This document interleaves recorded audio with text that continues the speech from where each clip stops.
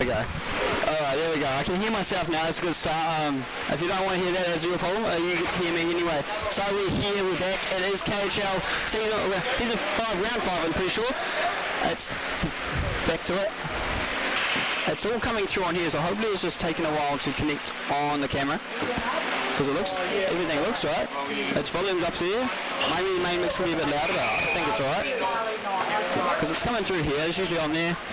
If you can hear us on the stream, maybe drop a comment so we just take it a while. Maybe we're just having some minor setbacks.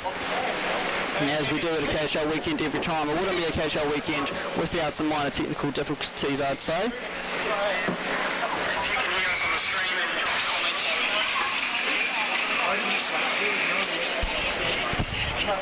So, sounds a bit, yeah, it's a bit grainy, so we're just going to try to figure that out. Maybe it's just too loud on the mic, so apologies. Sorry, it sounds... Sorry for those listening, it does sound quite poor, but while we have our tech team, very strong world tech team, figure it out, we're going to get back into this game. It is the Recruits taking on the Marlins. So far it is 1-0 to the Marlins. Starting off well. Marlins shooting down left side. We're going for a shot. Make it through. No, going outside the net. Has to go try again. The Recruits try to get to it first in front of the Marlins bench. Doesn't succeed. Has to keep looking for it. Johnson now to try to wheel around it. Can't make it. Salzberger has to follow it down. But not much time for his half a cope coming in hot. Quick dangle away in the corner, but doesn't work. Sharp figuring it out himself, trying to get through.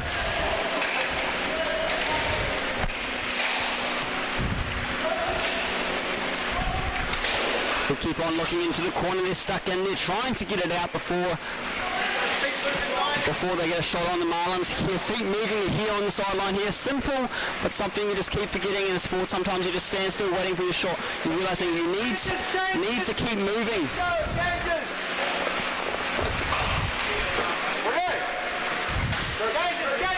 The change is called, getting some movement going.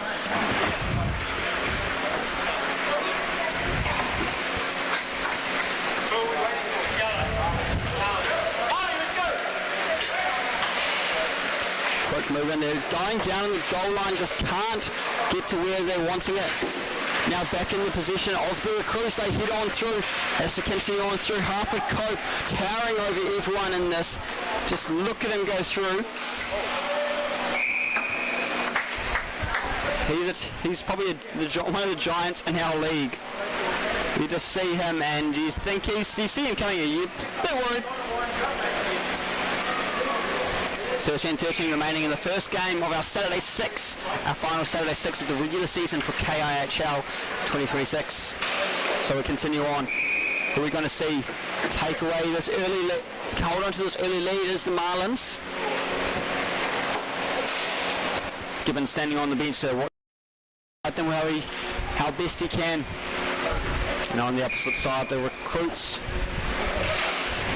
A few more in numbers than the Marlins. Maybe they'll give them a slight advantage. Not yet though, as the Marlins are still holding on to this quite well. Whitaker passing it down to Freakley.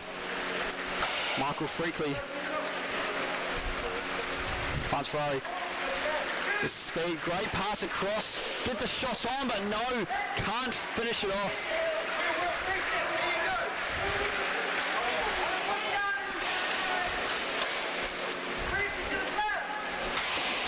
Montgomery tries to rip it.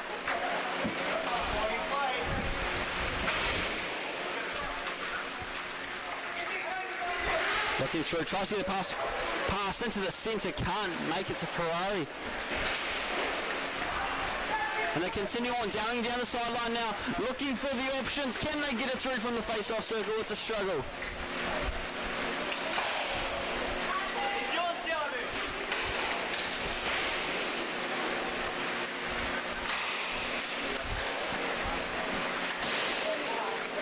Bouncing around, getting it gone loose. Recruits looking for a chance here. To win it for the Marlins, well, got a chance. Whitaker winning it for the Marlins. He continues on through the middle, through into the centre. Can't get 12 for the Marlins to finish it off. Lost the puck. You have Whittaker just going to play it anyway. Or lost the stick, I should say. Going down, chasing it.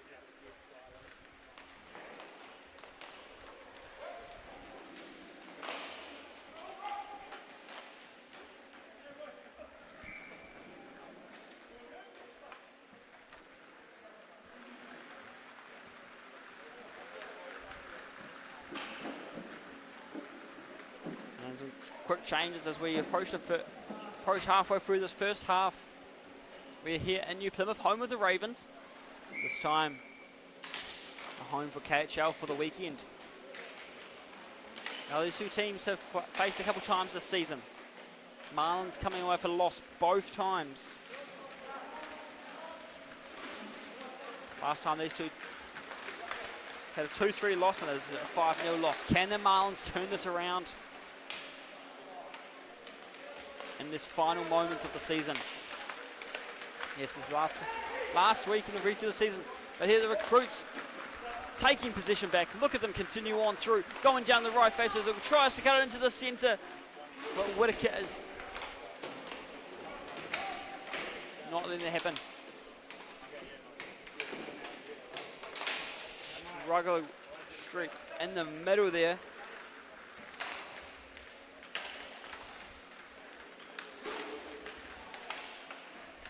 Harford Cope looking around, looking for where to get to.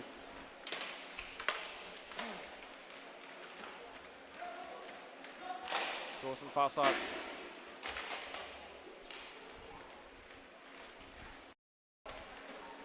Renee McLean trying to get out of it.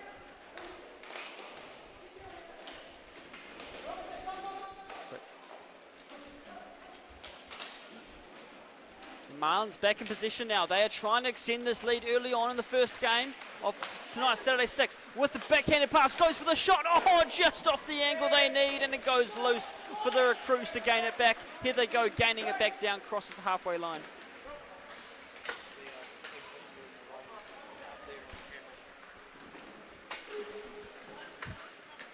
Oh, simple fixes. With fixed your eardrums, you're not going to go deaf with this grainy voice. You might go deaf, getting sick of me, but that's all right. You know how to mute a screen. You don't want to, though, because I'm going to bring you the action as the Marlins are winning it back now. About to cross the red line. They get it across. Goes a bit too far for number 12 to reach it.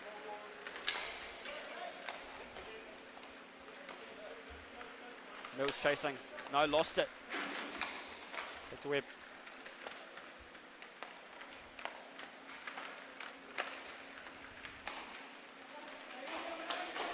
Looking for the options. Can they get it in to finish it?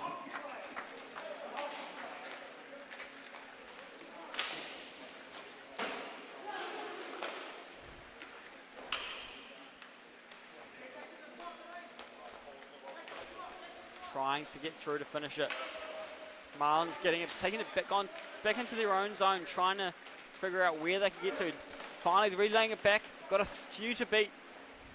Well, who turns? Oh no, falls at the halfway line, missing the opportunity to gain an advantage. Has to chase it back down. Here's Silas Harford. Cope's chance to do it. Pass across the left side, rips the shot. No, a low stick blocks that opportunity. The Marlins stay in the lead just a little bit longer. 8 minutes remaining in the first half as we continue on. Like I said, two teams played it before already, twice this season. This is the third time. 2 losses for the Marlins, 2 wins for the recruits. Who can recruits make it 3 for 3 this season?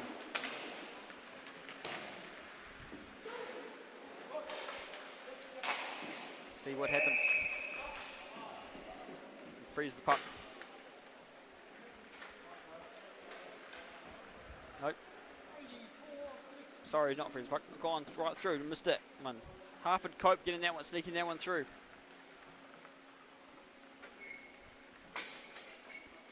We're all tied up in this first game of tonight, Saturday 6. 6 games of KHL action, high-octane hockey, coming right through to your screen. Don't even need to move. Best thing to be watching tonight. This is the final chance to get your team into those playoffs. What the team will fight for all season long. 15 games in the season, roughly. And it all comes down to this, trying to push for that final chance at playoffs. A couple teams may have already made it. These two teams here are going to be cutting it close. Could they have it?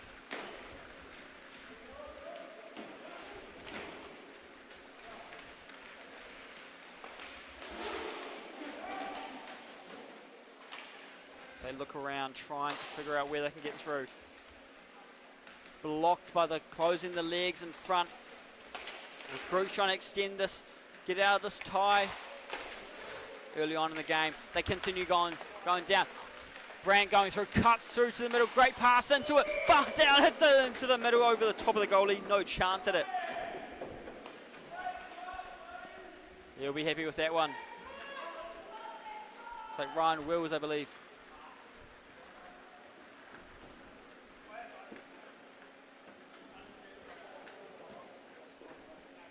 I think it was Ryan Wills scoring that one for you folks.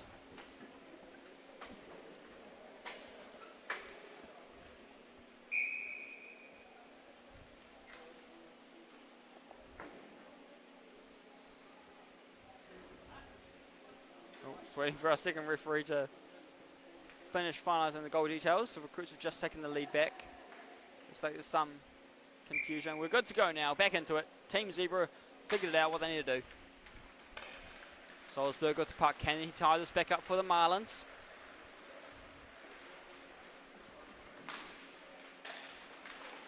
We're here in New Plymouth and the Great Taranaki. Hope for those that have managed to come down, made it here safely, and those coming and going from New Plymouth have been safely. That gorge is no joke. Going through that yesterday was quite a sight.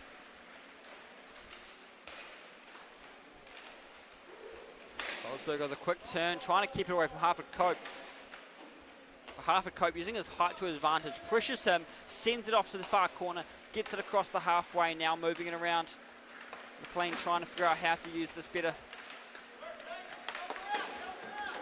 The calls to help her out, just letting her have it, but even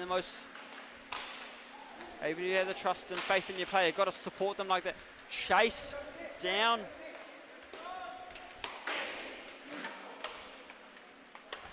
Dawson putting the pressure on, goes right past him though. Johnson Elder going down, not sure what was going on there, just kind of went down on the knees and fell. But referee was, I don't need to call anything, we'll just continue on. They're putting the pressure on. Goes right around the goal. Goalie will be happy with that one. Goalie Sean Thompson in net for the Marlins. Josh Gallichan in the net for the Recruits.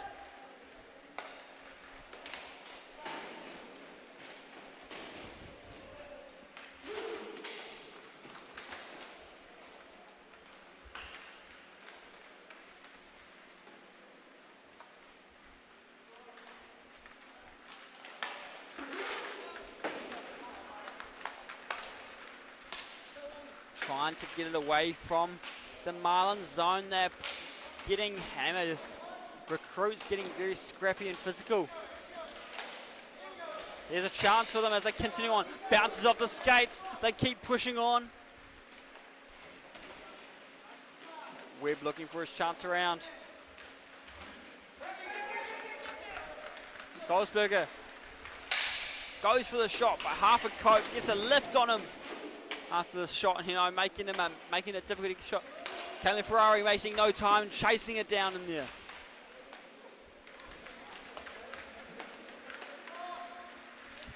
Ferrari just waiting for it. Looked for the shot, almost had it, just Galichan dropped just in time for it, and they continue on down.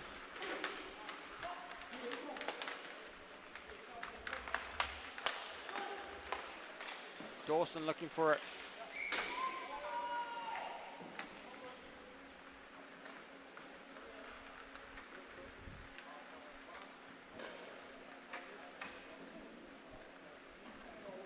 The referee comes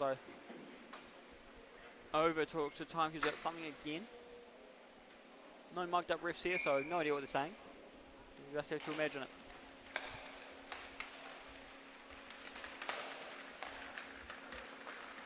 Recruits taking it back into their own zone. Wyatt Brandt just trying to figure out how, waiting for his team to reset, to give themselves a chance. Drops it off behind him, cutting it close as Ferrari nearly got to it first for the Marlins. Now the recruits are heading down right side. The puck goes too far for Brandt. He still gets a touch on it. Freakly trying to get to it. Marlins back in possession. Crossing over the halfway. There's only a couple defense there, but the recruits regain possession. Recruits go for the shot. Couldn't finish it off this time.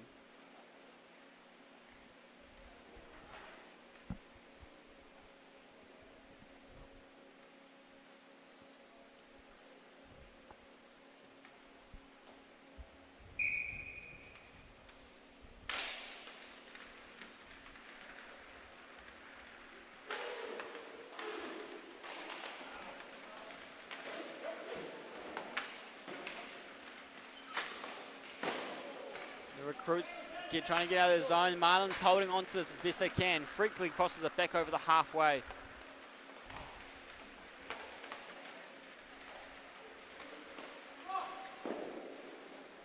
Bouncing puck, who gets to it first? As Michael Freakly who finds it. He looks for a shot. Tries a simple gliding shot through. Galachane was able to eye that up and stop it. We have 2:41 remaining in the first half here.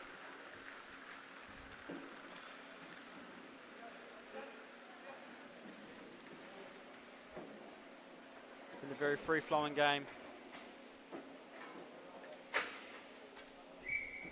Not many stops. It's the kind of hockey we like, you know. A few goals already. 2-1 is the score update to you. Recruits versus the Marlins. Recruits taking this lead once again.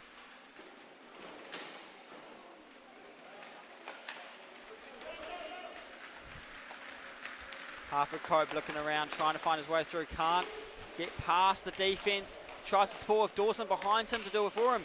Can't do it either. They try again. How the Marlins have a chance as they continue on through. Tries to pass it across. Simple. Now a chance low. Gets it through. No, it goes outside the net as Galachane hugs that post tight. And they have to try again. Harper Cope now going down left side. Crosses the red line. He's got Mills beside him, but Mills gets too hard on the stick and lets the puck roll away. 1:55 remaining in the first half.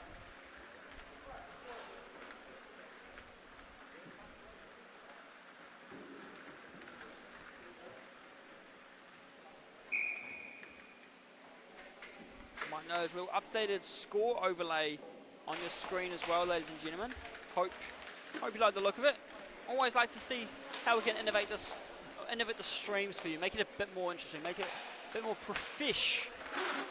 Oh, going down. He still gets back up. Number 5 continues on, trying his best, takes the shot.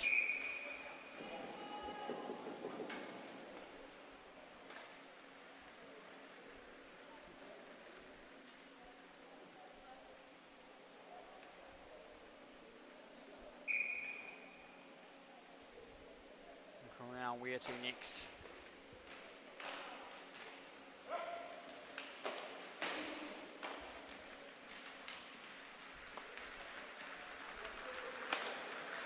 Great pass across at the red line. Whitaker picks it up.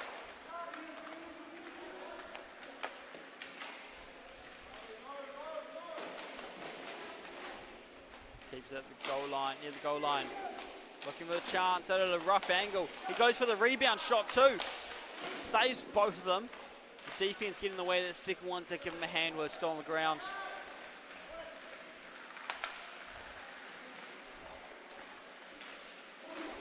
Right in front. Sean Thompson gets a glove on it while it's behind him. Clock's still going. Hopefully they fix it.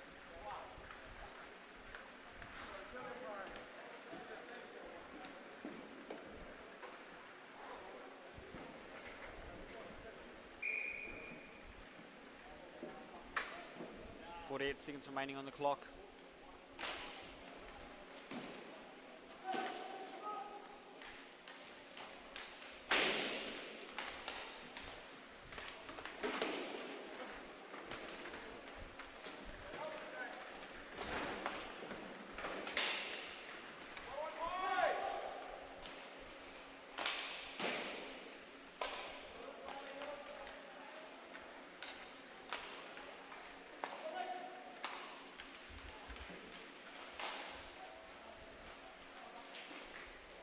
go down to these final 20 seconds.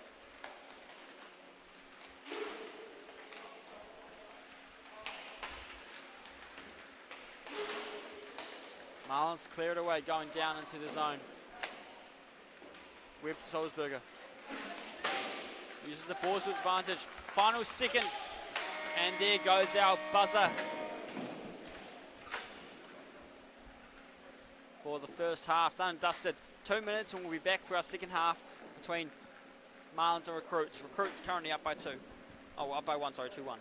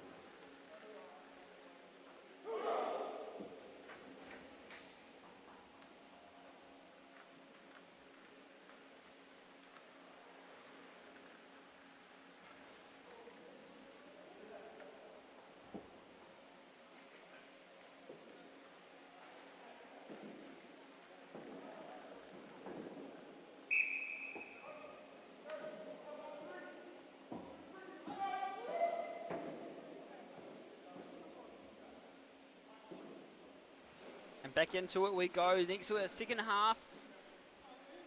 Marlins heading back out, trying to come back from this close game. Now the Marlins and the Recruits both in a position that's good enough to get them into these playoffs. So this is all about that seeding. Where can they find themselves playing in these playoffs? Now if we want to get down to the nitty gritty, these teams, the Marlins have got a lot more goals scored against them than the Recruits. The Recruits know how to score those goals. They know how to pump up those numbers, get themselves up there. It's no wonder they got a 5-0 win over the Marlins in Hamilton, end of March. Let's look at the way he's playing. They've got great coaching by Dean Gibbons. You know, hear him on the sideline, not being harsh on them, calling them out where they need to, but calling out the great hockey players he sees as well. And hearing just on the half-time here, he's got to make some changes, doing something a bit different now. So let's see what he has to play out here. Every moment these coaches and these junior managers, anybody here on the benches that are helping them out, they're always looking at what they've seen, what they could be seeing. Kind of got to be like Gandalf and just guess the future, you know. What are we going to see from these teams come through?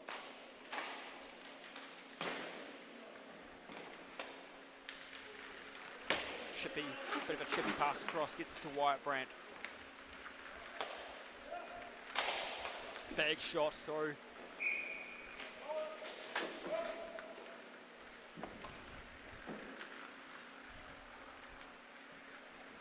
Few people here watching this first game of our Saturday 6 here at the Rank 2, and you could too if you're interested. Come on down, New Plymouth Skating Arena, Strandon. Plenty of space for you to come watch. Trust me, you'll enjoy it more live in person than we're just watching the screen. But if you want to just watch on the screen, happy with that, great to have you on the stream. Gives us a reason to be putting these streams on for you.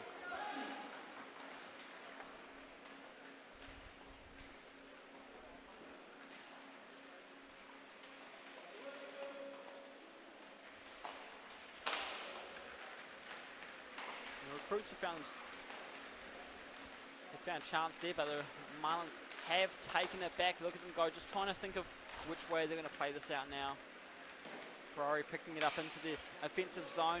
Half a cope, not letting that happen as he takes it away. Towering over the players, continues through, goes for the shot, can't get it through Whitaker's legs. There's Saquon Shah looking around for the recruits. How can he play this out? Looking, thinking about it. Decides to go behind the goal. Getting chased down by Johnson Elder. Johnson Elder not letting up. Has a chance at him. Can't get the puck back. Getting hyped up by the team to get him moving. Not giving up, letting up. Have to chase it on down.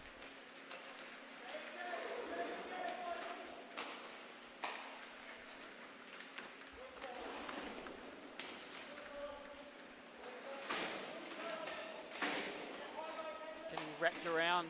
Salisbury getting wrapped around in the corner there. Looks like he's expecting a call. I couldn't get a good view of it, so I can't really make much judgment of it either. Johnson Elder has a great spot there. Had plenty of space to skate, but decided to go for the pass instead. Maybe could have made a better angle on it.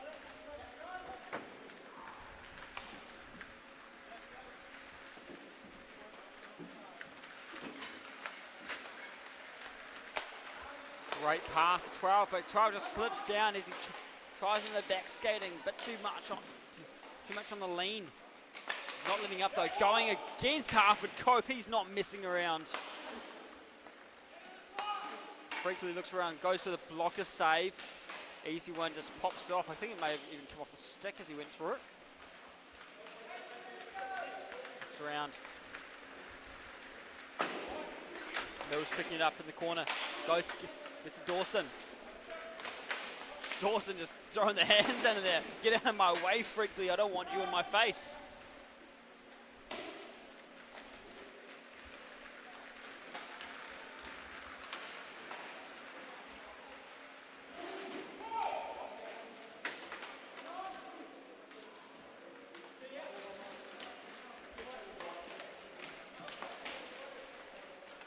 Look around, trying to... Oh, great dangle. Keeping it away. It's not letting up. Watching that skating, you wouldn't think he had gone through a surgery on his legs last year. It was, I think. Great to see a sport where people face injuries, go through surgeries, or just other surgeries just in general, and come back stronger than ever, not letting up, happy to come on, keep on playing it. Something to fight for, getting back into it. And right now, these two teams have something to fight for their place in playoffs. I think they're in those spots there, pushing the limit, being safe in there. But it's that spot. Who are they going to play against? Who do they need to prepare themselves for when they take back against in the rink in Levin? Now, best of 3 playoff series. Great work holding it off. He's got a big grin on his face as he's skating past number 5 on the recruits. Happy with that little puck battle they had there.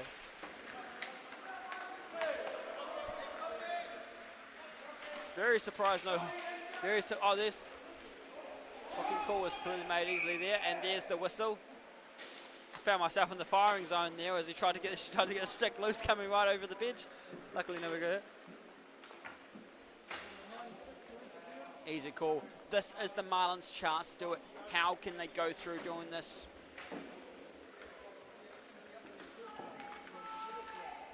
As far as penalties go, recruits are up there. 18 minutes through this season.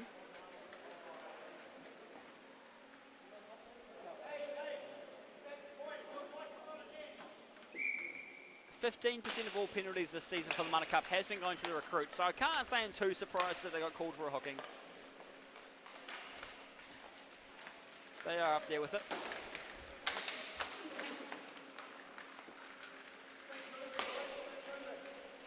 Looking for the shot. Oh, look at that. The power play doesn't even last long. There's a reason they set up the power play to these specific people out there. Came out.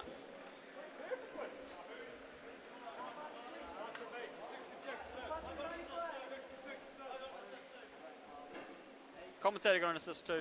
Hype them up. Beautifully done. Ties the back up. 2-all is the game. That's what we like. Marlins coming in strong in the second half, trying to get that comeback. Whatever's been changing in this drawing that penalty, and then what? Less than 30 seconds in it. Didn't even last long. Needs to get to it. Quick skid, turns around. Now Dawson, he's not happy with that power play goal. He wants to get it back for the recruits. He wants them in charge. He's beat them twice. Beat the Marlins twice. Why not make it 3 times? Let's see how it goes. Can he do it? Half the Cope's got the same idea. Pulled him out. Can't get it past the yellow pillows on the goalie. Picked it up in Dawson. Dawson now looking around.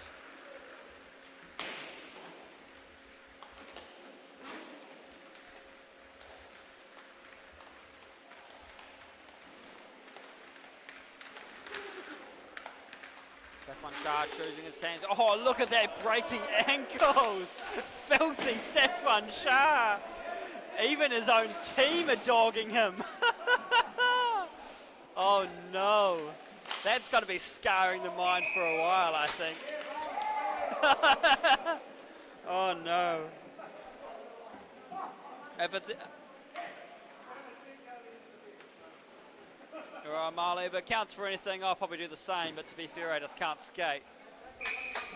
That was clinical. That was putting on a clinic by Saf. That was a beautiful sight. Whoever's clipping these for the highlights, I need you to take moment of this.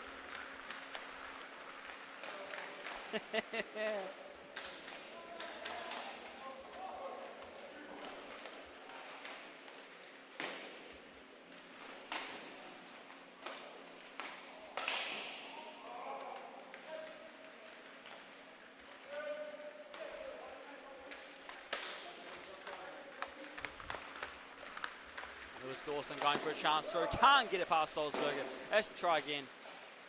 Ferrari going around.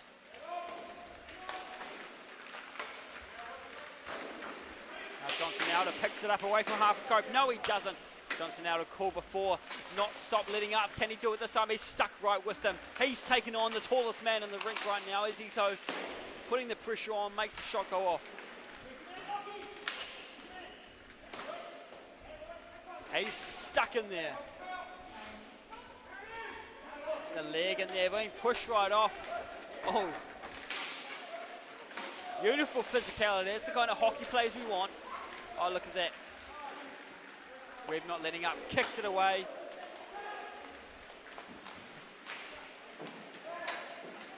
Marlins really coming together late in this partway through the second half.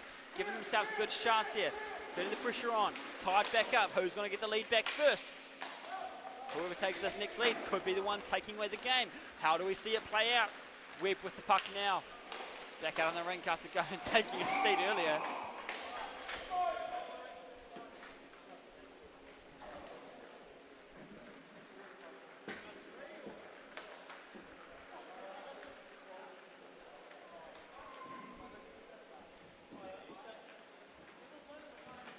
So a line change there, a bit confused on the Marlins, so I'm not sure who was coming. They figured it out eventually, someone's sticking around to play.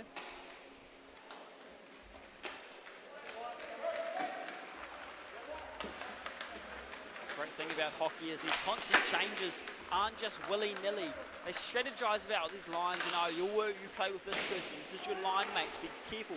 When they're on, you're on. Then when you're off, you're off. You get a chance to connect with them, figure out these strategies and work together. Get these plays in between subs ready.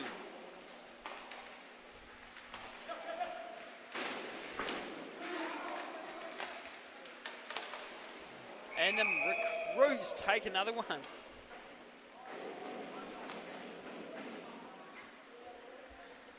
So Marlins number 12 tried to get into it quick, turned a bit too quick and went down. The recruits take this lead back. 7.5 remaining.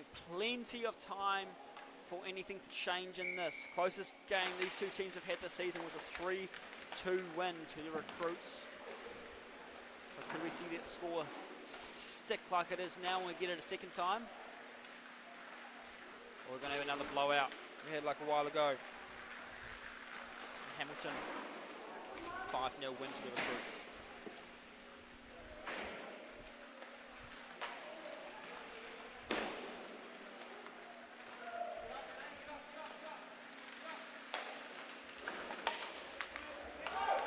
Trying to get it away.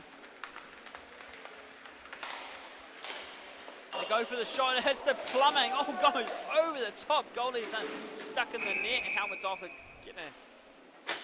Hopefully he's the right player. Checking in on the goalie. Hopefully he's okay. Looks like how he rough landed right on him.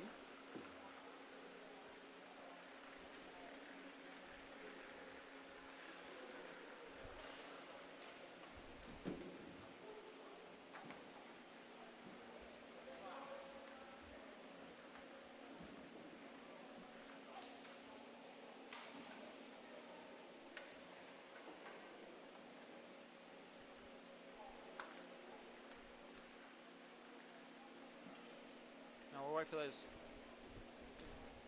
goalie just to get ready for himself. Just to let you guys know that these two teams, Recruits and Marlins, they are right next to each other on the table. Recruits 7 wins, 6 losses. Marlins 6 losses, 6 wins, 7 losses. So very close here. They're literally 2 points between them in the tables. Depending on how this game goes, it could just toss them around a bit. Wondering how we'll see this played out.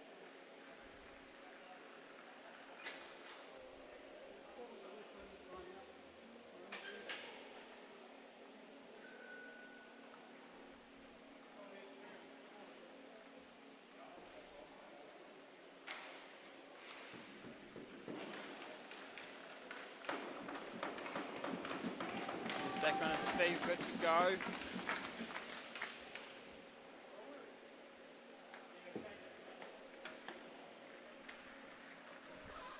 6 minutes, 46 seconds remaining in the game.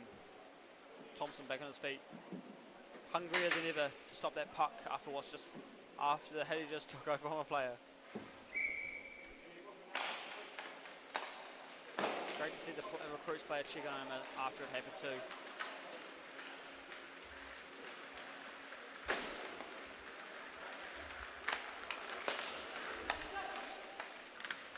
Dawson going through right side of the face-off circle, looks for the shot, can't do it, goes wide. Thompson gone for slide just to be safe.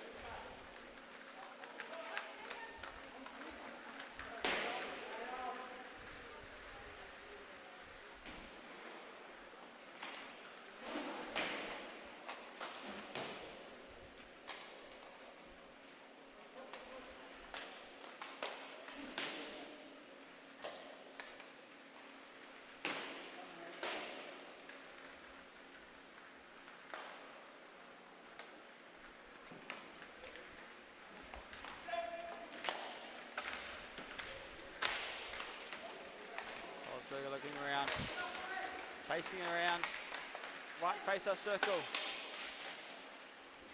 Can't finish it this time. Approaching that final 5 minutes of this half. 3-2. Recruits still in the lead. That's close.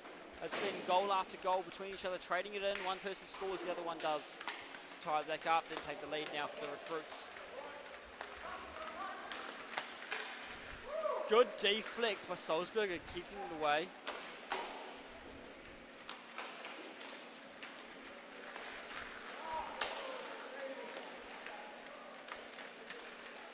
Stefan Char looking for a chance, can't get it through. Marlins sticks keep in the way.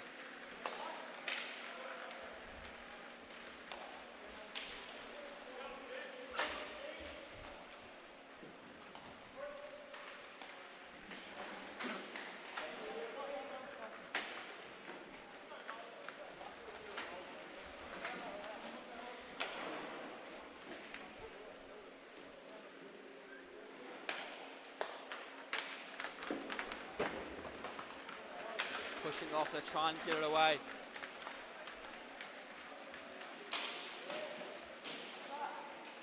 Safwan Shah lost it in the puck bed on the corner now. Here goes Webb going down left side for himself.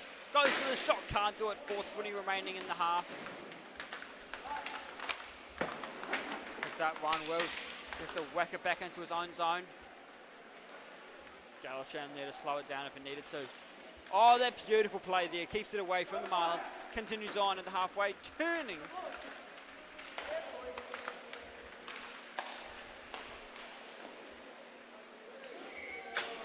Great work by Thompson. Picks it up like it's nothing.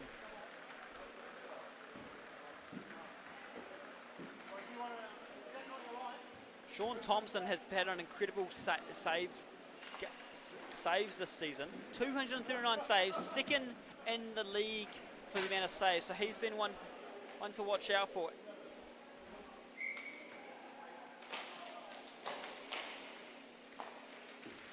Average of 4 goals a game, but that is second in the league as well. So he's been one to watch out for. So Sean Thompson being in the net for the Marlins has been an absolute asset to the team. No wonder it's kept them in that 3rd, 4th place position. Can it continue to hold them in that place while they fight for their moment of glory in the playoffs in a few weeks? It's their last chance to find out this weekend. Game today and that final game tomorrow. So I will not be here for just tonight. So you want to be seeing the games this right now. Maybe we'll get to see some announcements for who's making the playoffs tonight. Don't want to know this, won't announce the seedings, but just who's clinched it. I believe the Hornets have for Division 2 and Catabo have in Division 1 just for the sheer power they have had this season. Topping the table. Hornets, what, 2 losses? I would say.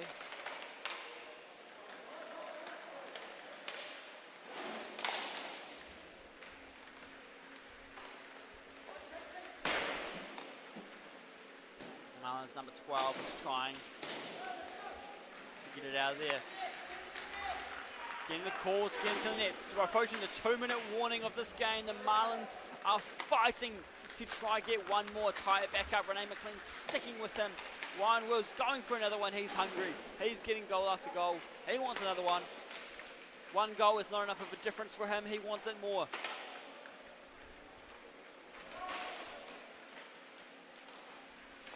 And here go the Marlins. Picking up again. Freakley drops it off behind him. Great look by him, Freakley, to see his team needs a rest. Switch, he gives him a chance to switch out the players. Selfless play there. And he chases it down. Big shot. Can't finish it. Again, falling down. Slip. Lots of slipping going on in this game already.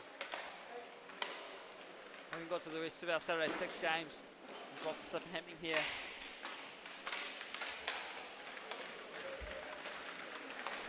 Looks around. Tries to go all the way. Tries. Fast shot off to the side. Freezes the puck with the blocker on down. 76 seconds remaining. 76 seconds, ladies and gentlemen.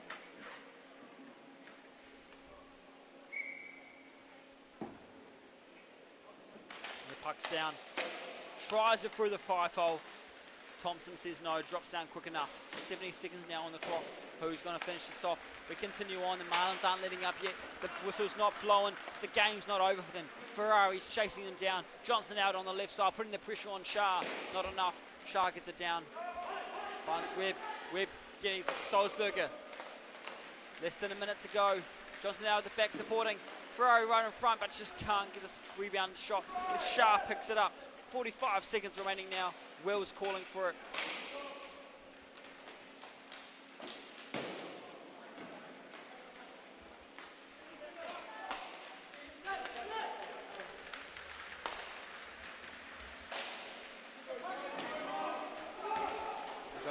Hurry now, it's their final chances, but no, the recruits have it back, and all they're going to do now is play a bit of pick-me-up, passing it back and forth, trying to slow it all down.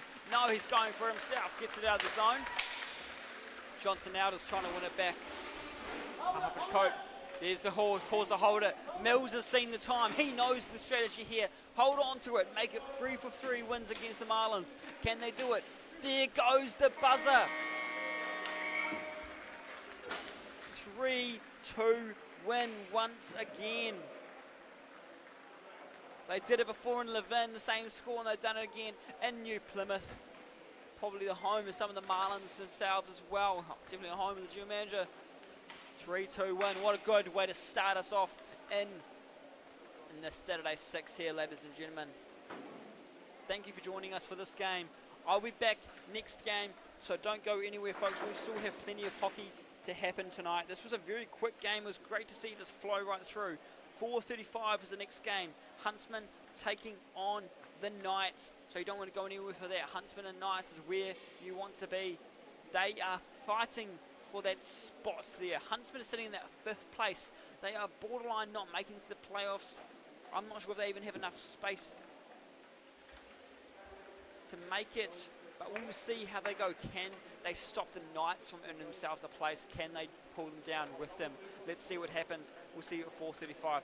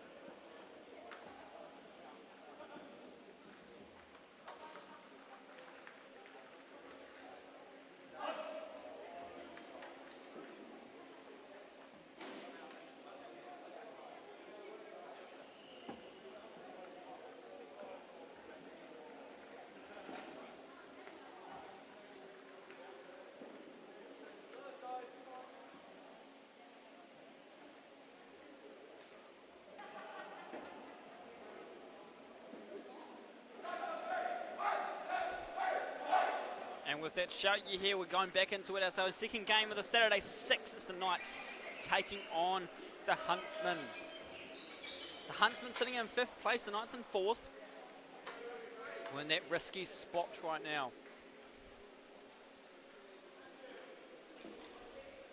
Now, I don't know if the Huntsmen actually have enough in it to get themselves to the playoffs now, but let's just see how this game goes. Can they just bump up a few more points? Mess with the Knights, slow them down a bit on their journey to the playoffs. Now we're going to see this go down in the nets. We have Toby Bliss for the Huntsmen. Kate Thompson for the Knights. We're underway with the Knights in possession first. Savija chasing it down.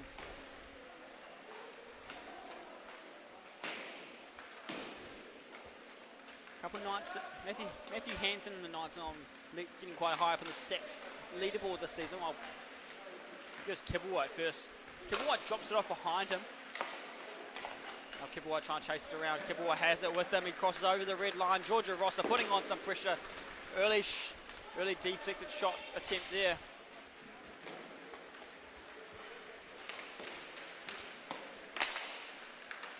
O'Connor can't. Matt O'Connor tried to get a touch on it. Savija in position in his own zone. Bliss drops down, stops it.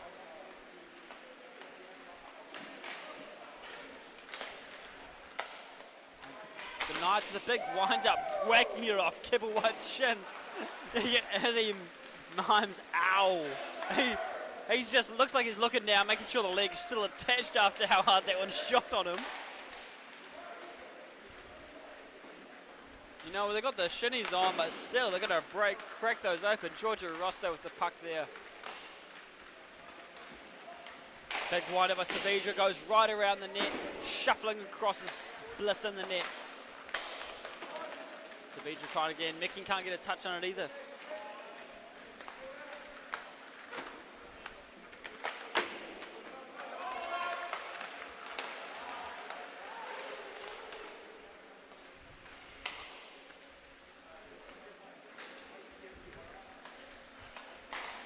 White looking around. Finds Vincent. Oh, gets a Knight getting in the way is not what they want to see, as Jeff Fielder gets a touch on it.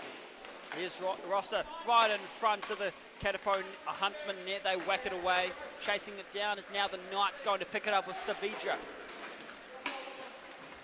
Got to say, Savija, what a nice name. What a fun name that is to say. You know, guys, sometimes you come across these names, it's just a cool name. And that's one of them. Up in the air it goes. We've got a bit of volleyball. We've got to try and work it down. No, they've picked it up. Vincent goes for the whack.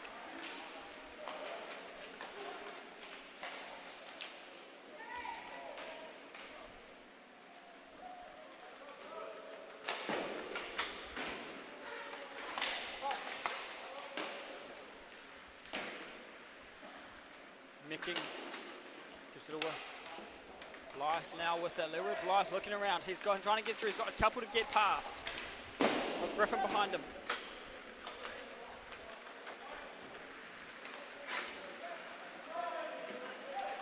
There's Burns going through left side at the face-off circle. Looks for the shot. Can't get it through the goalie. Thompson says no. Great pass away.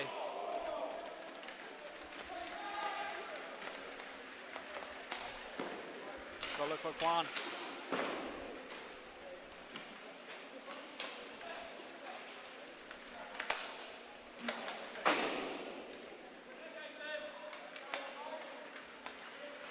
Jason Walker's picked it up now, going down the right side. He's looking around for the options he has.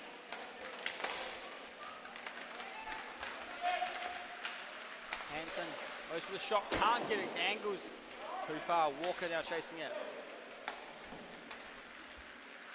Kwan picks it up.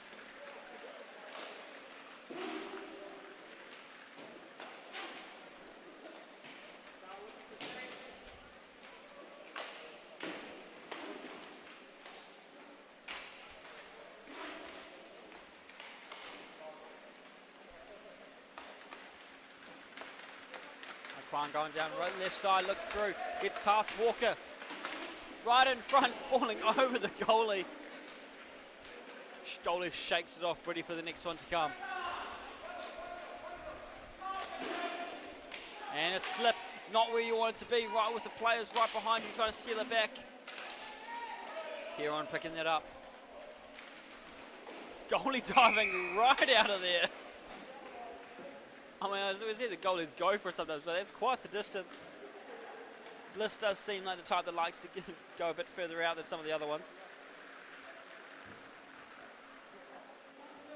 Toby Bliss, 82% saves this season so far. Been pretty good odds. Second in the Mana Cup. But he's one to watch out for. The Huntsmen are happy to have him. Norcliffe going for one. No, Kate Thompson shuts it down as well. Kate Thompson doing pretty well on there as well. 213 saves, top 5, 5th in the tops of the saves, you know. 5th or 6th, you know, you were on there. Also on that goal against average. 4.58, just ahead of Bliss. 4.58, and Bliss in 4.85. Who gets the advantage here in this game? And then their netminder, who's going to be taking away that authority. Micking is trying to find an angle, just doesn't get one, decides to let it rip anyway, like a Beyblade. Rosso tries to get the puck and gets it back quick, pass away, finds Savidra. Micking on his left, goes for the shot himself anyway, right in front to where first goal, no! Just launches the stick away.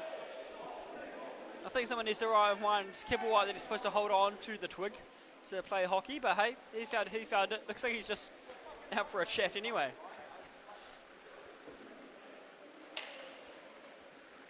Jeff Burns and Bridget Huron coming out onto the rink for the Huntsmen now. We are still on goose eggs on both sides. 0-0 on the scoreboard, that is.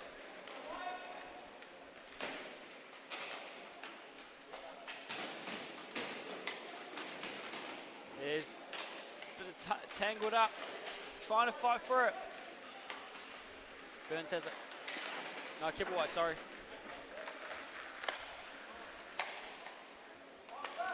Savija looks around.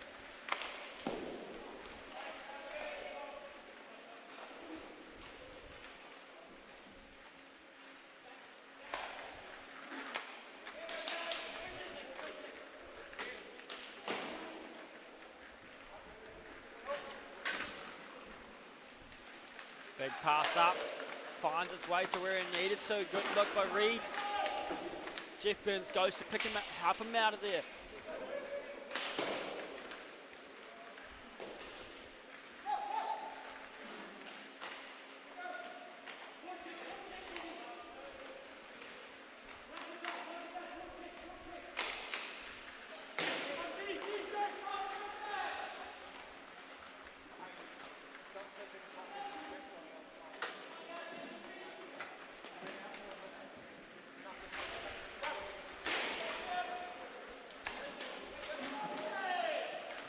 Has it for the Huntsmen. They're trying to get it out of there. Oh, stick in the way by Hansen. Doesn't let it happen. They have to chase it down. Roster going, cutting across. Getting a quick change while they can while in the defense. Griffin comes out, support. Less than 9 minutes remaining. Who is the first to strike this game? Hansen looks for a chance. Gets the angle. Oh, look at that. Bounces right out. Hansen happy with that one as it just goes right through.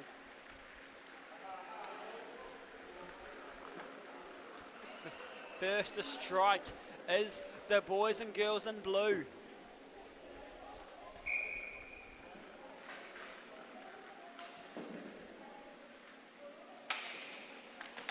They are pretty high up there with their goals, scoring a lot. They make 70 goals for them this season. 7-0, that's right, you heard 70 goals this season for the Knights.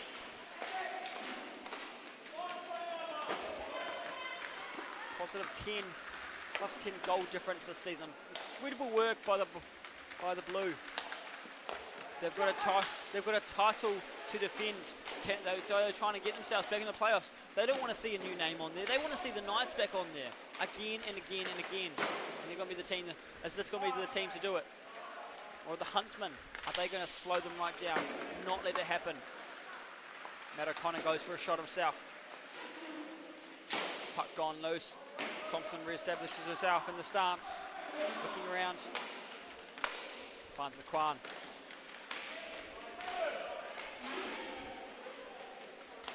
Hansen's one in the back. Griffin turning two. But Matt O'Connor says, no, it's mine.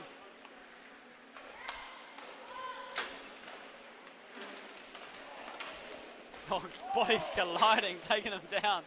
Hitting a brick wall. Matthew Hansen just knocks him over. Bounced off the boards. Bit of a flinch on the bench here. We're about worried he's going to come right over.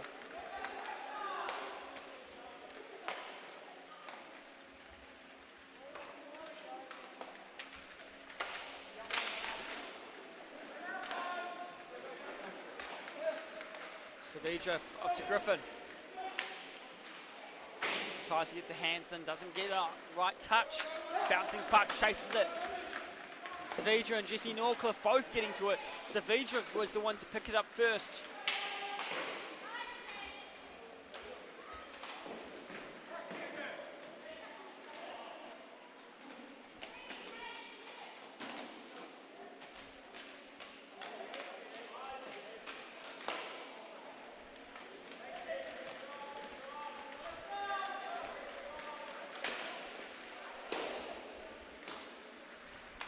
Griffin has it behind the net, but regain possession as the Huntsman. Kibblewhite's going all the way by himself. 1 on 2.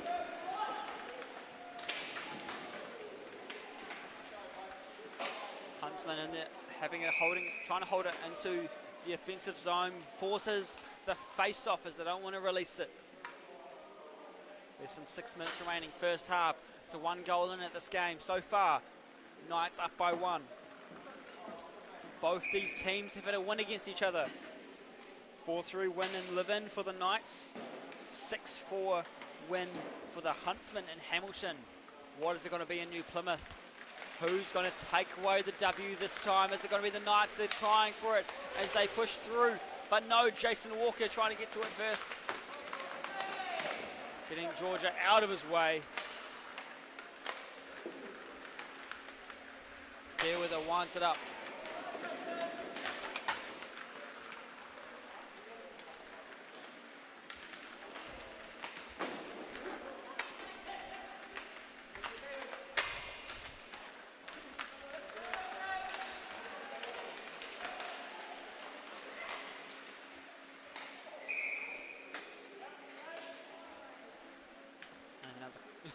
Another freeze by the goal in and a hug to put it here on.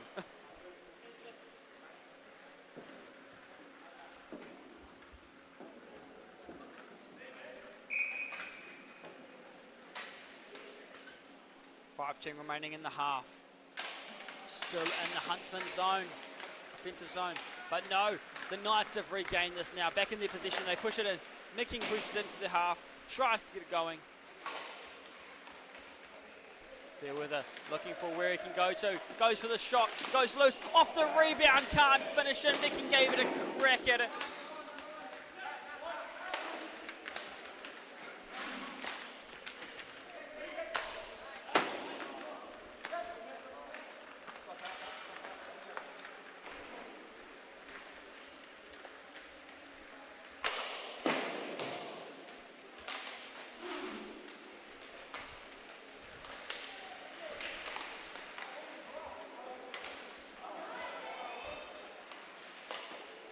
There's Kibblewhite trying to give it a shot, but Thompson says no, and they're right on the net.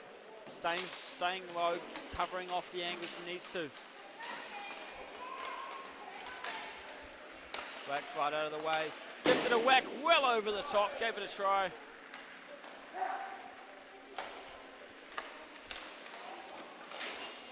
And there's the other one. Hansen finds the back of the net once again to make it 2. Knights up 2-0, 3:56 remaining in the half.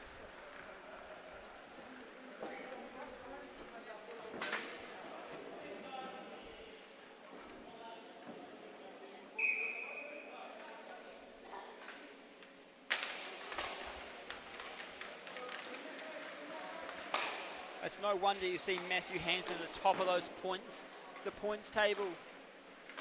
Now 30 goals, 38 points. Incredible stuff.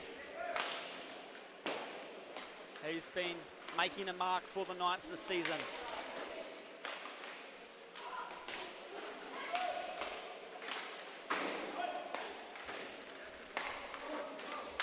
Big wind-up, goes for the shot. Walker from the halfway line tries to rip it through. Got pretty close to it.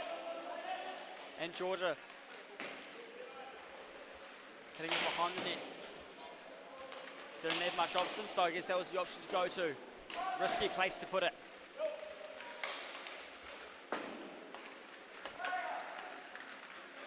Timo Reid trying to play it out where he can.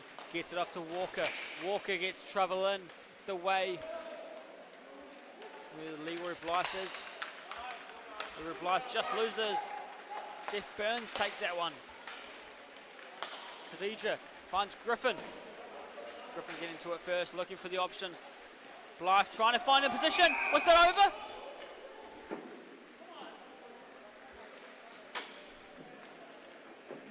Hard spot for the ref to see. Looked pretty close to that line. Would have been a beauty.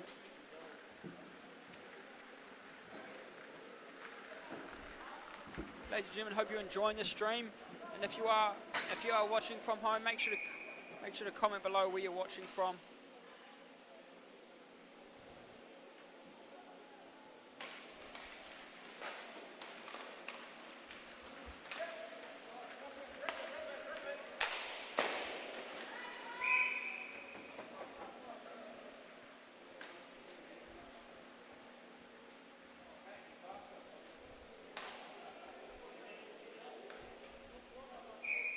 .2:31 remaining in the first half. Knights are up by 2. Huntsman needs to get anything on the board this game.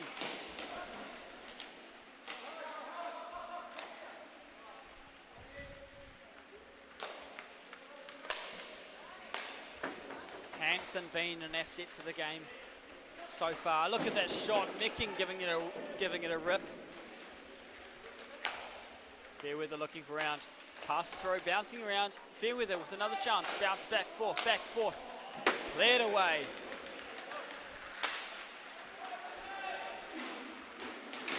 Just want to point out, Matthew Hansen, 3 points per game this season. That's not just a small stat. That's closest behind him is Joe Damon, 2.7, and though that's 2. So it just puts in perspective the average these teams getting. And Hansen just doing something else this game. And Tobias Micking, he's been an asset to them as well this season. See him pick it up now.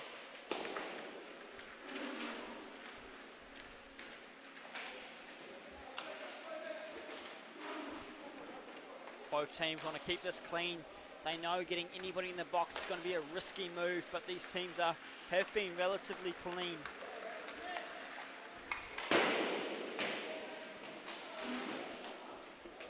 This season.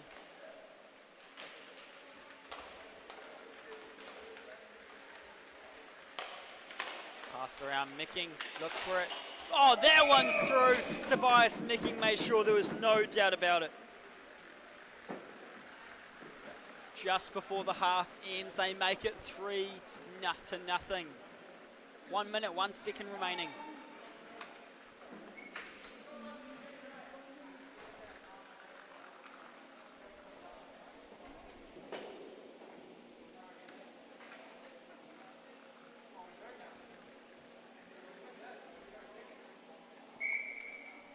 The stats are right here, Jasmine.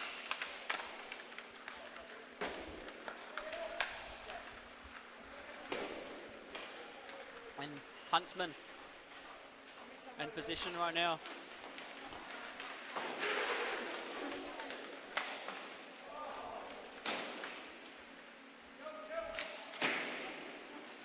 And they drop down into the freezer.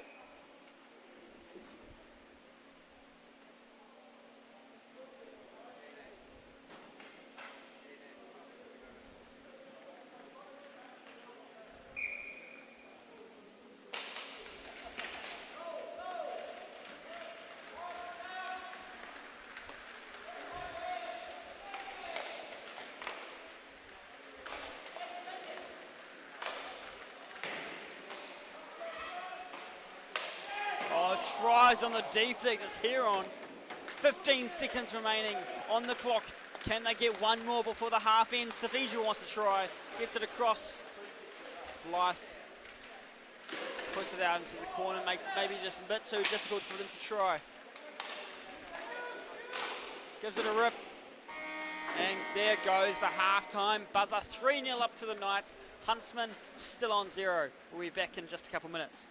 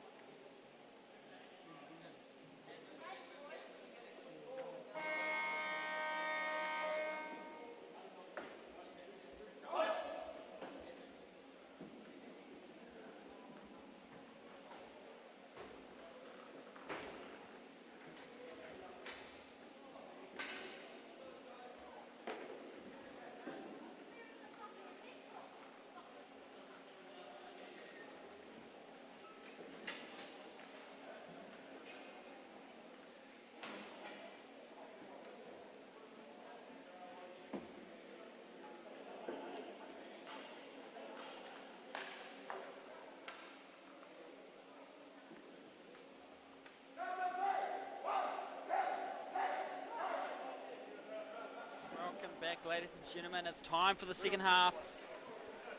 Knights and Huntsman. Who's taking the win? Knights up by 3. Huntsman are trying to get the Knights. Currently, the Knights are just slicing through the web of the Huntsman like it's nothing. The ref going down in the middle of the start. I'm sure he's got plenty of people that are going to remind him about that one tomorrow.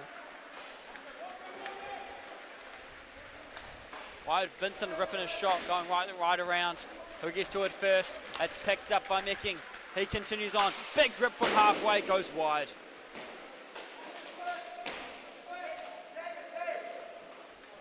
Knights have been a team to watch out for this season. 72 goals, only 60 against them. It's like 12 goal differential and going towards them. Great success rate for them. Any of the Knights fans will be very happy with how they're going.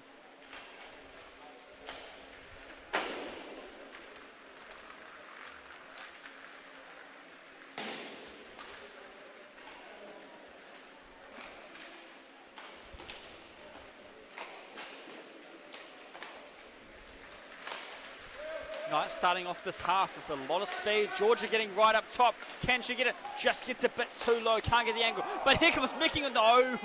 Tries on the rebound, couldn't finish it off.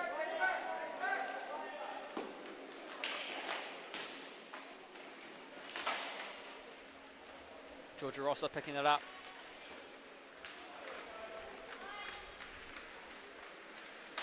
Big rip by Matt O'Connor. Oh, bounces around. Matt O'Connor getting the first one for the Huntsmen. Took them the whole first half to figure out how to find it. But they've got the Knights on their web finally. Just one though. Still a bit of work to do on the Huntsman side before they can get themselves there.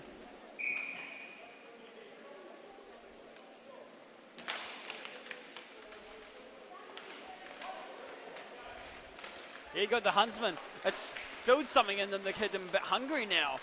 But no, not enough.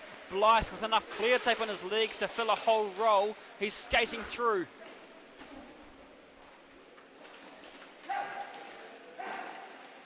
Gets past the web of the Huntsman, can't do it, picks it up again.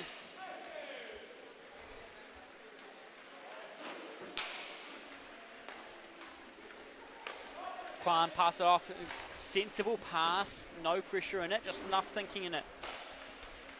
Caught up from the Kings and Juniors. It's all right. Shout out to all our KIHL junior players to get the opportunity to play not only in the same brand of the Kiwi Inline Hockey League, get to play under these franchises. They also get this opportunity to be called up and play with the big dogs.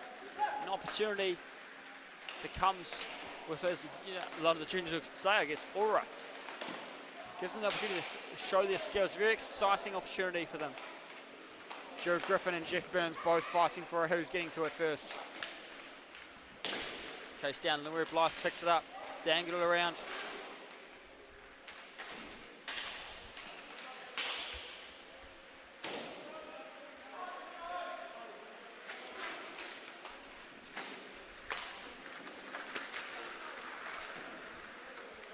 Blythe had it going, bounced off the skates. Heron noticed the mistake and picked it up instantly, but it's gone right back to the Knights of the chance as they look through. Goes too wide.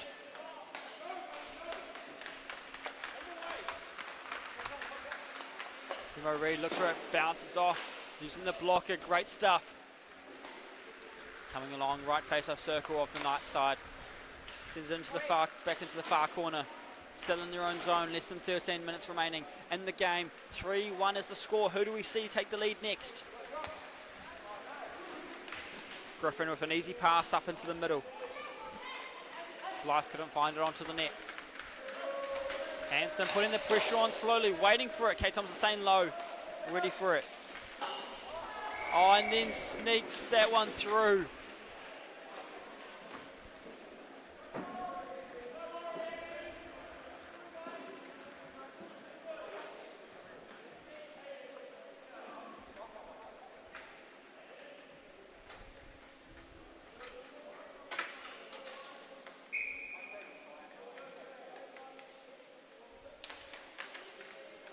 Huntsman doing what they can to slow the Knights down.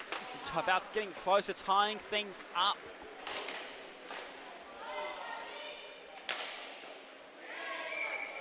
Great catch. Now, ladies and gentlemen, if you want to keep up with the stats of how this game's going, I'll let you know just the stats in general of the season. Knights had 72 goals for 62 against them, and the Huntsmen had 49 goals, 61 against them. If you want to know those kind of stats, head to kihl.co.nz. You can see all the stat leaders. You can see who's getting the highest points or goals. In the Mana Cup, I can tell you a lot of those are going to Matthew Hanson on the Knights side here. But there's a wide range of stats you could see. You could see the all-time stats too, if that's your thing. And if you want to see the live stats of what's going on, shots counted as well. Especially if you're the goalie appearance, I'm sure you'd love to see goalie friends with goalie appearance. How well they're doing. Plowed right through him. Micking got right back up. Rosser trying to gather herself to find a way through. Micking gets it to Fairweather. Fairweather, great pass to Savija. Walker getting the calls, going to where he needs to. Savija goes for the shot. It goes wide. Here goes Micking looking for a way to pick it up.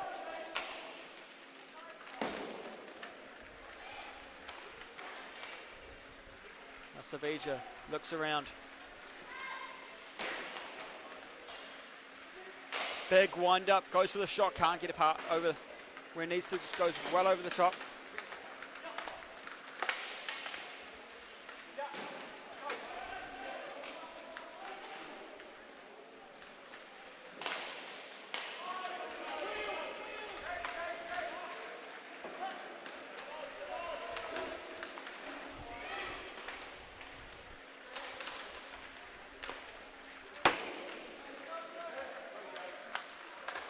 Walker dangling away, using his height to his advantage.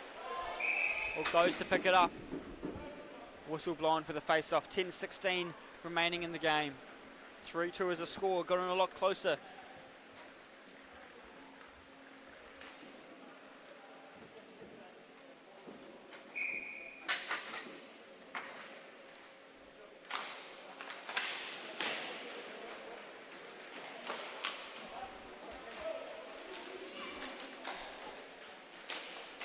Knight starting off the lead by 3, and now here we are, slowing down a whole lot as the Huntsmen have started to come back. Hansen looking for his chance to get back into it. Running out of space, tries to go back. Timo Reed notices the stress and steals it from himself. Walker now has it. He's got 2 to beat as he goes for it. He waits for his team to go come on down and then gets ready to rip the shot. Blythe has picked it up, passed across to Kwan. Crosses the red line, looks around, goes for it. No, can't find it. Leroy Blythe now. And the Knights slow it down in their own zone, trying to hold on to it. They're not in a comfortable spot where they can just slow right down. They need to be careful how they play this out. Who does it go to next? Burns is not who they want it to go to, especially not Reed. What a dive! Blythe going in Superman style to poke check.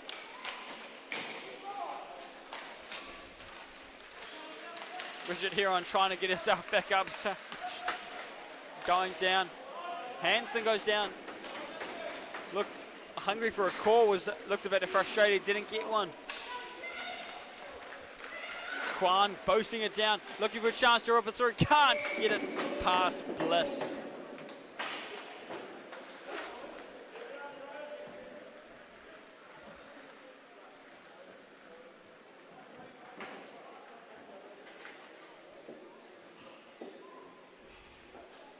A very clean game so far.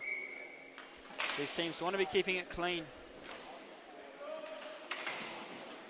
Knights and Huntsmen have both had 16 penalty minutes between each this season. Pretty high up there compared to the rest of them. A couple of teams below them with a bit less. But it's these lower division teams, these Div 2 teams, that generally do get a bit more penalties against them.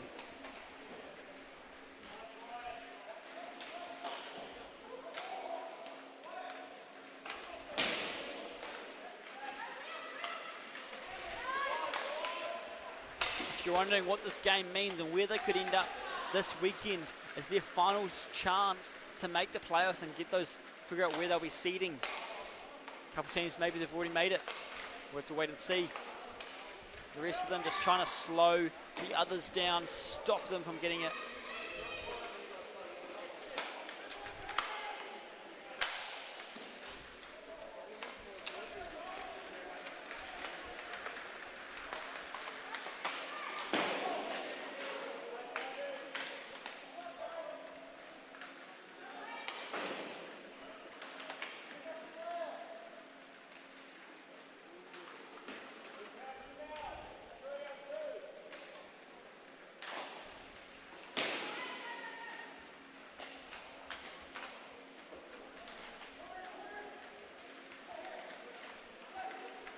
Fairweather looking around, tries to get Savija, but a stick gets in the way by Jesse Norcliffe.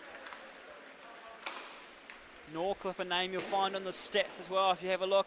Want to know how he's been doing. 13 goals this season, Norcliffe hungry for more.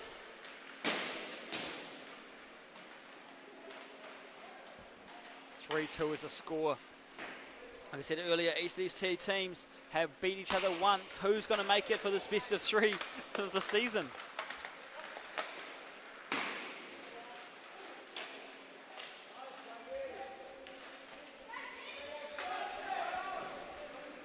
To chase them down. Fairweather picking up along the wall. Pushing Norcliffe off him as best he can.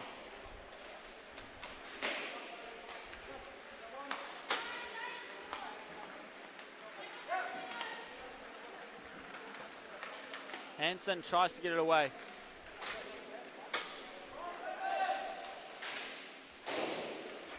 Pigs in, Kwan picking up, keep it away as best he can, holds on to it, goes into the corner. He's got the speed with him. He's younger but smaller, he's using his edge, making it more agile, getting around. Picked up by Mecking. Mecking goes for the rough angle, tries it, doesn't make it through. 5:45 remaining now.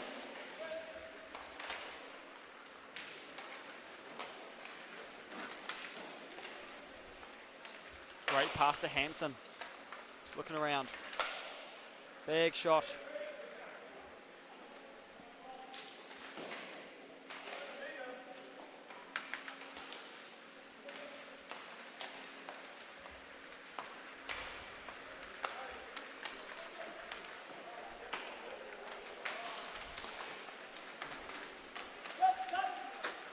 Hansen keeps on looking around.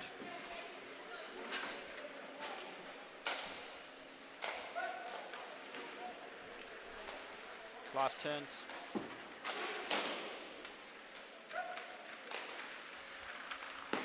Kwan goes for the reach.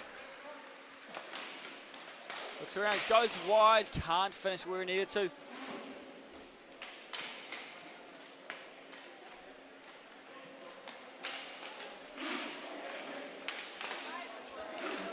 Kwan is battling through, possibly one of the tallest players in the whole league, towers over most people, and he's like, no, that's my Goliath to take down.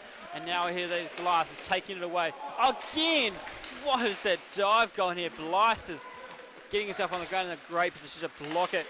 Great slide.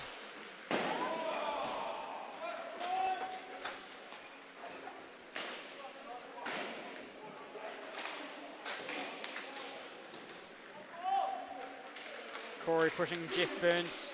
Corey Kwan pushing Burns right into the wall. And Hansen looking around. Rosser looks for the option. Passes it up, finds Kwan. Great pass across, looks for the angle. Can they get it through to make it 4? No, gone outside. They have to try again. Here's Bridget Heron with the puck now. Drops it back, gone behind the line. Griffin putting on the pressure.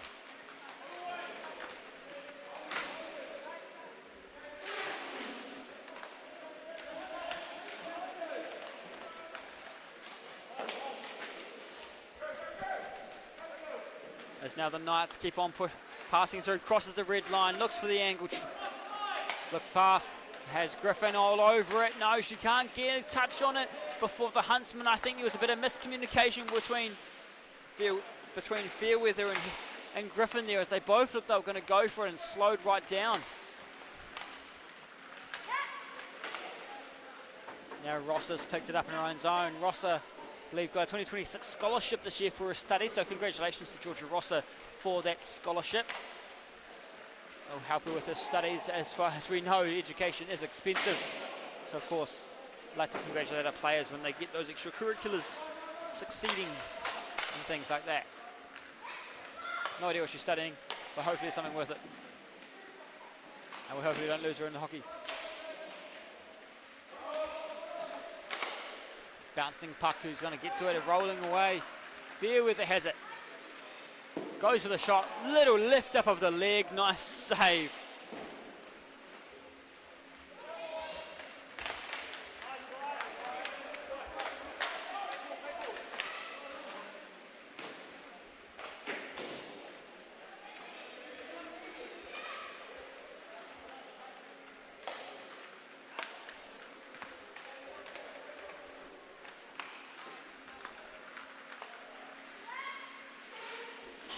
Oh, sneaks it through.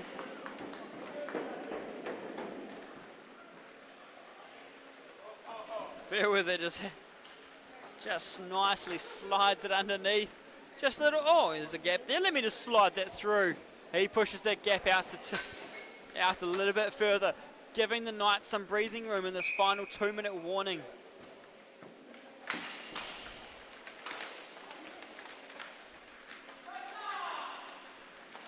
.140 remaining.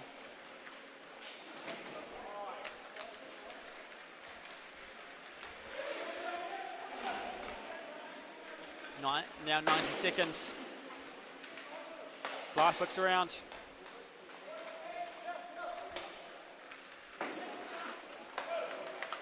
Reed has picked it up, looking through, going down the right side.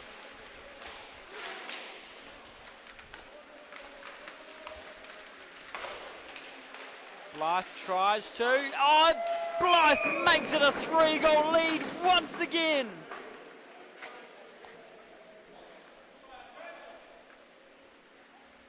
(5-2) the score as we approach this final minute.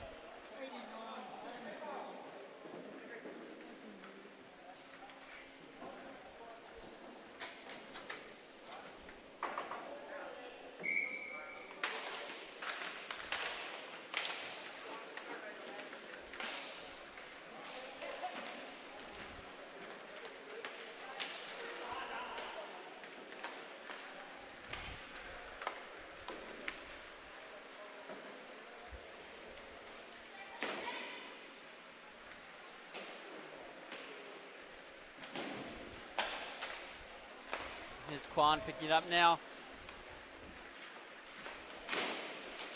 The Knights holding on to this as best they can. 30 seconds left with a 3-goal lead. Is this it for them? Huntsmen don't want it to be over yet. They keep on trying. Savija staying in the way.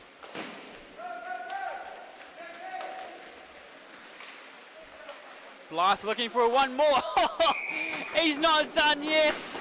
He's like, you know what? Oh, you don't want to stop me. You know what? Why not make it a 4-goal lead? You know. Woo-hoo! Knights making up for their loss they had on Hamilton when it was 6-4 and making it 6-2. 8 seconds remaining. Huntsman trying to get anything they can. Just holds on to it. 2 seconds to go. Face off in a shot, basically. That's all it's going to see happen. Face off in a whack. Puck goes down and both sticks just give it a whack, and there holds it up. And there goes the buzzer. You could see the Huntsman just knew what was going to happen as they just kind of slowed right down. 6-2 is that final score. Great win for the Knights. They will be happy with that. It gives them a bit of breathing room in this weekend as they fight for the playoffs. But hey, we're not done yet. That's game 2 of 6, and if you know how math works, it means you've still got 4 more games to go. 5:40 p.m. That's right, you've got a bit of a rest now. 5:40 p.m. we have the Tui taking on the Hornets. Now, if you want to think of how important that game is, well, the Hornets are the top of the table, so they're safe. The Tui, well, they're at the bottom, so all they're trying to do is just kind of fight for anything they can get as these final moments approach for them. This could be their last weekend in the season. Do we want to find that out? Well, wait and see. 5:40 p.m. and we'll find out. I will see you then.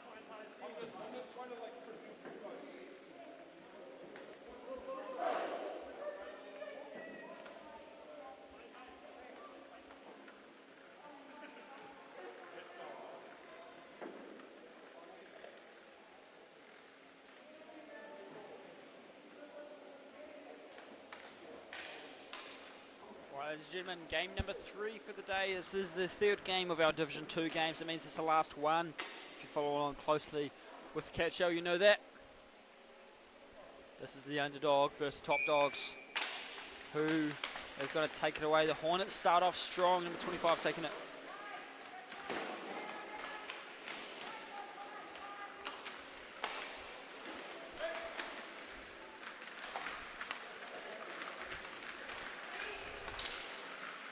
Continue on strong. The Hornets not wasting any time. Van Beek picks it up first.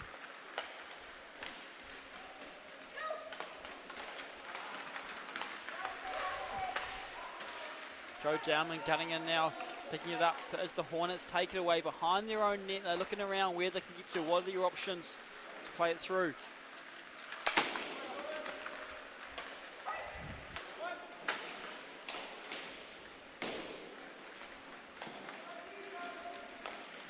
Here come the Tui, looking for the chance to strike through as Max Freakley looks for his options.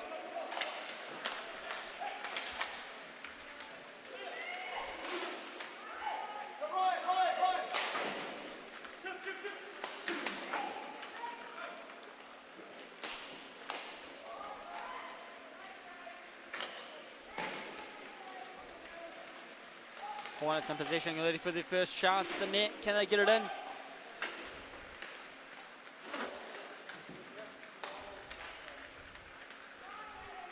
Lutzbauer chasing it down.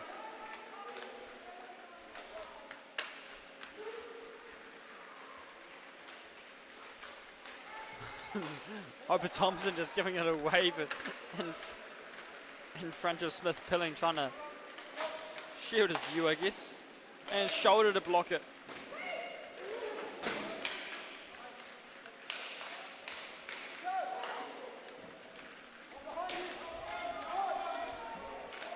Jones calling for it from Lutzbauer. Can Jones pick it up? Hornets been sitting at the top of the table.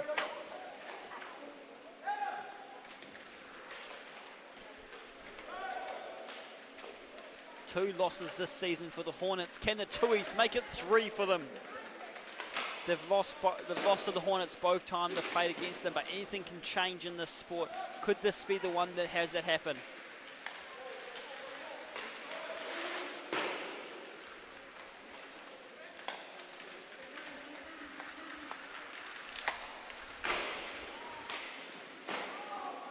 Around, they're trying to get it going.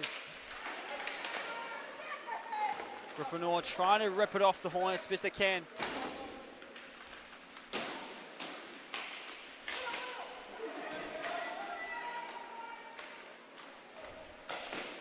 Cole Davies circling around like a shark, just waiting for it. Tries to get the stick, reach out with the twig.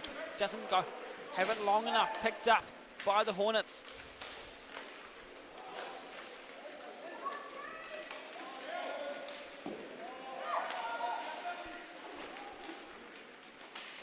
Both been some even strength puck battles as they take it away now. Freakley looking for another chance on the net. Can't do it.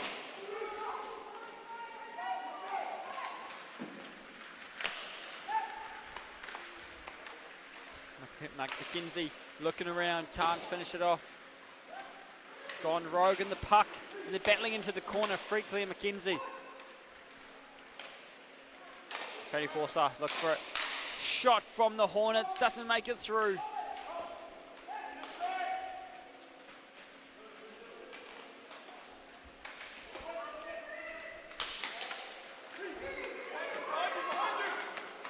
Don't even realise it's right behind him as his teammate's selling him. Lutzbauer picks it up calmly, sends it up, doesn't make it far enough. Forsyth picks it up. Now Freakley has it. Been around 5 minutes in the half so far. Oh, looked for the shot, couldn't get it. It goes on the rebound as it hits behind the net. Eastwood shuffling around, trying to get there. Van Beek is now taking it.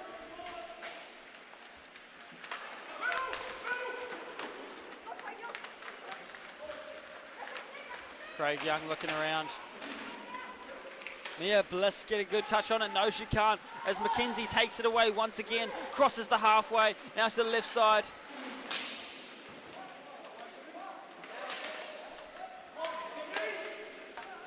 Finds Van Beek.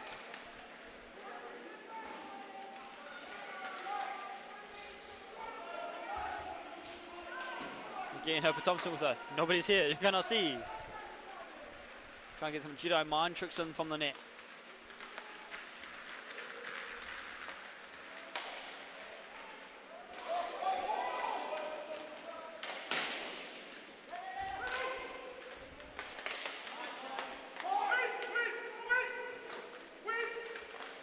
Jones passes the puck across the rink. Moving back and forth.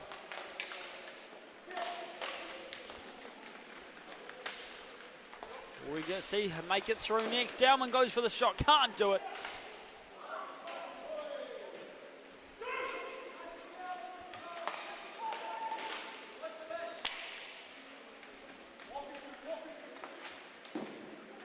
Blocks off. Gave it a good crack, just couldn't finish it off.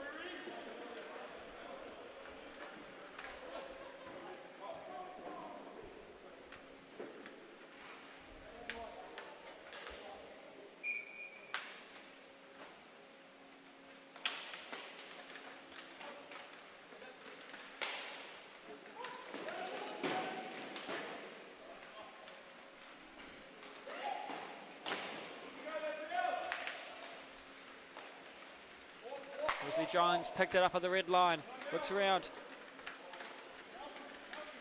Yeah, Bliss, a bit started by below the legs. They keep it safe.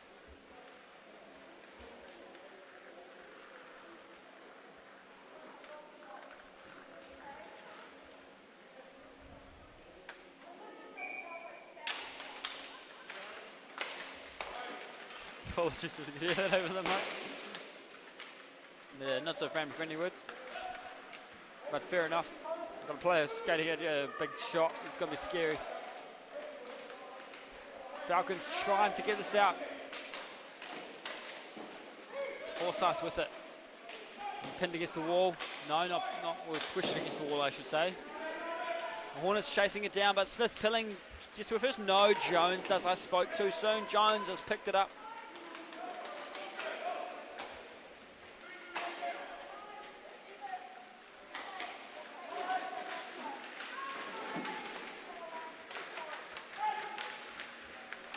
Hornets pushing on again.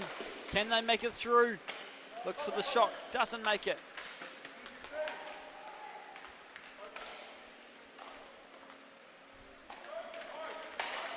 Great touch by Dowman.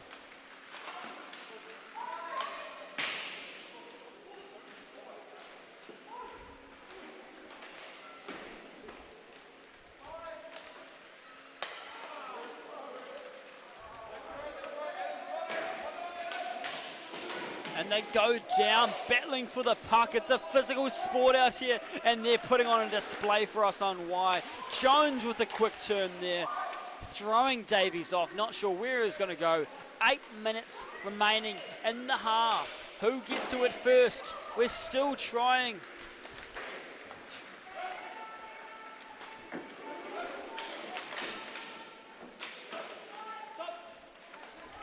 Jones now taking it away.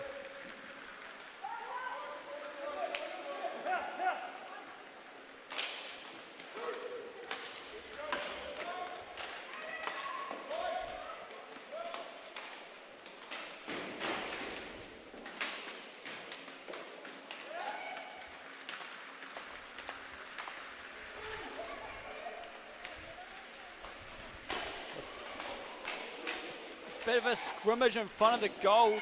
Hope Thompson was lucky on the defense, supporting her, keeping her safe.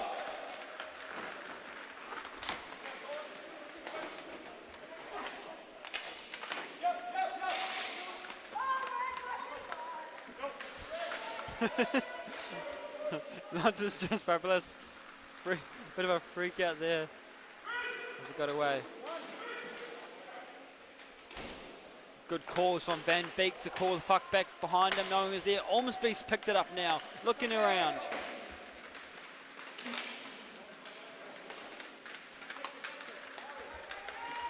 Chasing it down, they look for the shot, can't find it.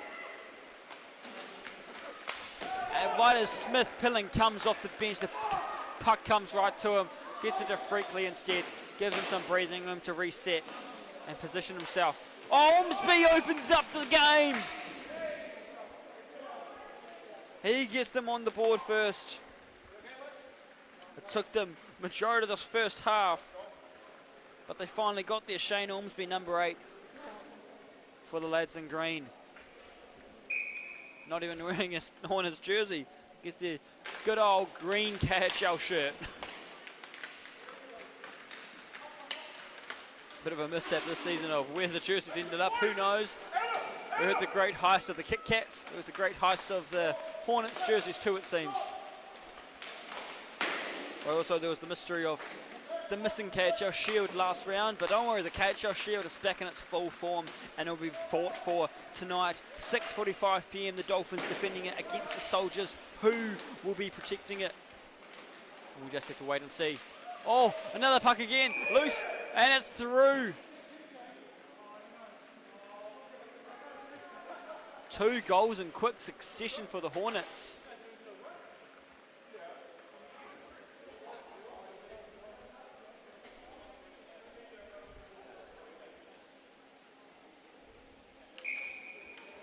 Hornets showing us why they had such a strong goals this season. Tom now going through.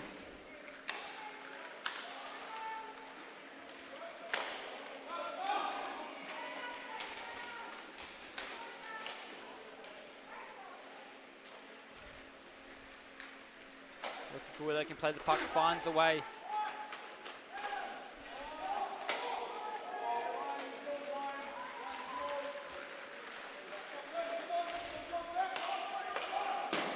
Tries to finish it off, can't get it in.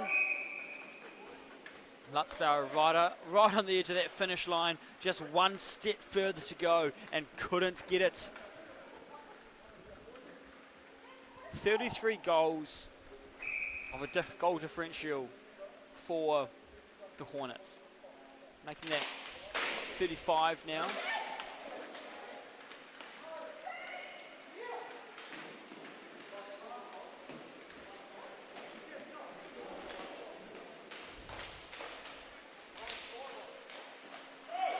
Look around, trying to get it back into their possession. Gets to Jones. Jones looks for the pass. Great passes to Tom. Jones right in front. Can he finish it off? No. Right over Freakley, but the slew foot there was very surprised. Nothing cool there as he getting up. And Jones just plays to the whistle, just continues on. He knows no call. I'm just going to keep it going. No point worrying about it.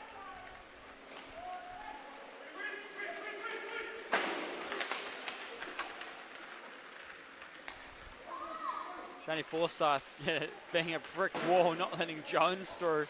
Having a nervous chuckle, or chuckle, but probably a nervous one.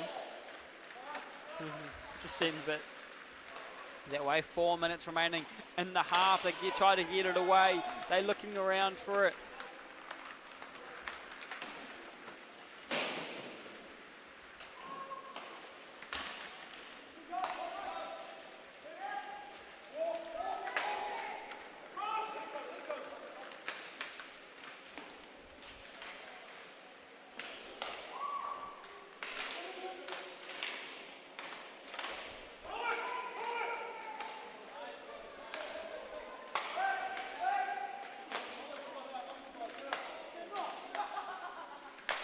Big shot goes over the top, hitting the KHL flags at the back. Oh, I've just noticed there is a Katapo Hockey Club flag now. The majority of the season, well, last season there wasn't. Maybe there has been this season. I have just been oblivious to it, but it's great to see. We've got a flag there again.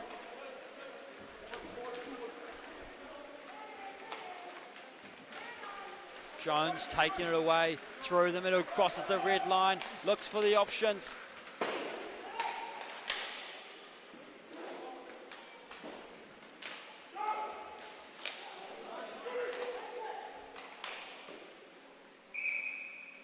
And great save by Eastwood.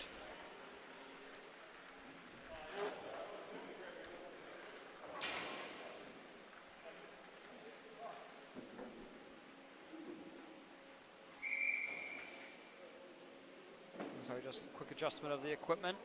Hope the goalie's all right.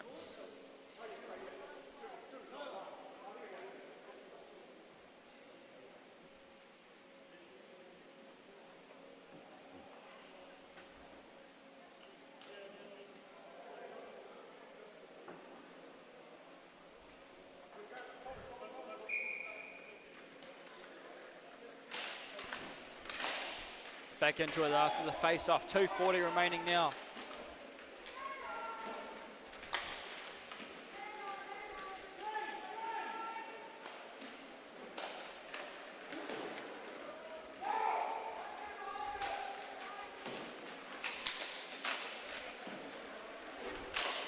Craig Young with a big shot. Great save by Hobart Thompson.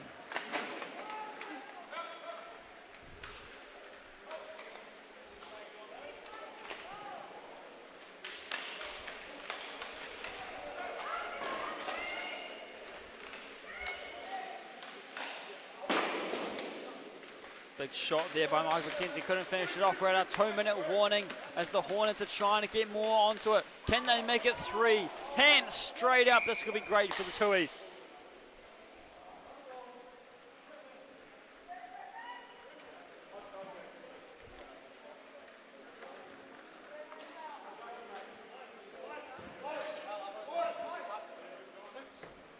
Could this be the chance for the Tuies to strike and get something going?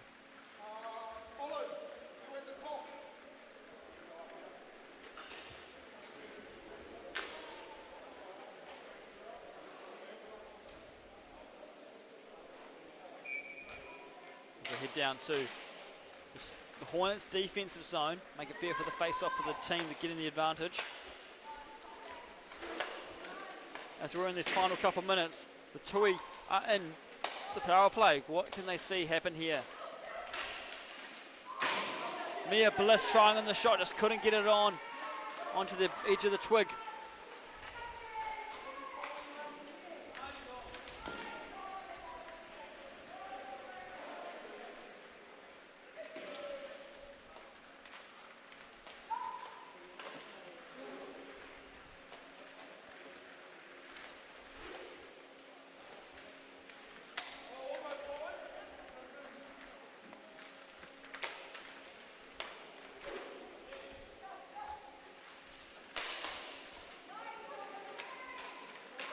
Hornets trying to get it out of there while short-handed, and they do. Could this be a chance to strike short-handed? He gives it a crack.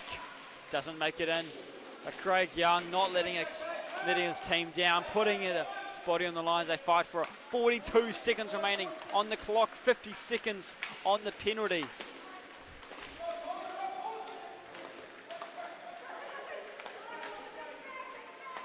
The Hornets just holding on to it so they can drag this out.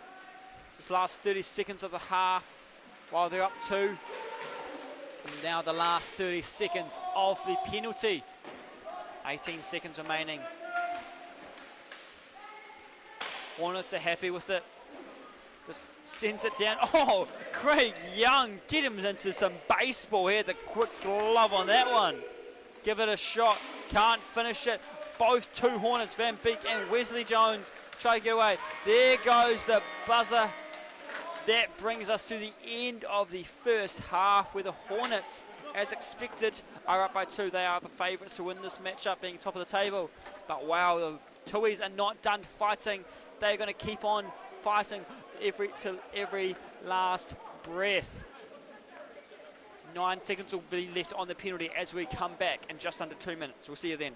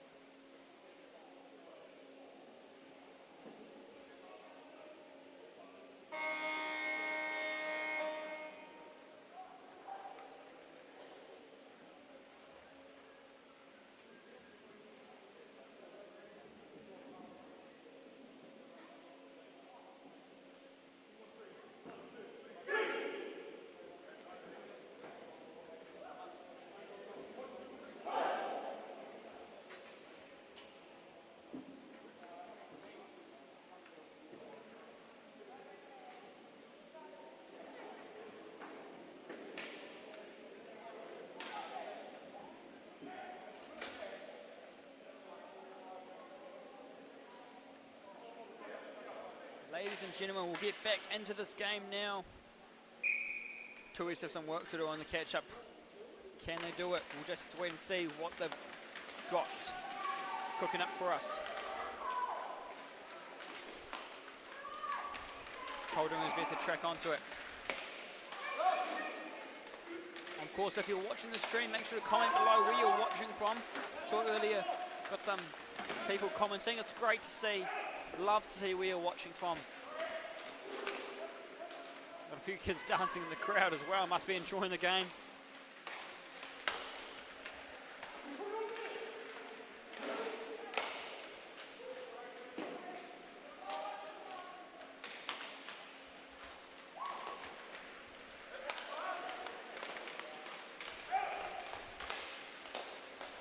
Hornets looking for another one early on in the second half.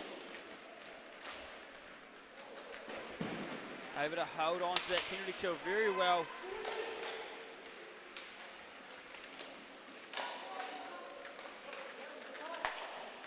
Now Joe Dowman looks around.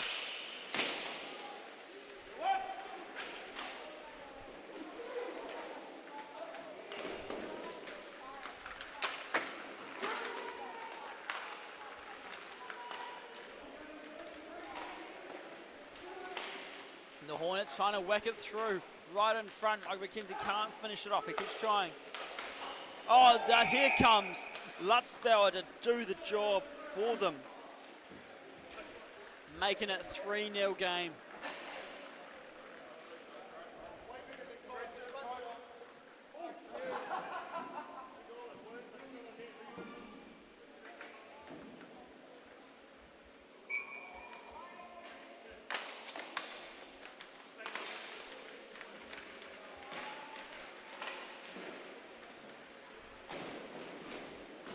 Oh, tumble and landing on each other.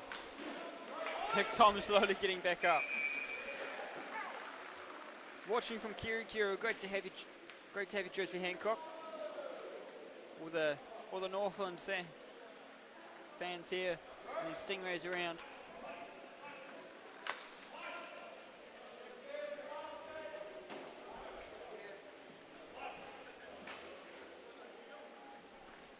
There's a chance.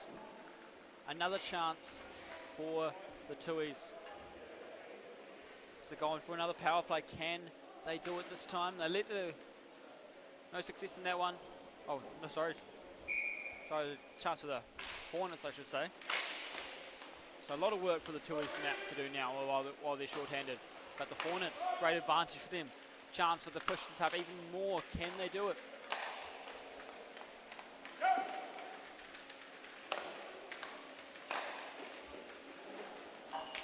Oh, that didn't take long. Waiting for the whistle there, not sure what's going on there. I think the referee was just trying to figure out if that one went in through the net or through his hole.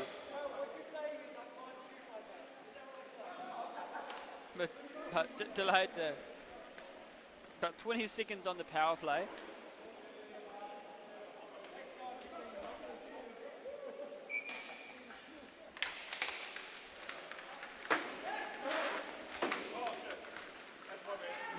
Van Beek apologising to the referee. Puck might have accidentally hit him or something.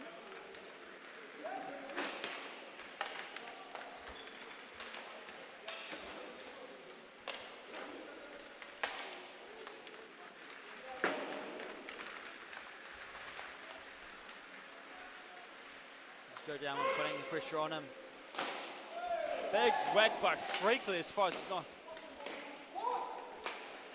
Almost hit there. Looks like both referees are happy with how it was, so we'll continue on. Now Jones looks around, chips it up. Freakley passes it back.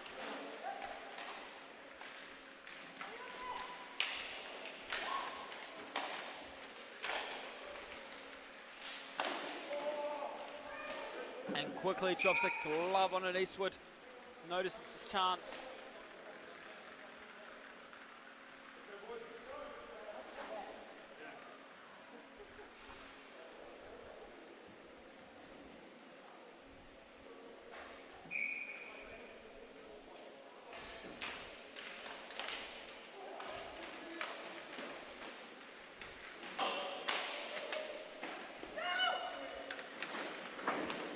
Tui whack it away.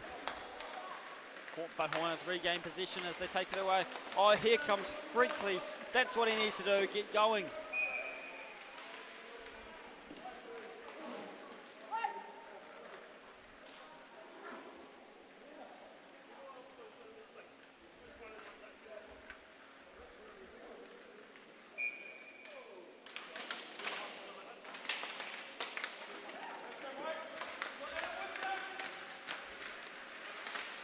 As the Hornets right in front, try to get it across. Luckily, Forsyth able to just poke it away.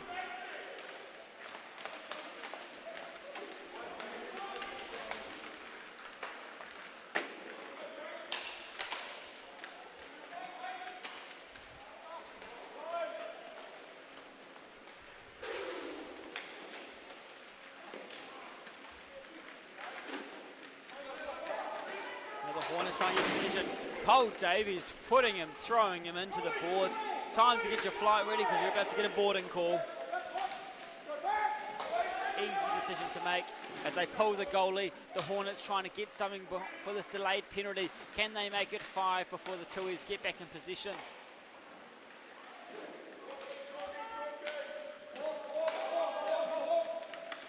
The Tuis are fond of getting the penalties, especially for Cole. He's no stranger to finding himself in that box.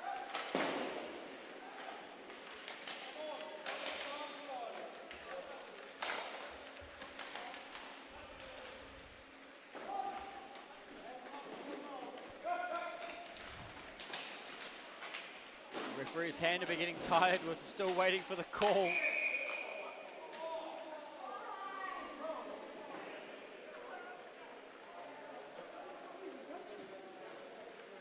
Goldo is still trying to say no to the ref. He didn't touch him.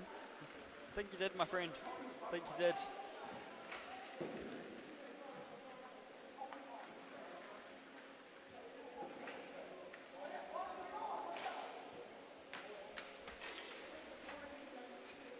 One short there, nearly.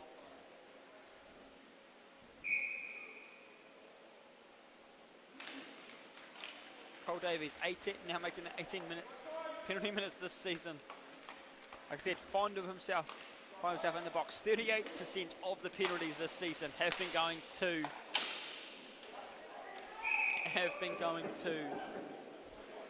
the Tui. So they've definitely found themselves up there. 49 minutes in total. They like to be in there. That's not too good. So let's see how they do on the penalty kill this time. Didn't take long before while Craig Young was sitting in there. So this time, is it enough for them to hold off the mighty Hornets?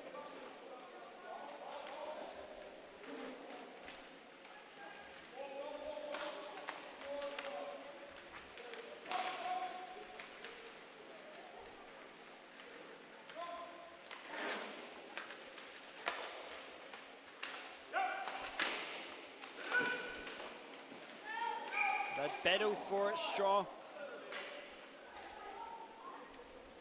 Go for another face-off. This time right side of the Tui's goal again.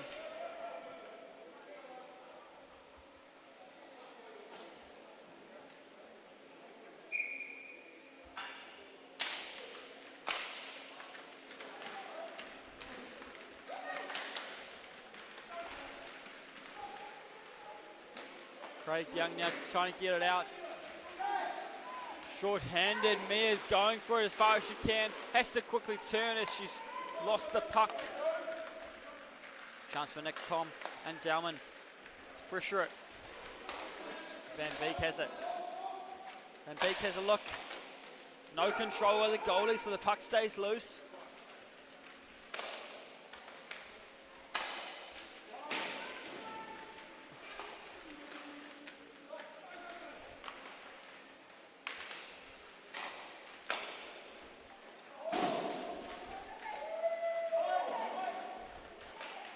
Gryffindor trying to get rid of that. 20 seconds left on the power play. That's cleared right down. They've got to beat it. Can they beat Jones? Can she beat Jones? She can't. Jones picked it up. She turns back quickly thinking, put it under pressure. Gets into that formation they need on this penalty kill. And there they are, they're back to full strength. Cole Davies coming out, ready to make up for the time lost. Can they get something going? 4-0 is the score. Now I know we all love an underdog. Whoa, what's going on there? Seems like it wrapped right around his leg. There goes Gryffindor looking around, seeing if he can make it through. Davies now looks through. Puck bouncing around. Continues on. Cole Davies nearly losing his footing. Drops back to Hornets. Wesley Jones looks around. Puck dropped to McKenzie. McKenzie looking for a chance. He's got 2 to beat. What a great save. Clinical goalie work there. 8:17 left in the game. Currently 4-0. Hornets players find themselves on the stats multiple times. Mostly Joe Dowman for that. But Hornets sitting up the top there. With a Tui, -16, and now -20 in the goal difference. Freakley trying to make a difference in there, and he does! He takes that shutout away!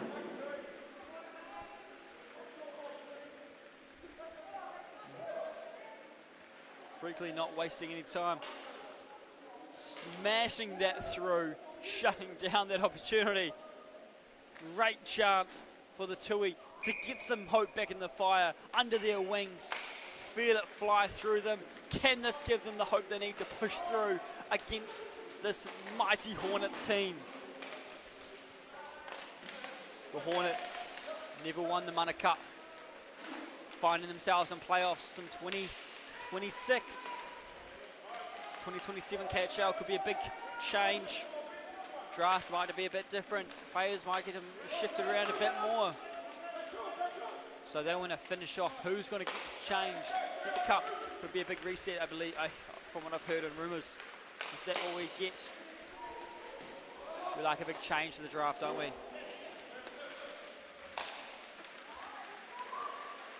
Looks for the angle. Took too long. Wesley Jones is able to whack it right out. He's happy with that one.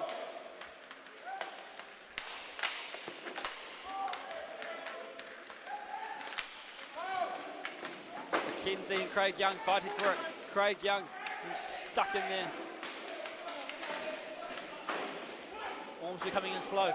Getting jammed in there, stuck there along the wall. Craig Young can't even move. He needs the support to get him out of there. Eventually got himself moving. They get away slowly. Sent away. Bodies are colliding in this match now. It's getting to a physical show here. Oh no. Griffin was there, goes right past him, goes to Freakley, the goal scorer. Looks around. Who gets to it first? It's Shani Forsyth. Puck goes into the benches. We'll go for a face-off.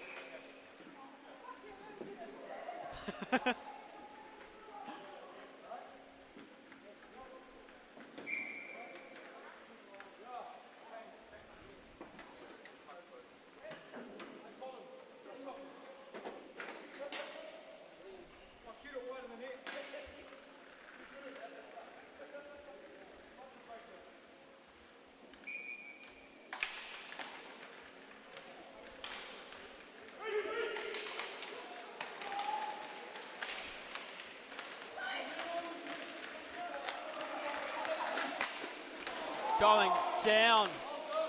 Very much surprised about that. Sent flying with possibly a stick or a slow foot, and continues on. Both referees say nothing in, and we keep on going.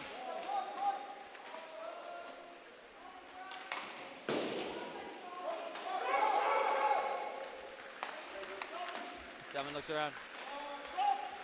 Tom goes to pass across. Couldn't finish it off with Van Beekers. As Eastwood dives right out, shutting that one down.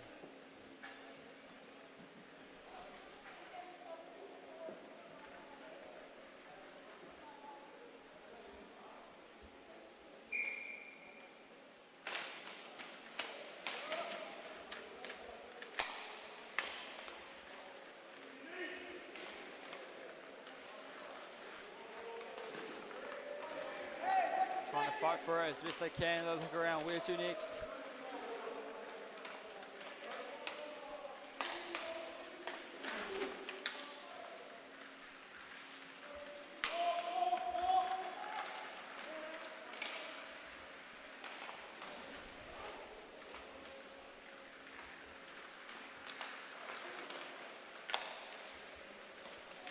The Hornets still holding on to a strong lead.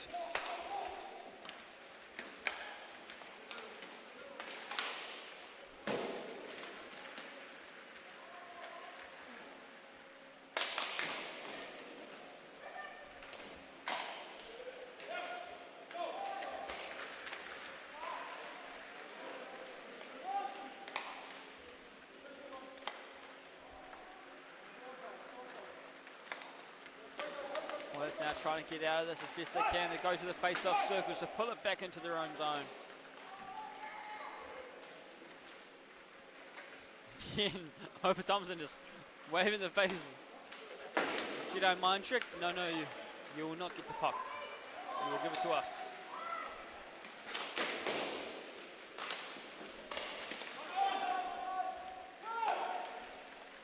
Great pass across for the Hornets.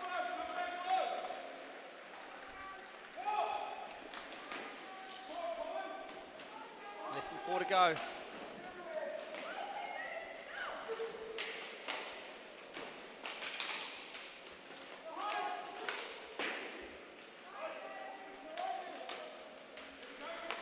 Game has been flowing very well. Can they keep that flow going? A few penalties here and there, but the rest of us, not too many stoppages. Just great. Keeps this moving. 3.5 remaining in the game. Where's the go-to next? Mia Bliss wants to see it in the back of the Hornets net. Can she make it happen? She looks for a chance. It hits a player on the way. Great look by Craig as he comes out onto the bench.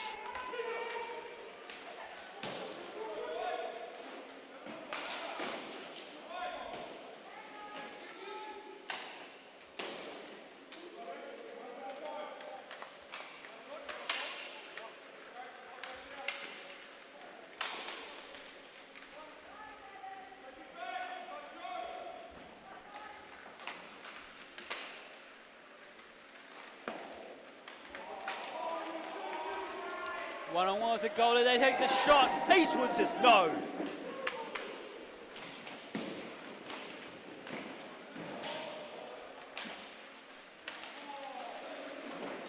Scott Eastwood standing up tall on the net, ready for it. And there is a hand up for that one. Oh, not the...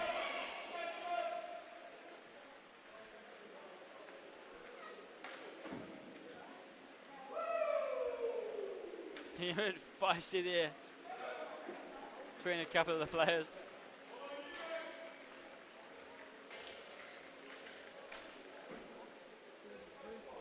Craig Young thumbs up back in the box.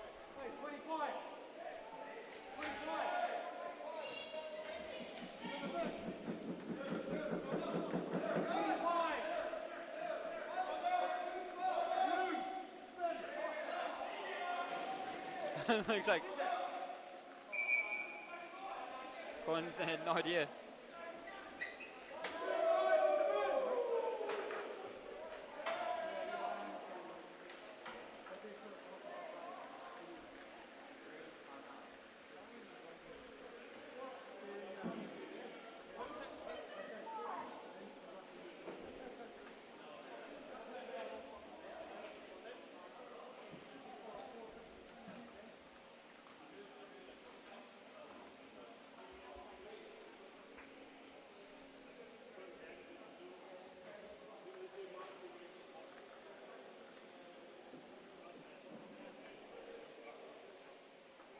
So referees will chat about what's going on there as we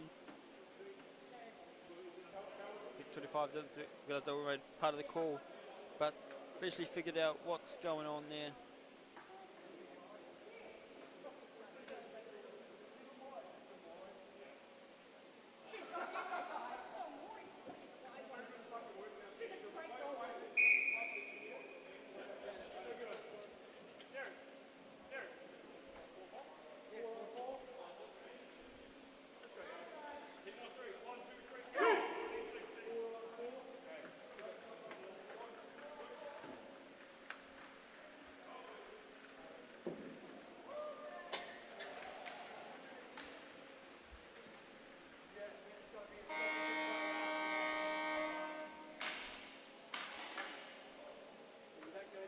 So as the coincidental penalties, it's 4-4 right now.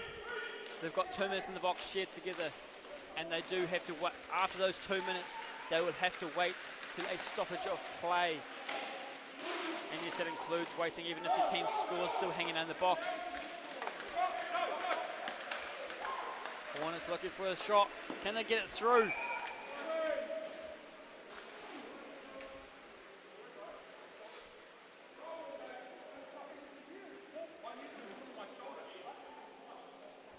It looks like Van Beek and Jones are having a chat about the shots and who got in the way of who.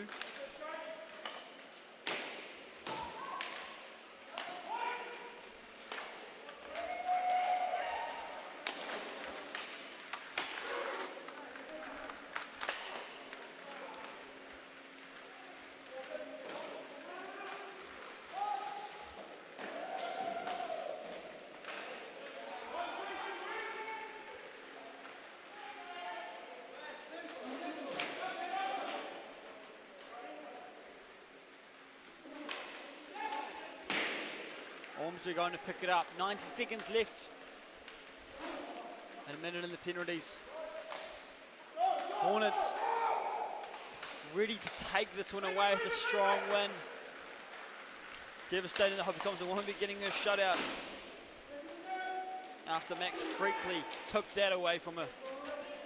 She does already have a shutout under her belt as well though, but hey, 2 shutouts would be nice this season. So one more chance, maybe she'll get one tomorrow.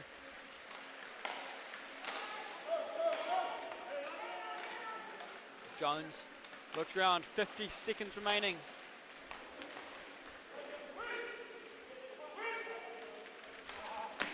Ormsby takes that one, uses the wall as his brakes.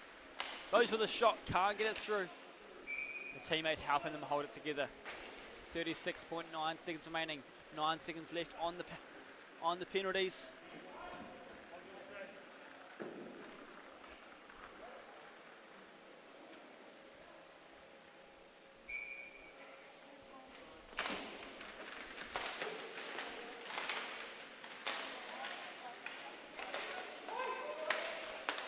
Hornets trying to get one more, holds on to it. And perfect timing as the timer runs out just as the whistle's blowing. So they can get back into the game.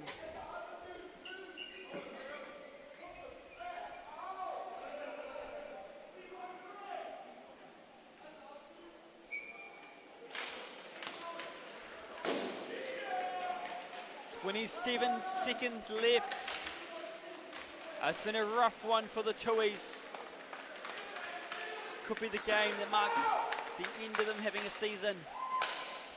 Their final chances have a game tomorrow, but this will be the last round for them in KHL Season 5.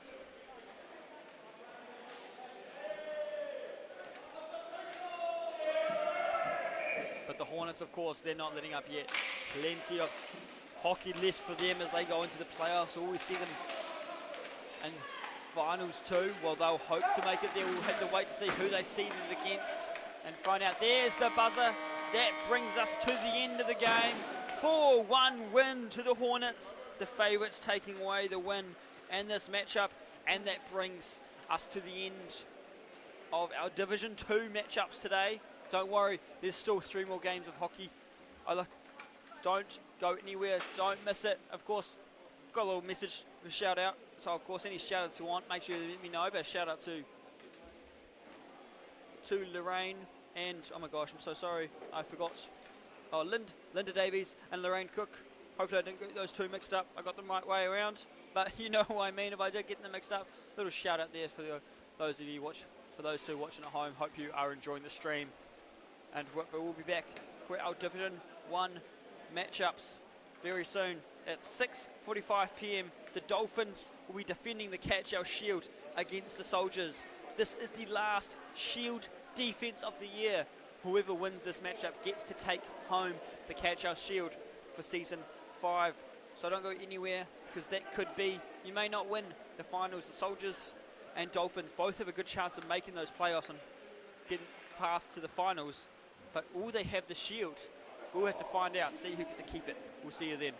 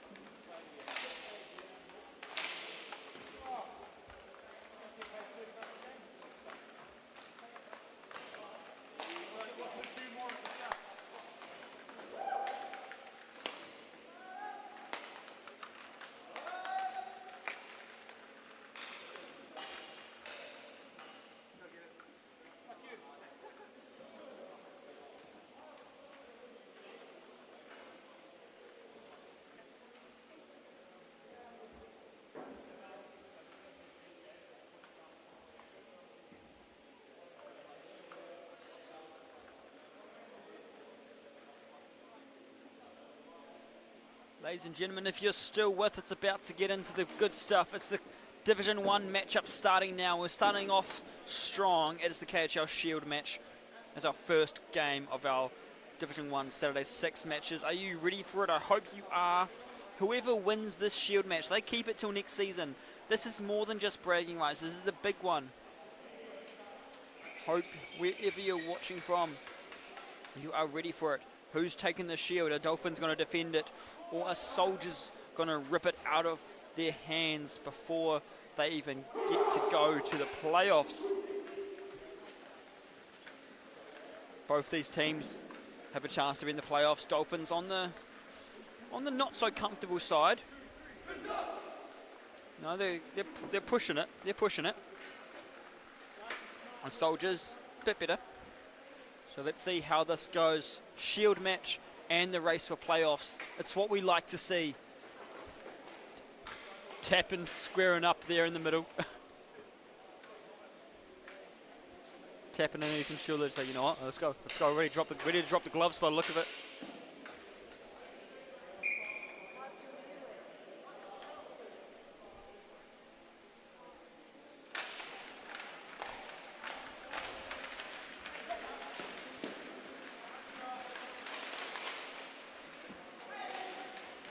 As I look for it, the Dolphins starting off strong with possession. That's right, you see Troy Borthwick there. Yes, Troy the boys back. Apparently scoring 4 goals this morning with the game winner as well. So what an entrance back into KHL after coming off injury. Actually at this rink as far as I'm aware. Hopefully not giving you bad juju by mentioning that. There's Stephen Adams trying to fish it away from the Soldiers.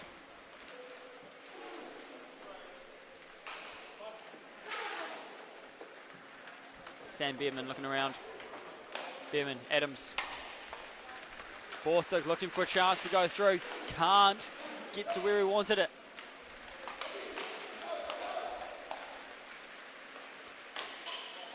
Logan Eastwood there, getting the support in, and the first one going to the Soldiers.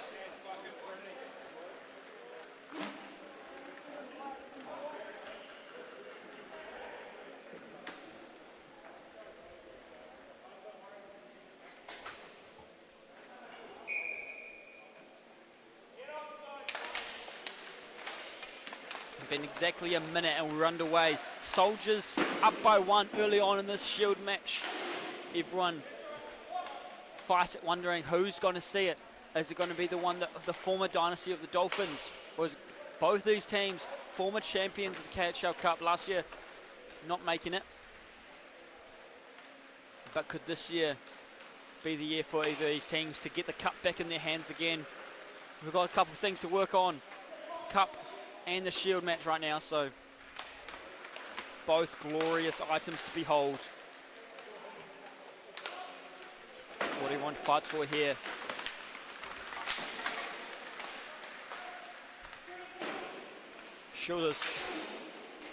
Jack Schuler's stick went quite far there.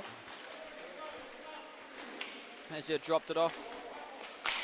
Quick shot there, goes around. Caleb Rock turns. Caleb Rock staying at the ready, one of the top goalies in the league.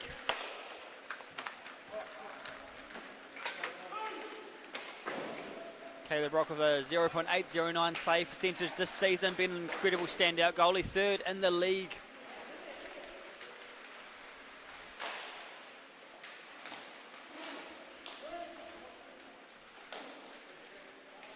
See how this game helps elevate them to that playoff status, and who they will be finding themselves stuck against.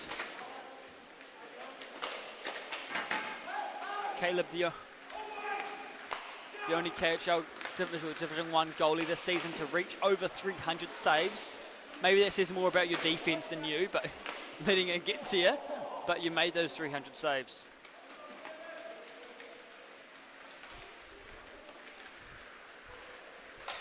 Sends it down. It's quick with it.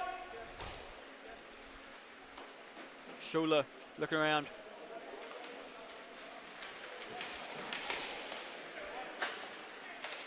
The Soldiers trying hard to get another one. Here's Surgeon looking for his chance. The stick bouncing by Beardman has it in the way.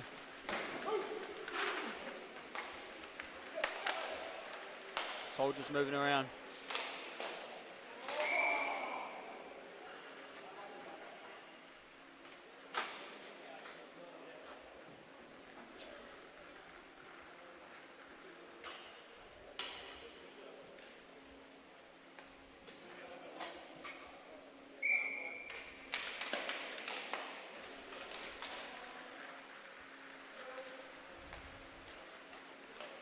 Big launch pass from Stephen Ems to Borthwick. Borthwick coming in with the speed, getting the angle on it. Couldn't do it that time. Caleb Rock says no.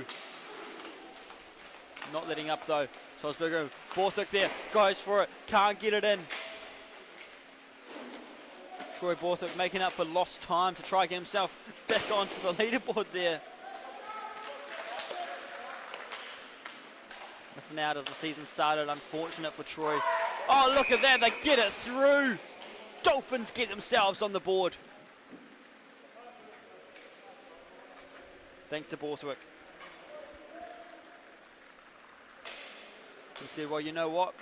I've missed out on far too much time. I need to get myself back into this. Both teams now sharing a goal each.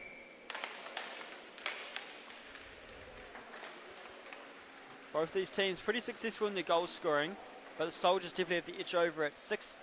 Positive a 6 goal differential, 82 to 76 goals leading up to this game. So let's see how they continue on further past that.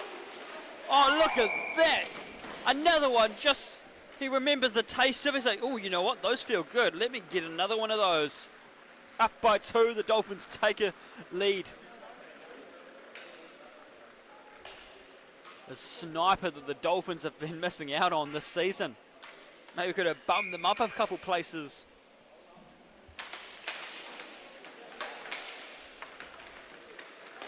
They're sitting in 4th coming into this game. And here they are, fighting for that chance. Goes for the shot, can't get it that time. Picked up on the rebound.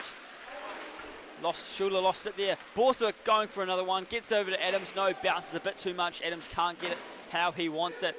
Now Beardman finds Adams. Borthwick has to chase it over onto the wall. Looks for it. Finds it again. Around here. This shield match has been one to watch out for. Look at these two top teams fighting it out. They may not be top of the tables right now, but I believe 3rd and 4th of these two teams. Second and 3rd, I should say. Nothing. Not wasting any time. They smash out another one. Greedy Dolphins just keep on picking them off. Soldiers are going to be putting a new target on their sights. Wanting to go a lot more fishing. All it took was one to get through the gap, and one after the other, again and again and again. The Dolphins have figured out, you know what? We can score. We know the mistakes the Soldiers make. We know how to make it through their defense, and just look at them go through.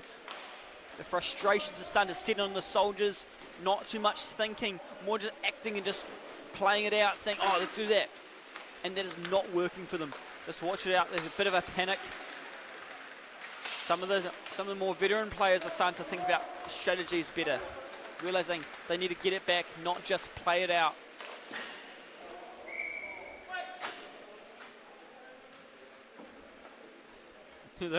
little wave to the camera for Borthwick.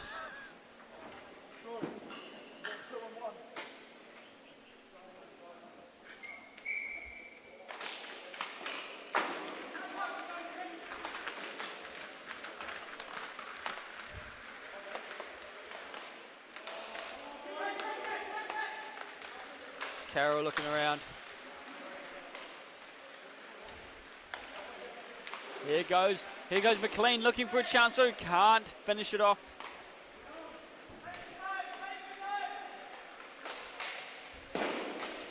Getting the course to take the time. Careful with it, how they play it out.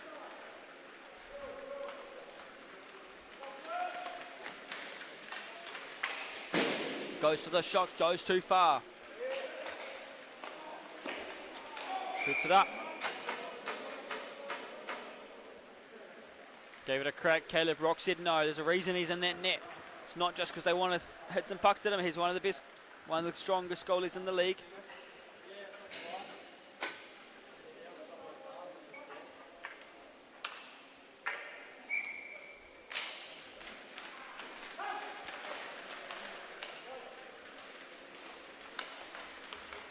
Soldiers looking to gun it through. Can they get it through this time? They try.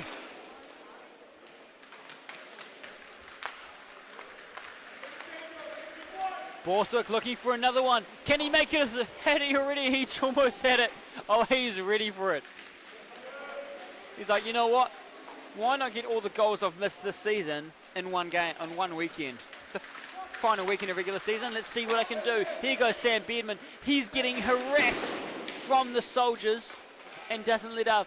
Just cruises on. Like, it's no biggie. I'll be all right. Here's Troy. Here's the puck.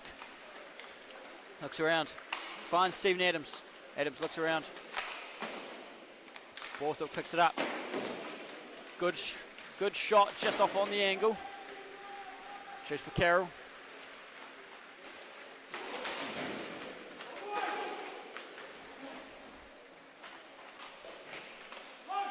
Looking around. Eastwood uses the boards to his advantage. Gets the surgeon. Commissioner of the league chasing it down. That's right. League's so good that even the managers of the whole league want to keep playing in it. You're watching this, you want to be part of this. Hey, there's always next season. And there's plenty of hockey coming up. Just like Rink Wars. KHL Rink Wars happening Labour Weekend in October. Head to khl.co.nz if you want to register. 21 under, Division 1, 2, and of course the Pro League. You think you've got what it takes to get it $2,000 from Alkali? Give it a crack. That Pro League is no joke. Even the Division 1 has been a challenge. We saw a big upset last year. I still think should have gone a different way. But hey, we'll move on. And great save by Dingemans, but well worth signing up for that Rink Wars tournament right here in New Plymouth. Great rink. One of the nicer ones in the country. And of course, we'll have a nice Saturday celebration with all the teams. Have some great fun.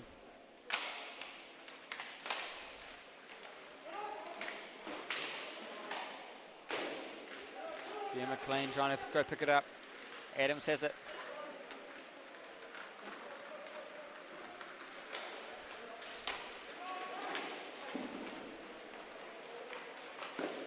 Great blocker save. Tries to get it away. Oh, look at Dean Gibbons. Fish out of water, flopping around, keeping it safe. Always be happy with keeping that one alive. 7 minutes left in the half. 3-1 is the score. Dolphins are up by 2 currently. Dean Gibbons, a player up there. He's quite up there on the stats as well. Talk about the others. And looks like some chats about no.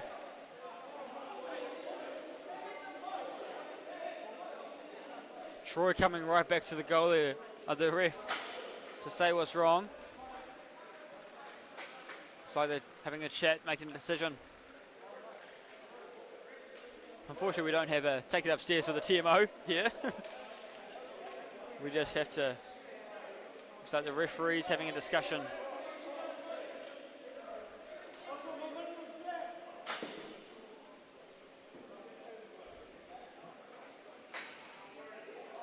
Oh no. Oh.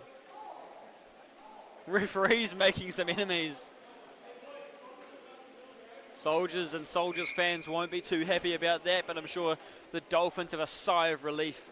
Now I happened to just look away at my tablet at that moment. Horrible timing, so I actually missed what all the fuss was about. Might have to just go check on the live stream, you know, a little rewind.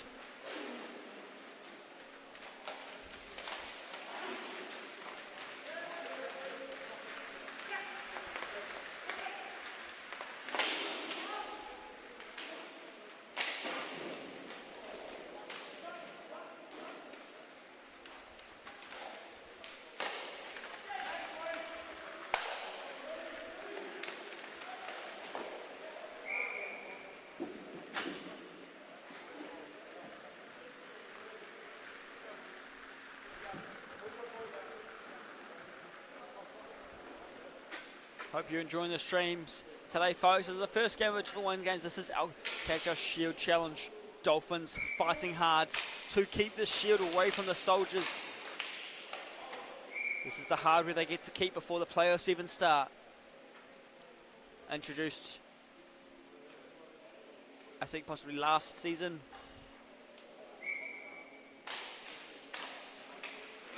Once around during the Saturday 6, the team who holds the shield must play to defend it.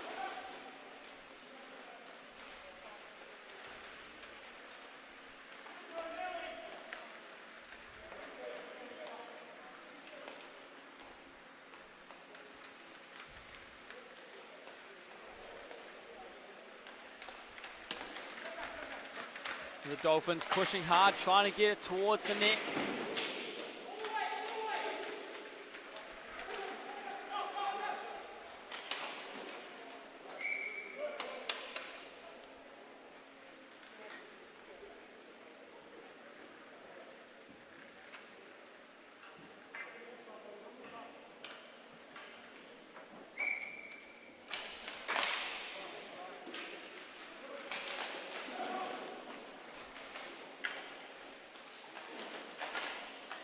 Borthwick trying again, getting it around the Soldiers. Can he do it?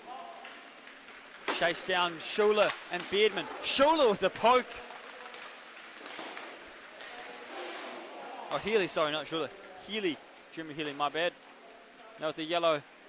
The yellow and the white is not an easy one to read.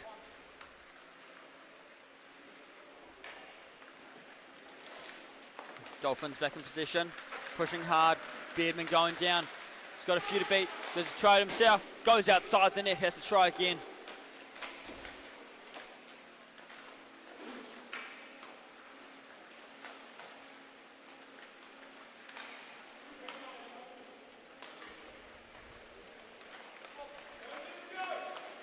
Looking around, where can he get it to?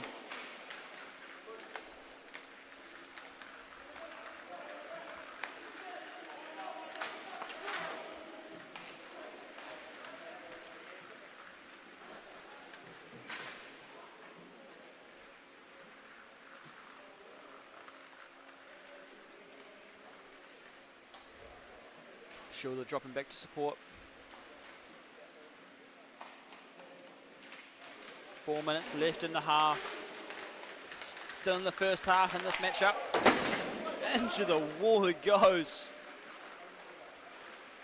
Borthwick's first weekend back and they're trying to make it his last.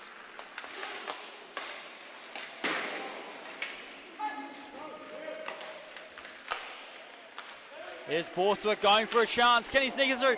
Just in front. Couldn't get it high enough over the pads this time. Caleb Brock just showing us why he has found himself in the Division 1 squads again and again. 3.5 remaining.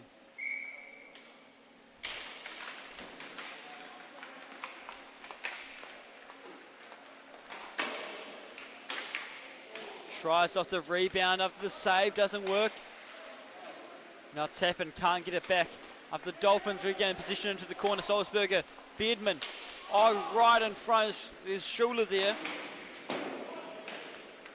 And Ethan Schuler trying to finish it off. A bit confusing, got Schuler and Schuler on opposite teams. Jack Schuler on the Soldiers as I speak about him now. And looks around.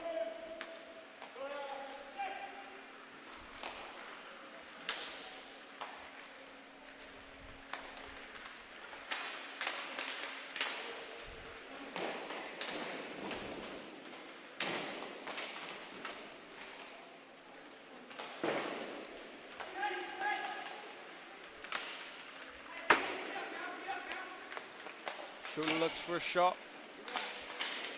It's Ethan Schuler trying to get that shot on. Beardman along the wall. There's Stick stuck. Tappan just throws him down. Big shove. Big smile on his face. He's like, yeah, probably shouldn't have done it that hard.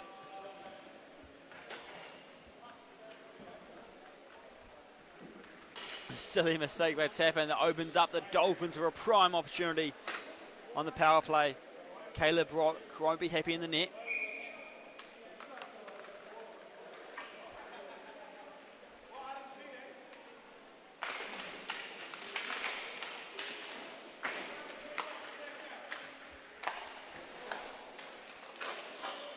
Bouncing around.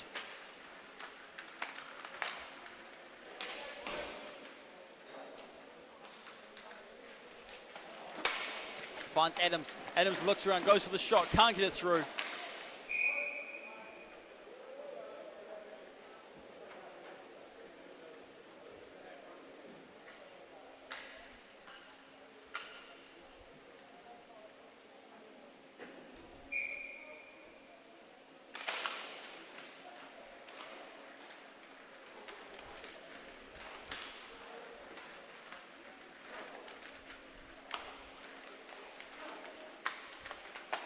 Stephen Adams, Beardman, Carroll in the centre. Borthwick has it now. Carroll backhands it. It's Borthwick. Adams. Borthwick. Finds Beardman. Beardman sends a rocket through.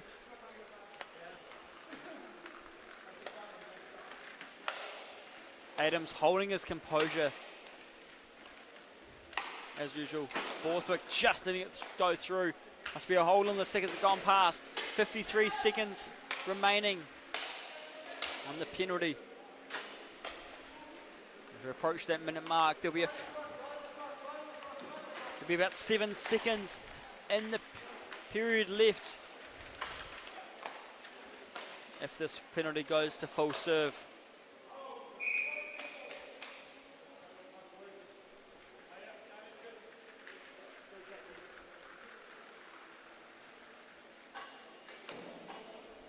Jack Schuler coming in to replace the teammate.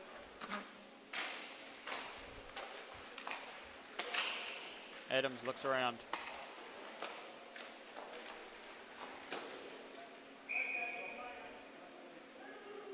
Go for a face-off once again. 37 seconds remaining, 21 seconds on the penalty.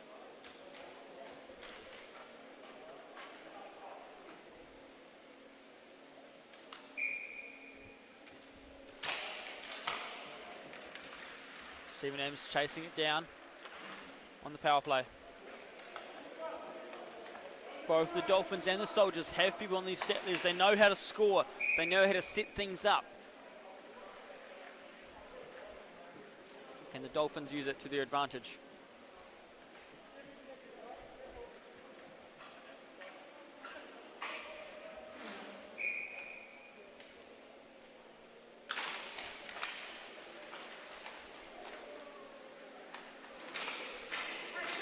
Borthwick back to Adams. His final 15 seconds.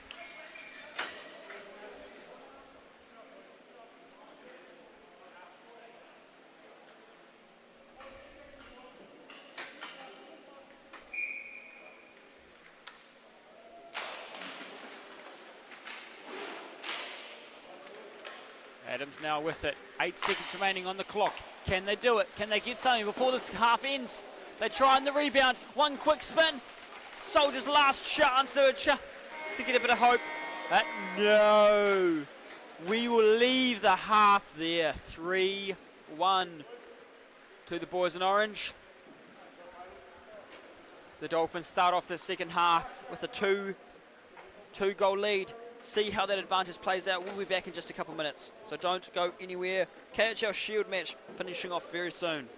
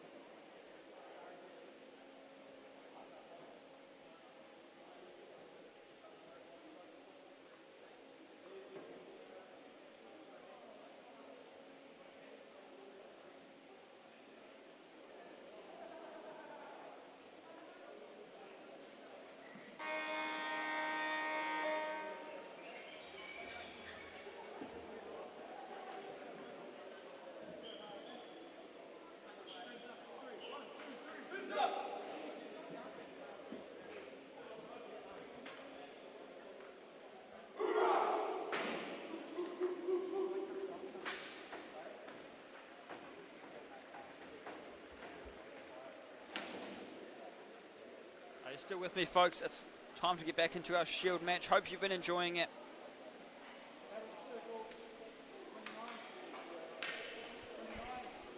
I'm sure it's been a long day if you've been tuning in for all our games, but it's great to have you here nonetheless.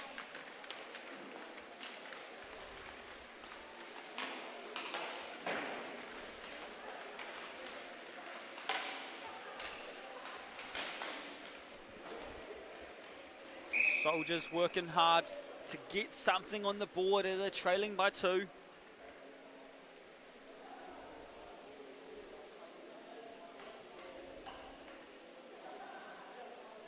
Dean Gibbons been doing the hard work in the net for the Dolphins. It's no wonder you see him with a 0.806 save percentage. 278 saves coming into this game. Been a powerhouse in the net. Maybe he's getting close to that, cracking that 300 saves this game. If not this game, he'll crack it this weekend, I'm sure.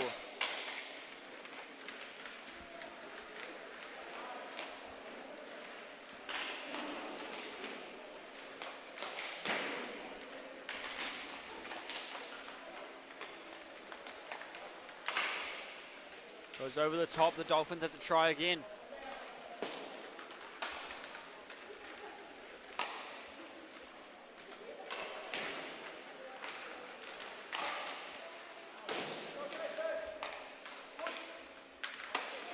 There's Schuler picking that one up now.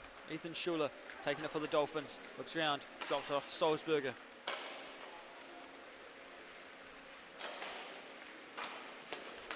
I'm not sure what's going on over there.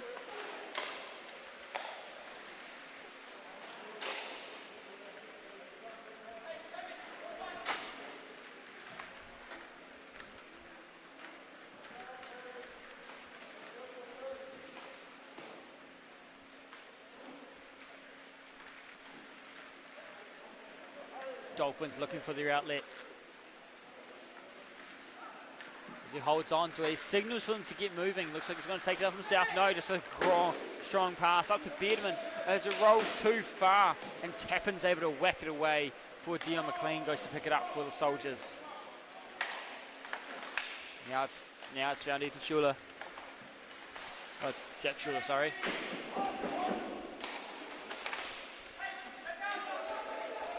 Now that's Ethan Schuler on the Dolphin side. Sorry, folks.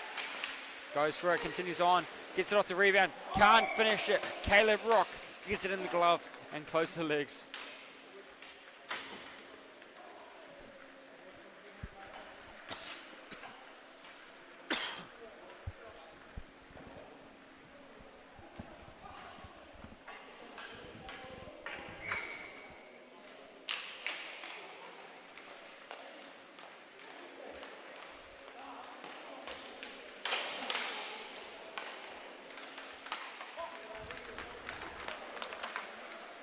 As Insurgent with the puck now.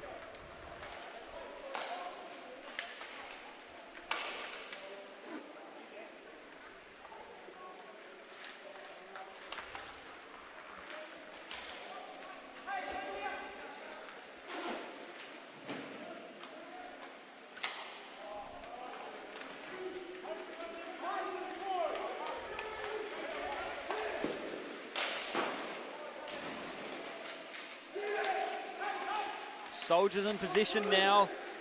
Got to push hard as the Dolphins have already reset. Got a 3-on-2, the chance? No. The Dolphins now have a 2-on-1. Can the Dolphins do it? They continue on. Bedman on the right side. Dangles it. He gets it on the left side as he shoots it up to the top. Beautifully done. Clinical work by the Dolphins. Oh, now that's the kind of hockey we want to see here in this. Oh, that was brilliant stuff.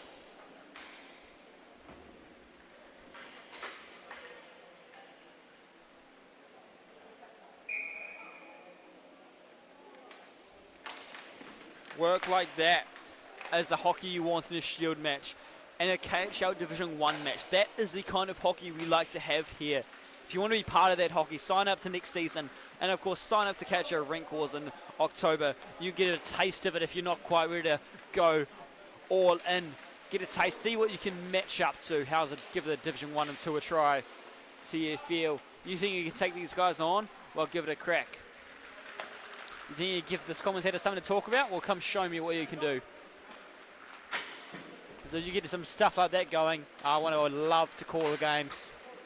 More action like that is what I would love in the sport. And of course, it's more games, more people playing, more teams. Change everything up. Of course, thank you to all the players who have played in the past and life has just got in the way. Would love to have you back again one day.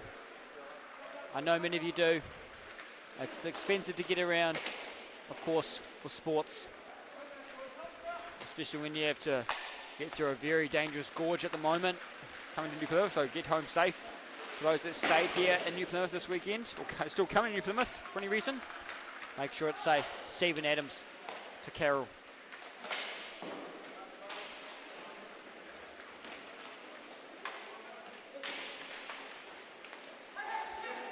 Looks around. Scholler. Ethan Scholler drops it back to Jared Carroll.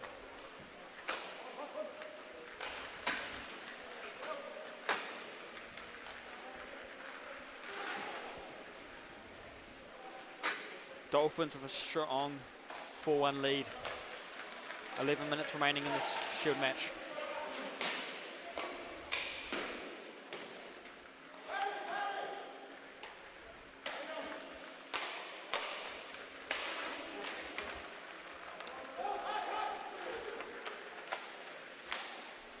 Tries a little chip up. Sneaky work by Eastwood. But hey, if it works, it works. Try the simple stuff sometimes. See how it pays off.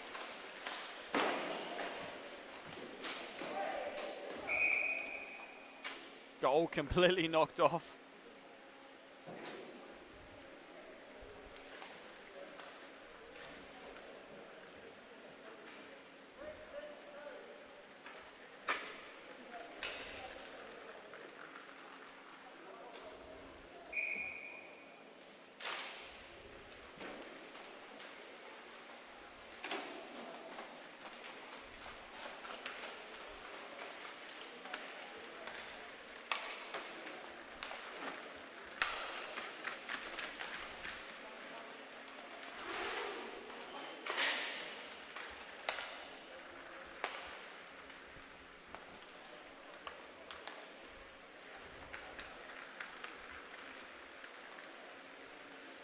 Hit the 10-minute mark remaining in the period.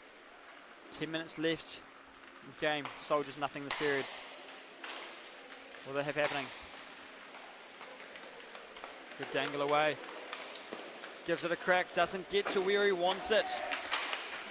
Takes him down. Stephen Adams gets thrown down with a dropped shoulder and just continues on.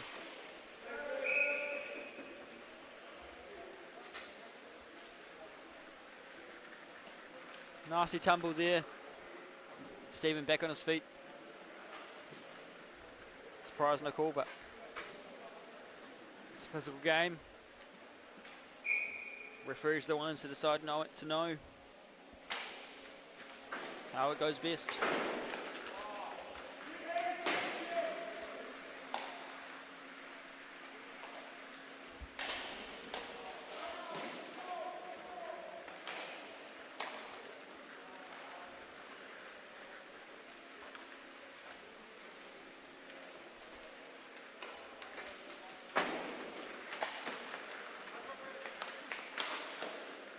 Great save by Gibbons. The ninja save there.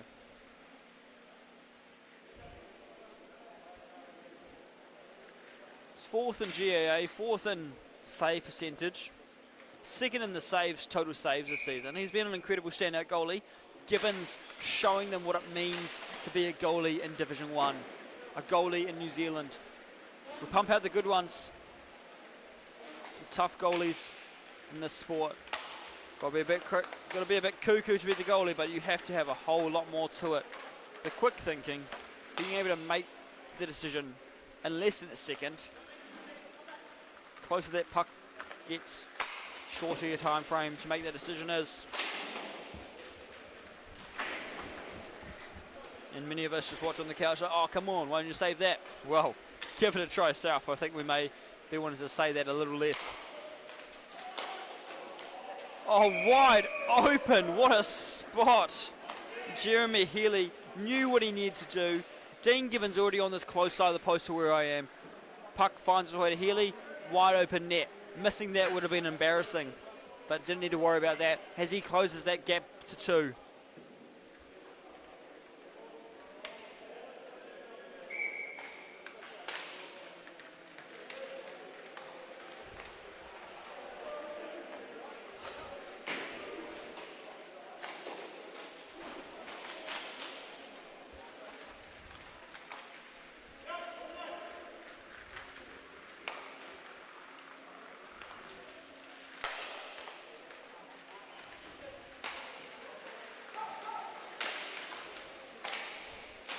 Carroll trying to get that puck back for the Dolphins, and he does. Quickly gets it around. Goes a bit too, doesn't go quite far enough. Schuler and Borthwick fighting for it. Schuler looking for a chance. Oh, again! Soldiers making some work going. Lewis Dawson taking a note out of Healy's book. Gibbons on the side, pass it across. Dawson got the big open net. Sends it through there. Lewis Dawson will be happy with that one.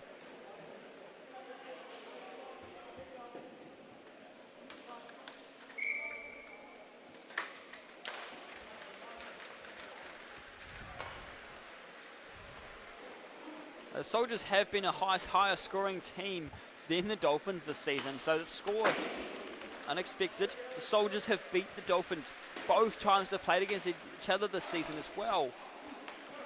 So Soldiers don't want to lose that. Looks like they're remembering that now. They're remembering, wait a minute, we have beat them before. Both times by 3 goals. 5-2 and 8-5. What are we going to see happen this time? Again, can they do it a third time? No. Doesn't get a chance. Dion McLean, the big smile on his face, was hoping for it. Adams is hungry for it now. They've left it open. Caleb Rock very far off from his net. Chases it back. McLean goes for the shot. Gibbons with a quick reaction to cover it. Less than 7 to go.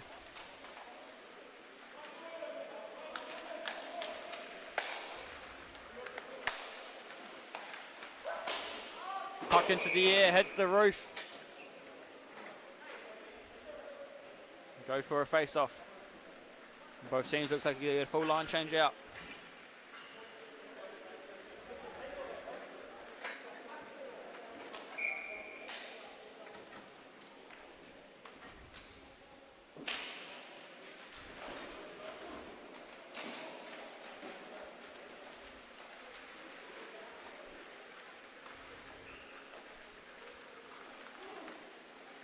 Dolphins in a not so comfortable position now. The Salzburger moves it across. It's the Borthwick. Borthwick looking around what he can do. Thinking about it. For a young player, he has a strong game IQ. That's why he's, while so young, still getting to play in this Division 1 matchup here.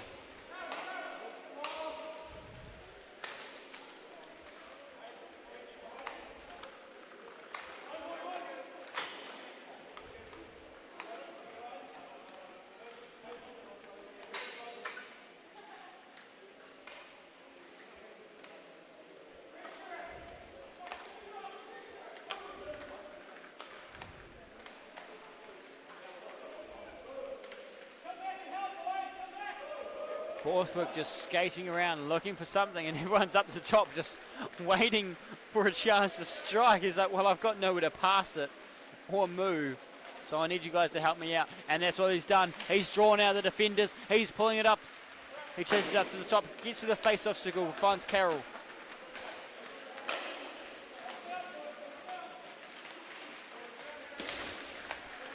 Stephen Adams looking up through, going through himself. Well wide, targets the flags instead.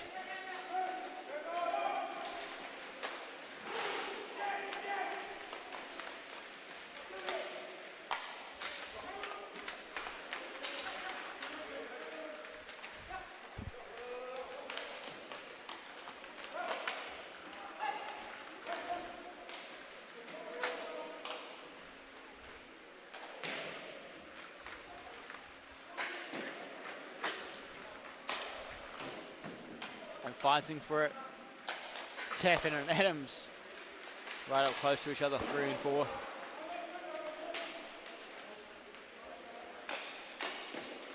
Gibbons slides out a bit to try and get it to him. Into the roof, and Roof just misses the roof. We stay alive in the game. We keep it going. Can't get it. The stick's getting in the way. Bodies colliding. The puck going. Those 4 minutes remaining in the game. 4-3 is the score. Dolphins whack it away. Mind you, this is the Shield match. When it takes the Shield home until 2027, wherever that season will start. That's when they'll get to have to remind it, and hopefully not be like last round where we had on us paper plate KHL Shield.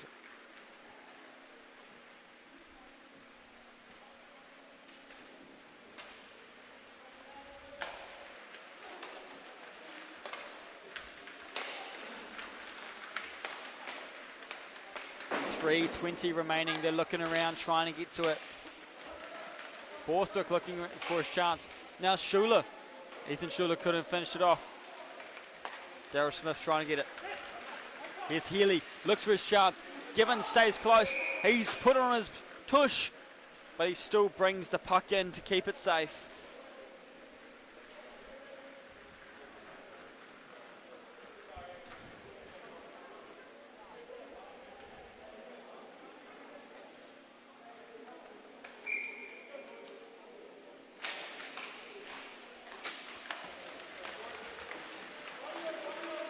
Oh, that beautiful tangle. Getting it through. He does it.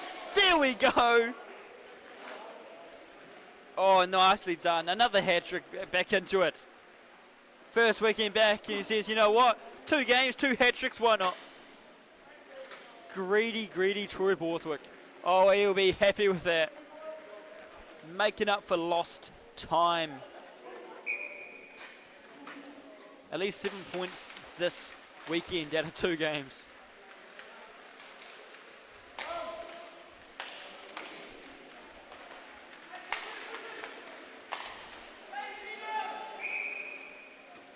Great catch by Gibbons. 2:42 remaining. Dolphins now get that 2-goal lead.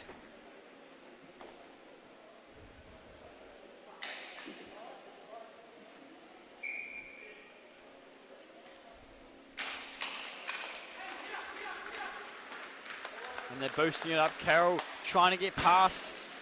McLean goes for the shot wide, but goes wide. Ethan Schuler losing it there. Solzberger trying to get a touch on it. Into the glove it goes.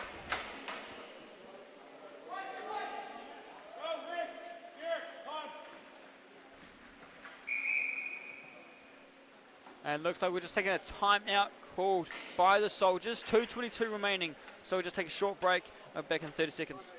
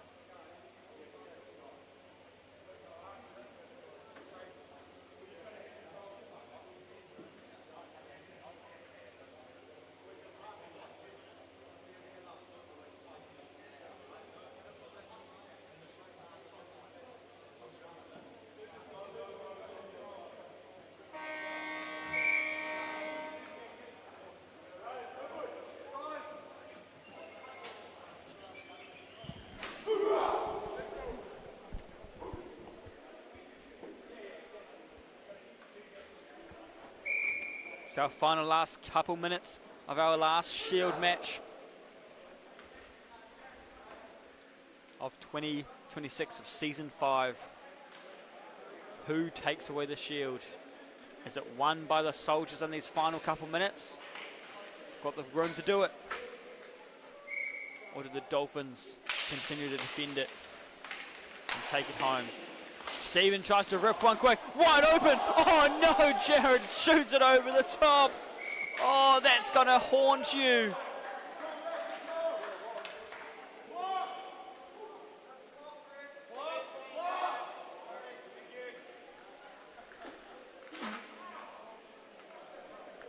There's a bit of frustrations in the middle there. Maybe from puck not actually being controlled, and then the clock kept running. 2 to go. Hits that 2-minute warning now. Adams gets to it first. Lots of chats in the timekeeper's box discussing how the seedings are working and who's actually going to, who's could be eliminated this weekend and clinch those playoffs. Some places have already been clinched, if not majority of them. Manukaup all but decided as well. Last game's tomorrow, could be changing things up. But right now we're focusing on this game. Last 90 seconds to go. Dean McLean's not done yet. Oh, great save using your head, Dean. That's what it's there for.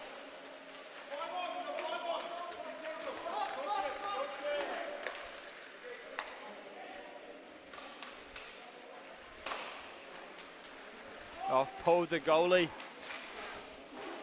Can they get it down? Caleb's off the rink. Soldiers will not want the Dolphins to touch it. They could seal it. 55 seconds to go.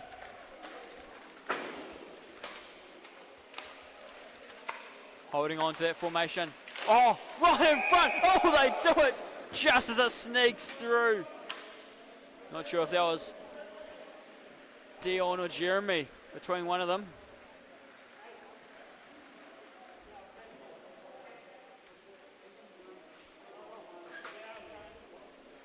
Sounds like it was Dion scoring that one.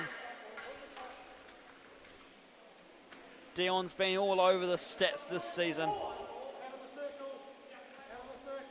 Second in the points, second in the goals. Knew that in the first. There's none of the Lincoln Gunnell. Lucky there. They're pulling the goalie again, and they're off. Can they get the extra? They've got the extra man out now. Does it play to their advantage? They push it out. Dolphins swipe it away, but just into the lower corner, in a dangerous spot for them.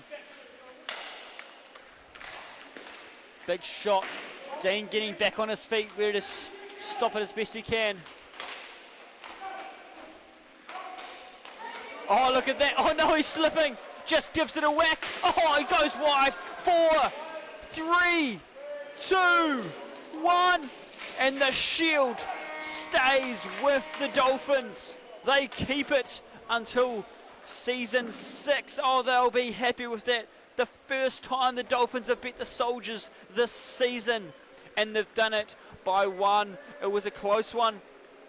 5-2 and 8-5 for the last time these two teams faced, but this time it is the Dolphins coming away with the win. Give them a major advantage as they head into the playoffs in a few weeks. That is definitely stealing them a place there, I'm sure. I mean, not quite stealing it, but it will decide how they position themselves. Ladies and gentlemen, we will see you at our next game after some more exciting hockey moments. 2 more games to go, so stay with us. The shield will be awarded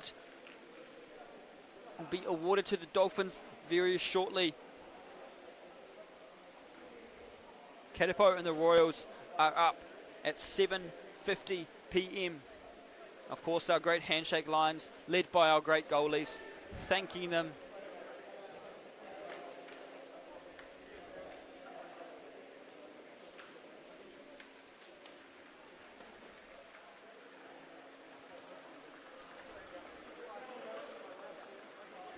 Great handshake line, of course. The best part of hockey as they finish it off. And they hand off the shield, awarding it to them. Arden will head off over. Our cameraman has suddenly hopped off to award the shield. So we'll see you at 7:50 p.m. for our next game. The Katapo, the strong team, devouring the top team, are taking on the Royals. First, last. How will this play out? You tell me. Been some big wins for them. 4-3 they beat them in Levin. 9-7 they beat them in Hamilton. So can the Katapo pull it off again, or the Royals going to show us the underdog story? We'll see you soon.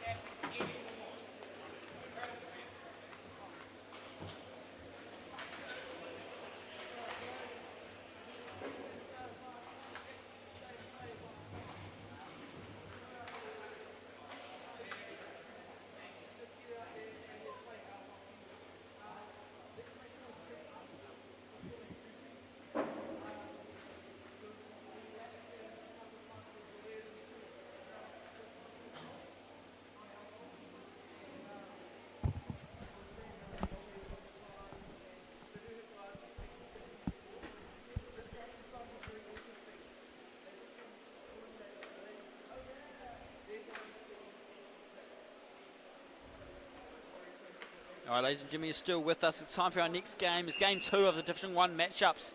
It is the Katapo taking on the Royals. It's the top dogs taking on the underdogs. Ironically, completely switched around from last year. Royals obviously taking away the cup last year, and the Katapo struggling to take away any wins this year. Completely turned the tables. Oh, how the turn's tabled, as they say.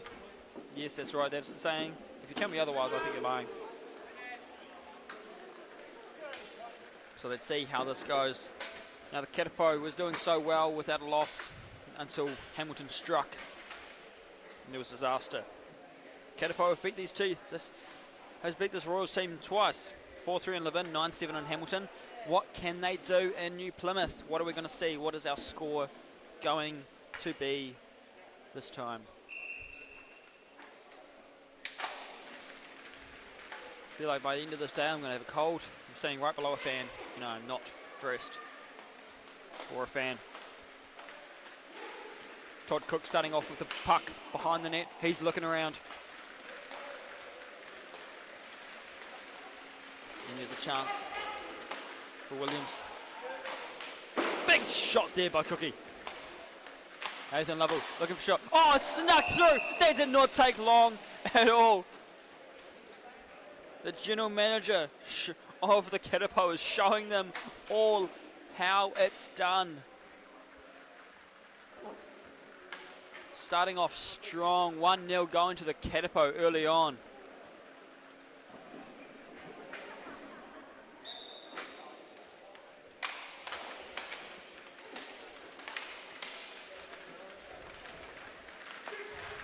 There's McKay. He's looking for something after for the Royals to get. Needing some work. Whatever they can find.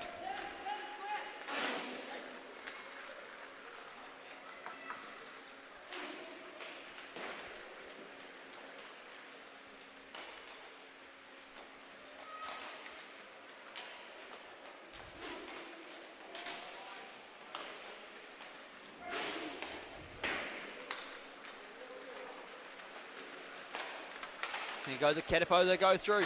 Jasmine couldn't quite reach it.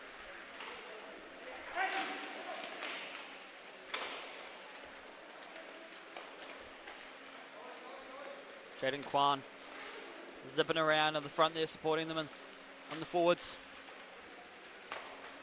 O'Hanlon. Look around. Sammy Bays had gone down. Luckily, his team had cleared it away before he had a chance to strike. To McKay, dangles it away, looking for his chance to get past Kidos. Right in front, but they can't do it. Jesse Norcliffe putting on the pressure as well. Jasmine Pascoe looks around. Where to next?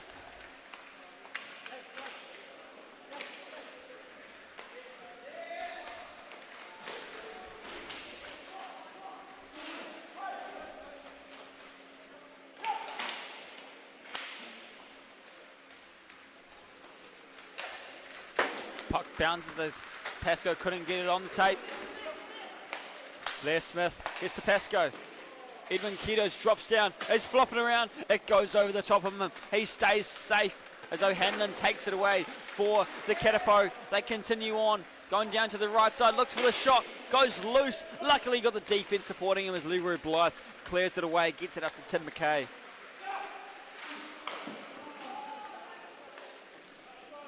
And goes Ryan Williams looking around, zips past him, continues on, got the speed for the Katapo need, chips it back. Oh, great save by Samuel Bays. Backhands away from the net. Leroy Blythe calls for it, goes right past him.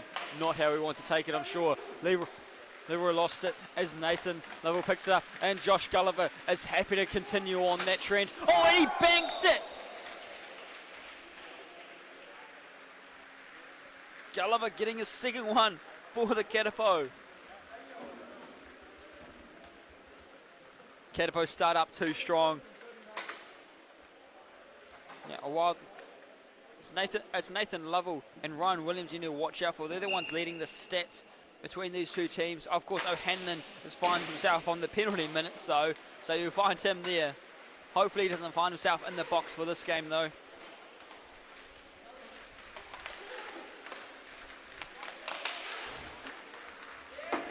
Chasing it down, Jesse Norcliffe. Ryan Williams there.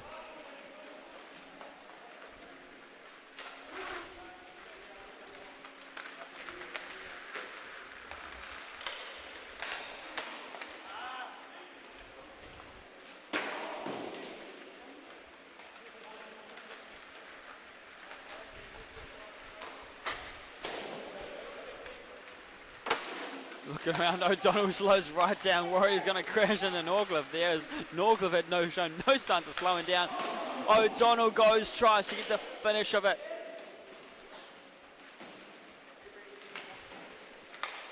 Royals is very much a team of the O'Donnell helping lead them. Oh, off the crossbar, the plumber sings.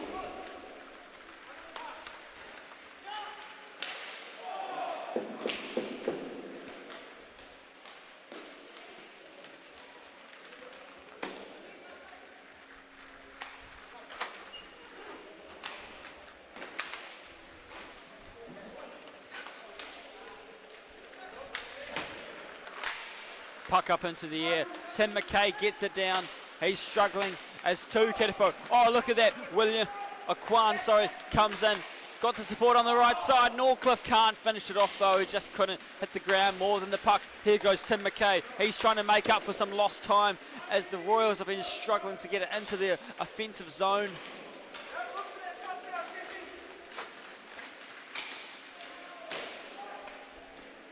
Keep on looking around.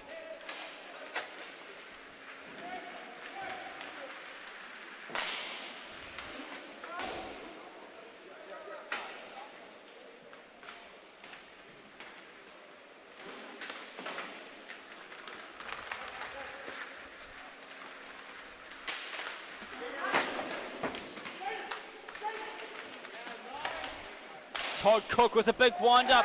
Oh! Todd Cook. I think he's just as surprised as everyone else that got in. He was happy with the shot, but probably expecting a rebound. Todd Cook coming in hot, showing the power. Oh, he's stoked with that one. Pushes them up to 3-0 early on into the first half. We're not even halfway through this first half yet. And here we are, up by 3. And Kitipo showing no sign of slowing down. I guess that loss they suffered in Hamilton has made them feel a bit angry and they want to make up for it and show, no, we're not the team. It's going to take a quick thinking by Edwin Kitos, realising he didn't need to cover it. And he's able to trust his team to take it away from him. But maybe not this time. Needs to get a cover on it if he can. As the Royals get a strike, it's gone up into the air. Kitipo have it as Nathan Lovell taking it behind the net. How does he play this out? Is he stuck there? Who does he look for? As his team continues to rotate, he's managed to find a gap. It's O'Hanlon coming in hot. He goes to the left side, looks for the shot, can't get it, hits the pads. Samuel Bays covers it in front of him.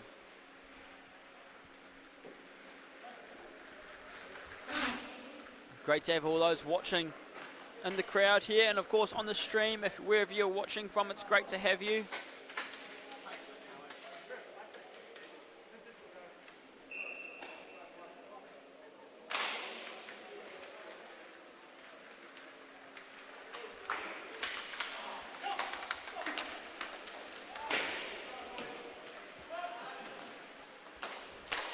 Hit the Dougie, we say.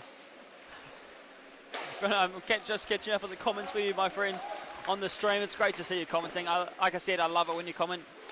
Gives me a lot of joy reading through these. But yeah, someone has got to hit the Dougie.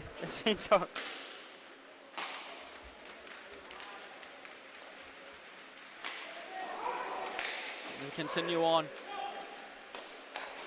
And from Linda Davies, awesome Toddy. Yes, it was an awesome goal, I agree. Getting the hype up there. Well deserved, in my opinion. as they're just trying to battle it through. Katapo trying to get one more as they've already had enough. They're not letting up, showing no sign of letting up anytime soon.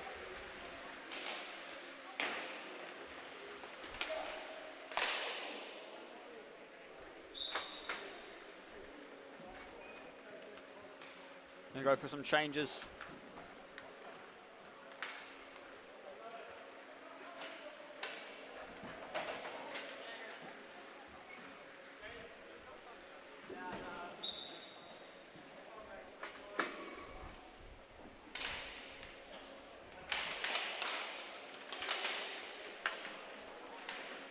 Tries to get the shot through.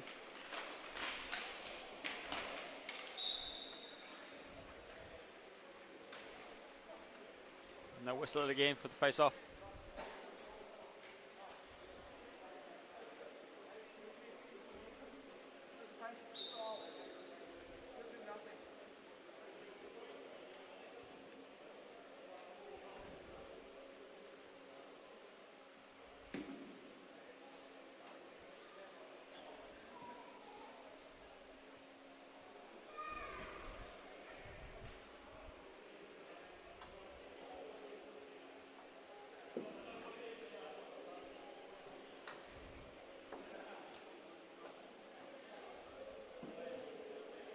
Dickiasaurus Rex, looks like you had him enjoyment commenting in there. Great to have you on the stream. Wherever you're watching from. And we're just fixing the goal. Had the Dougie we say, instead of glitch goal, it was some sort of glitch goal. Yes.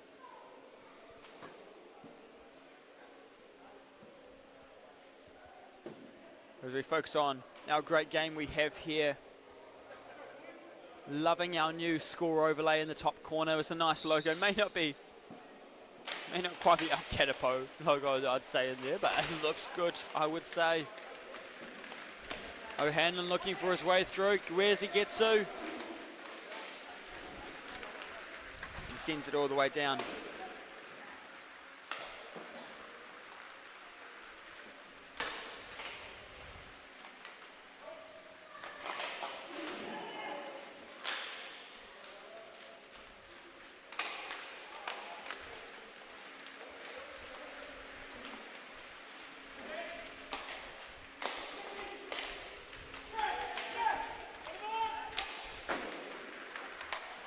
There goes Toddy picking it up in front of the timekeeper's bench. He's happy with it, showing us where the action's happening.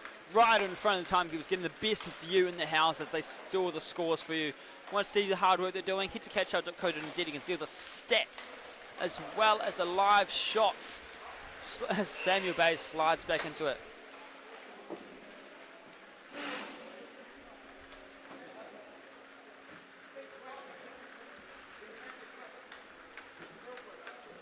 But the live shots, there's a live shot counter on KIHL.co.nz website, and of course you can also sign up to our events there, including registration for the next draft when it happens, and Rink Wars 2026. Plenty of time before the next draft comes close to happening. Right now we're going to focus on Rink Wars. October, Labour weekend. Come sign up. Pro, Division 1, Division 2, Under 21. There is a division for you all.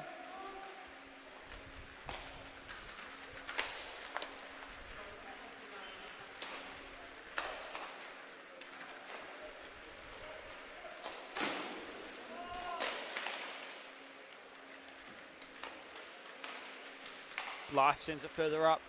It's Pascoe. Pascoe to Smith. Smith looks around. Stick in the way by Cook. Makes it too difficult. 6.5 remaining. 3-0 is still the score. Katapo started off strong. Firing off all cylinders. I think they still are. But just the Royals are slowly catching up on how to slow them down. The Katapo have by far already set a playoff spot for themselves. The question is, who would they be playing against? Got to have plenty of space ahead of them. Ryan Williams to Gulliver. Gulliver goes a bit too far from Ryan. Williams with a chance.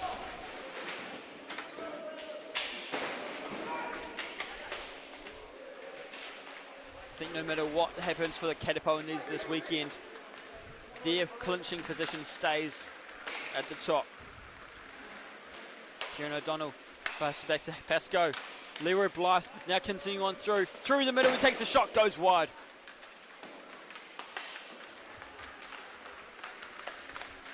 Josh Gulliver looking around.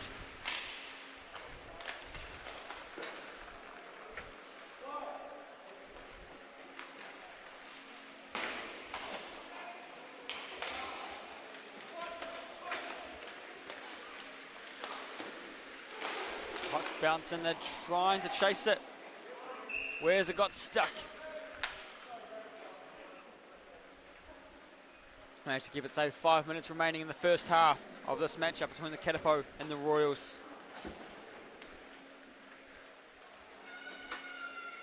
Royals not beaten the Katapo at all this season. Royals had a very much struggle season. Only getting 4 wins so far. Eddie covering it, doesn't even know he's covered it. Just trying to think of it. Oh, there it is. That's all right. Todd Cook found the treasure. He went hunting.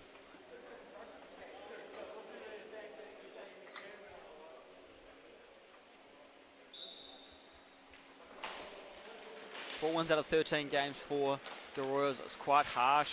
But 1 loss out of 13 games for the Katapo is crazy.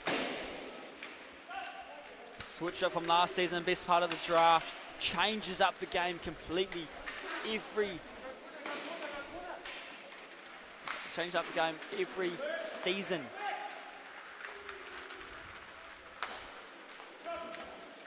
Todd Cook looking for the pass across. Passes it back to Norcliffe, making them think a bit more about it. Oh, the plumbing rings again. Oh, that's just got a sting.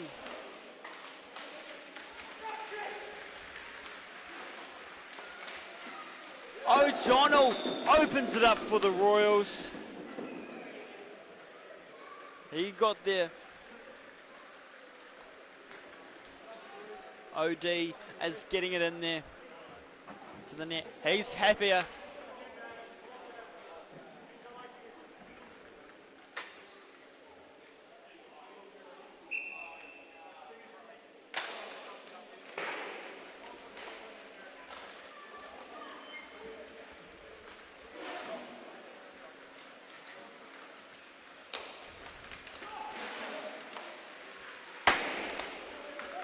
Blair Smith looks around. Oh, look at that. That didn't take long either. Took one goal from the Royals and then another one comes in within the minute, or within the 30 seconds, I would say. 3:53 remaining and we have a game on our hands, folks. 1 goal in it between these two teams now. Big change in excitement. I'll remind you, the closest game they had between those two teams was in Levin. 4-3. So 4-3. It was in Hamilton 9-7 as well. So high scoring game. A bit ridiculous high scoring game. But getting close. Only a couple of goals in it. So the Royals do have a fighting chance against the Katapo.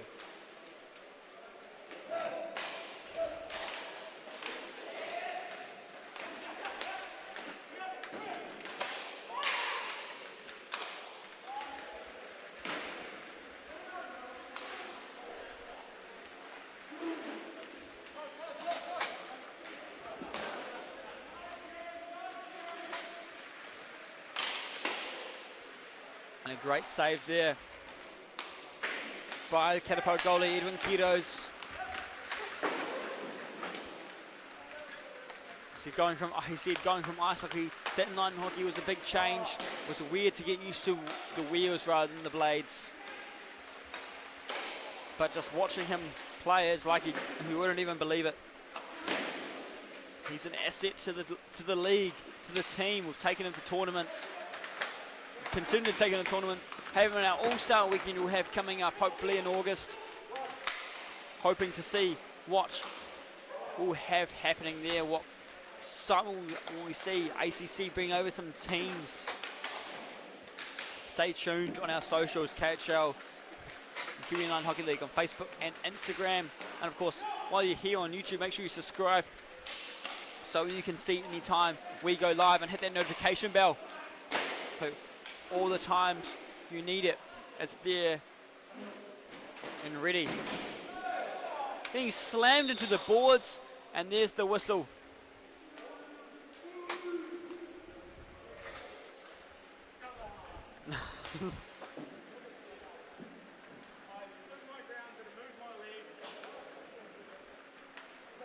And Cook off to the box, not too happy about it.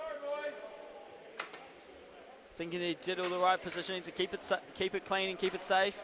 The referees say they saw something different, and so that's what they'll go with.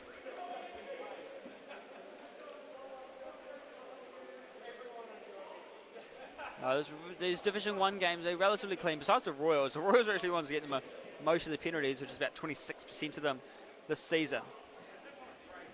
But Katapo, only 18%, you know, so relatively well played. That makes it 14 penalty minutes for them this season.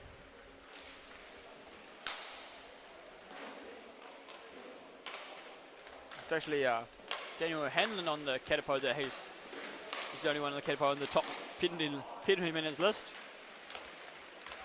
Less than 2 minutes remaining. Williams goes for a shot short-handed. Nearly froze it, would have been risky to do when they had one opposition there. And waste of a power play, pushing them right down. Warner Pascoe to McKay. Being very careful how they play this out now. 1:22 to go.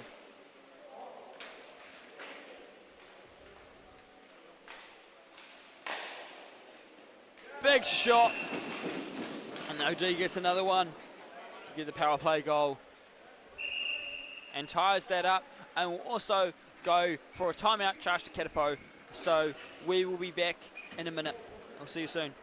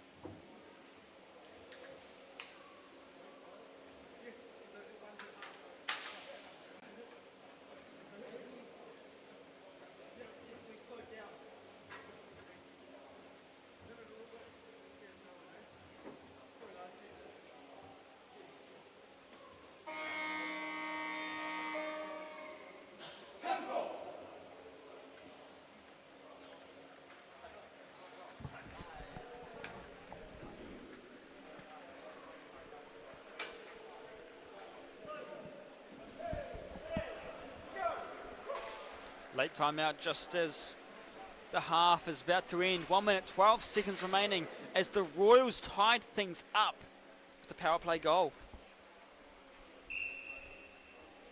Like I said, this is the first versus last. It's the underdogs versus the top dogs. Could we be seeing the underdogs show us an exciting story? What will they tell us today as they continue to play through? Tim McKay now has got Leroy Blythe supporting him back.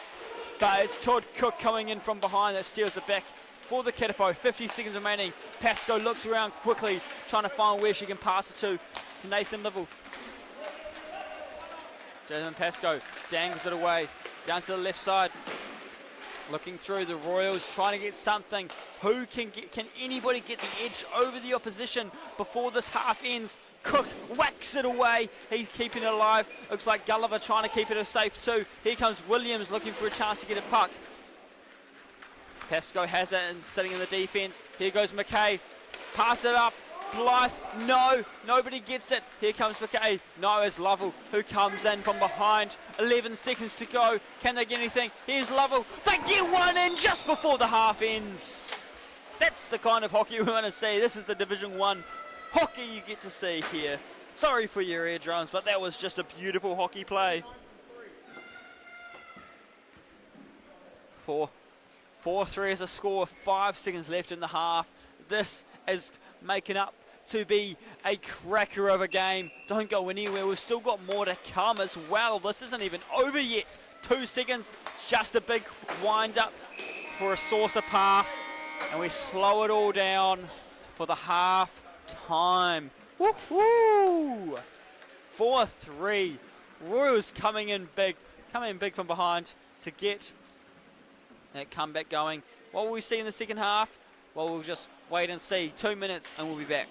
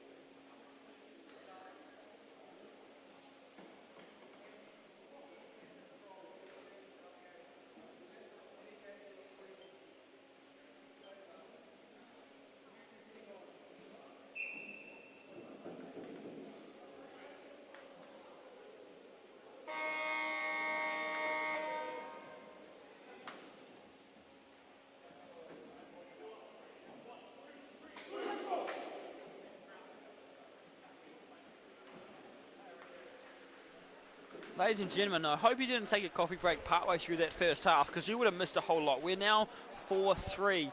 So yes, if you looked away for a moment, you're probably like, what is going on here? Well, this is what's going on.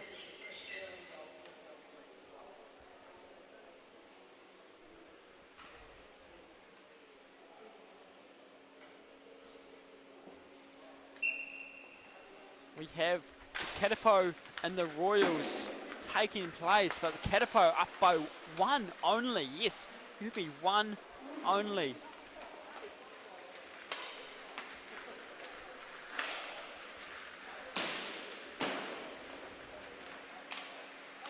They keep on looking around, trying to figure out. Oh, here's Jaden Kwan. He gets the chance to get away. O'Hanlon's looking for his chance to get through. Can he wrap around the goal? Gets a bit too tricky as the defense come in and take it back from him.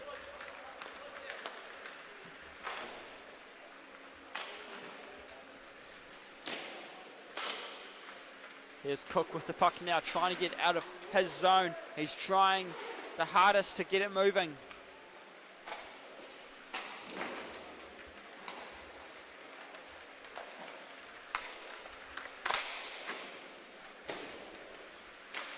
The Royals with the lowest score differential in the league, -21.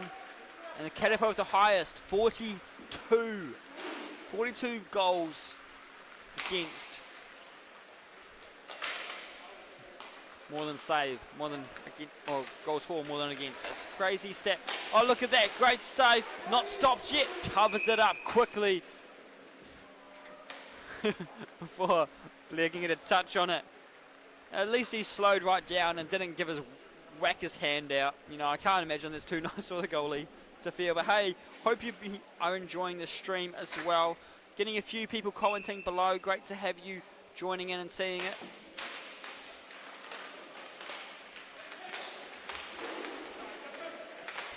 Let us know what you think of a new score overlays in the corner. Getting it all live and updated.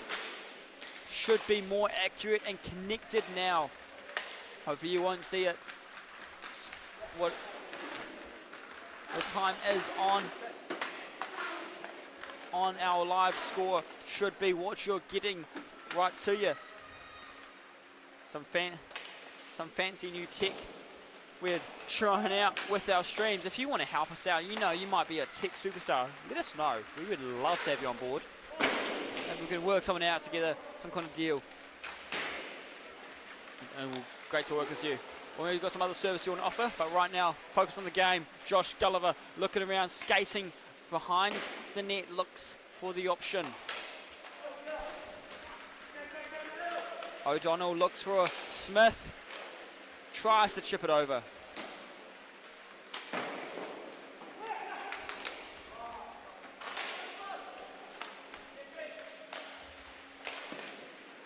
Williams tries to finish it off there, but couldn't get enough in there. Katapo are closer and closer to 100 goals this season as well. Look, I'm not sure what to think if Katapo managed to hit 100 goals in this game. I think that's just an insane feat. So far, including the games today, 96 goals in a season. That's only out of what we've got, 13 games, 14 games including this one. Do the math, 14 games, 96 goals. That's not an easy stat. Lost the stick. I'm not sure what McKay was going on about. Put the stick in front of him, and then O'Hanlon went right through it. So it's not really his fault.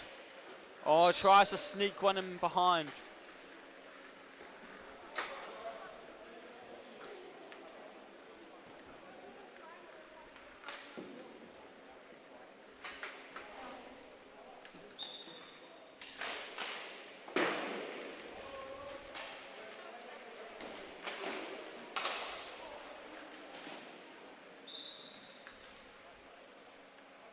Great save by the Royals goalie, Samuel Bays. Samuel Bays has had a lot of work to do this game and this weekend. But he's putting in the effort. 251 saves coming into this game. It makes him third in the league for saves coming into this game. Bounces off the walls.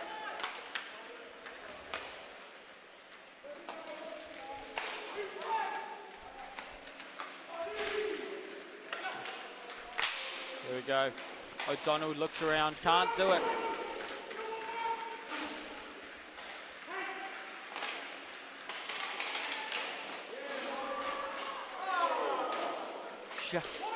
Gone wide, they're trying for it.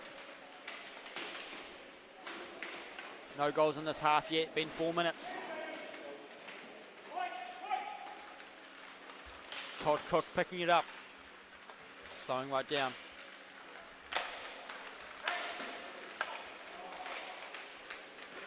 Tim McKay looking around, finds Kwan. Goes the puck first. Oh, Blythe, McKay. Blythe tries it. Eddie Keto's showing us why he's our Mexican brick wall. Unbelievable. Did his leg just keep on growing Looney Tunes style to cover up the net that far? Or did he just move that quick? I don't know. You tell me in the comments what you think of that save. But as the great goalies once said, to make an extraordinary save, you need to be extraordinarily out of position. Here goes Josh Gulliver looking around. Dangles it, goes right, doesn't do it. Samuel Bays gets across enough to shut that one down. Williams goes for a shot between halfway circle and the face-off circles. Wasn't enough in it. Bounces it around.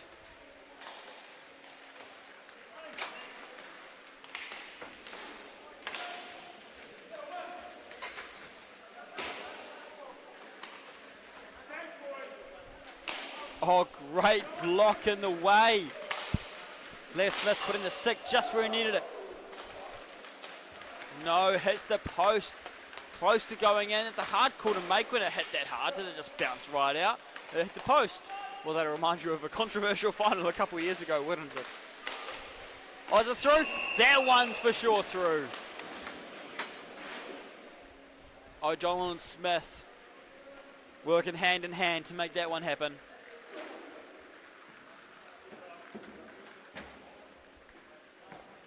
But that one was Smith scoring with James O'Donnell getting the assist. Just a little fun bit of information. The four goals, it's been two players. Blair Smith, James O'Donnell. Blair Smith, James O'Donnell. Not in that order, you know. It's 4-4 once again. 3 different goal scorers for the Katapo. 2 different goal scorers. 2 different goal scorers for the Royals. O'Hanlon looking for something. He's trying to open it back up for the Katapo. But it's Samuel Bays that's there.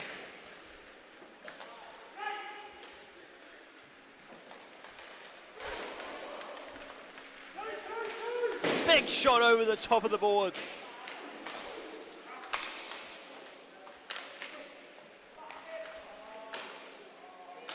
Great work, Keto's catching it. Happy with it.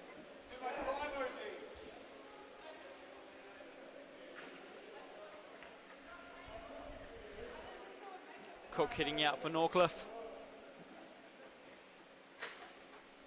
As they're in the defensive zone. It's tied back up. The Royals have come back from this well. And they've just taken the lead for the first time this game.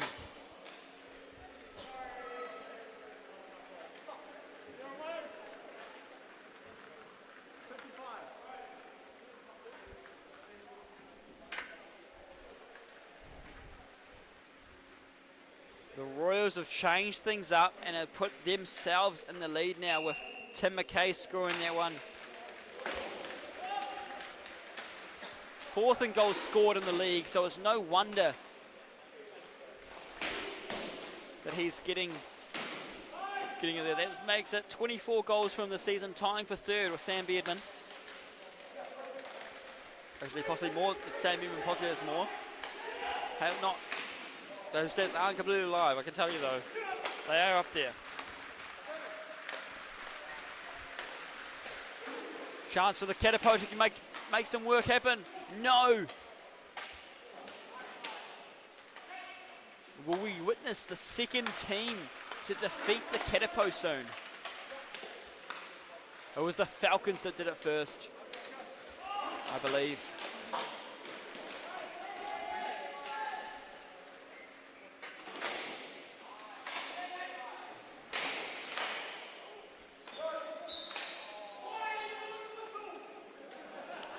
Lots of whistles going on.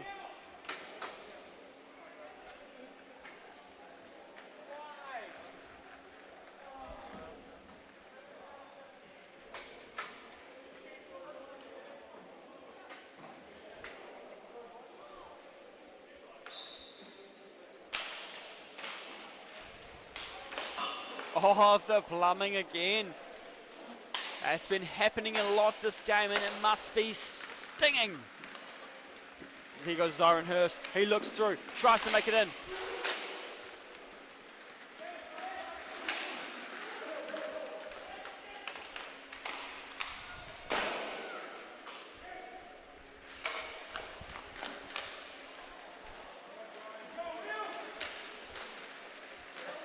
Ryan Williams getting the speed going. Can he find the angle he needs? Just loose. Oh, couldn't get the rebound. It hits the outside of the post. Oh, that ringing is going to be in their ears and their nightmares, all they're going to hear for the next week, knowing how many more goals could they have scored. But no, ding, ding, ding is all they get to hear. And there it is again. This time for the Royals, Kieran O'Donnell.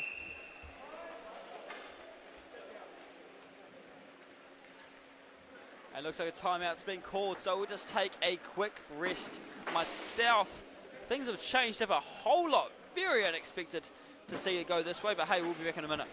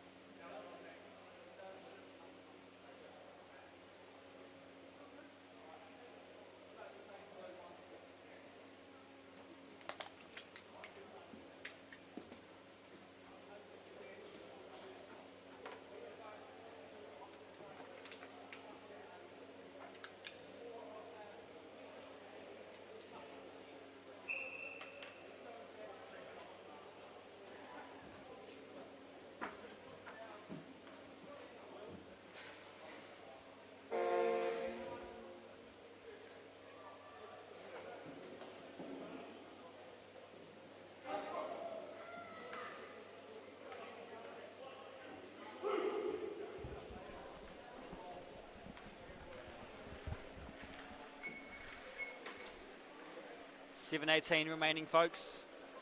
6-4. Teams Katipo and Royals. Who's that 6-4 to?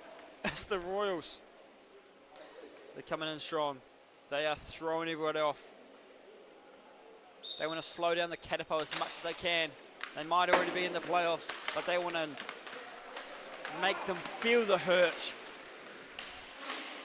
O'Hanlon is coming in strong with the assist from Kwan. That was a beautiful hockey play to start off. I'm not sure what they fed him in that timeout, but clearly whatever they fed him, it worked. And if I don't mind, I wouldn't mind having some of that with my own sports. Straight off the timeout. Takes a few seconds to score. How good. That's what you want, right? Finds Nathan Lovell. Got to close the gap to 1. Can the Katipo come back from this? They're going to be hoping so.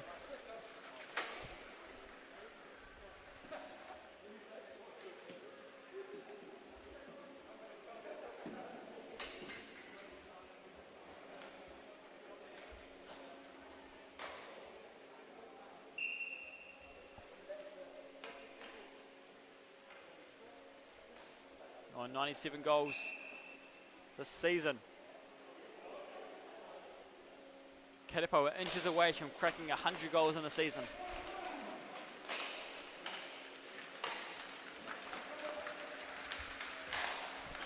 O'Donnell looks around for his chance to make up for the goal they've just scored against them. Doesn't go his way. Jaden calls, shout it to him, tell him where to go. Tim McKay quickly turns just as quickly as he gets it. He loses it. Same for O'Donnell. As quick as he gets it, it's gone. O'Hanlon tries again. Gone down, Nathan Lovell. 6:06 remaining. Pascoe turns.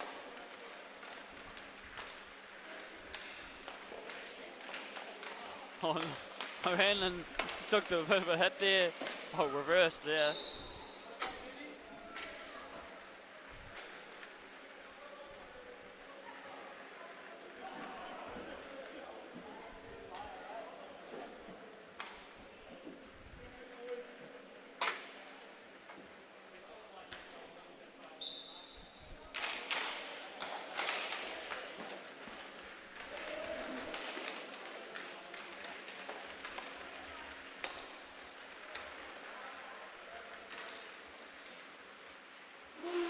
Hurst comes around behind the net, looking for where he can pass the puck. Who does he get it to? Thinks about it.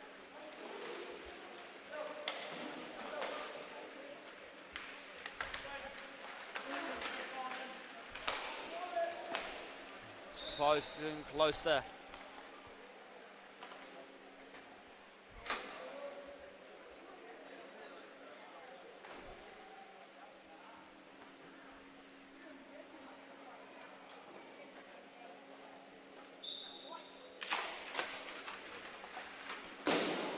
With a big shot over.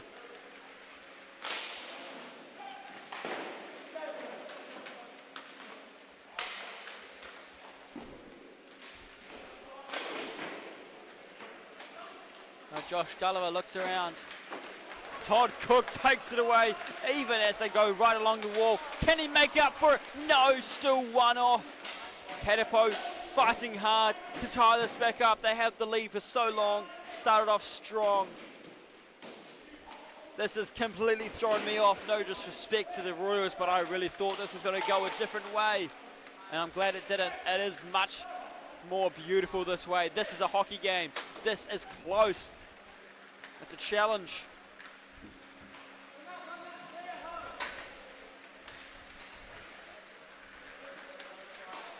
Katapo have some work to do. Through the legs of Wesley Jones, our referee.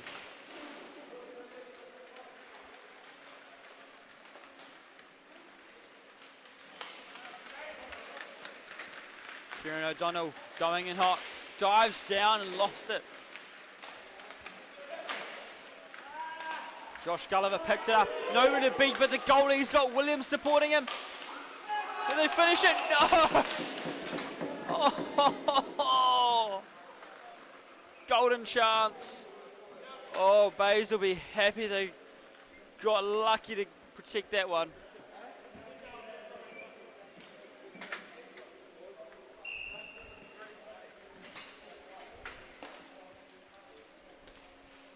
.349 remaining. Royals desperately fighting to hold on.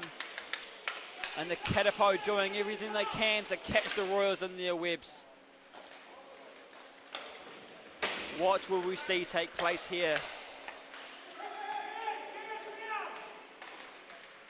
It's going to be a close one. Right before our final game soon.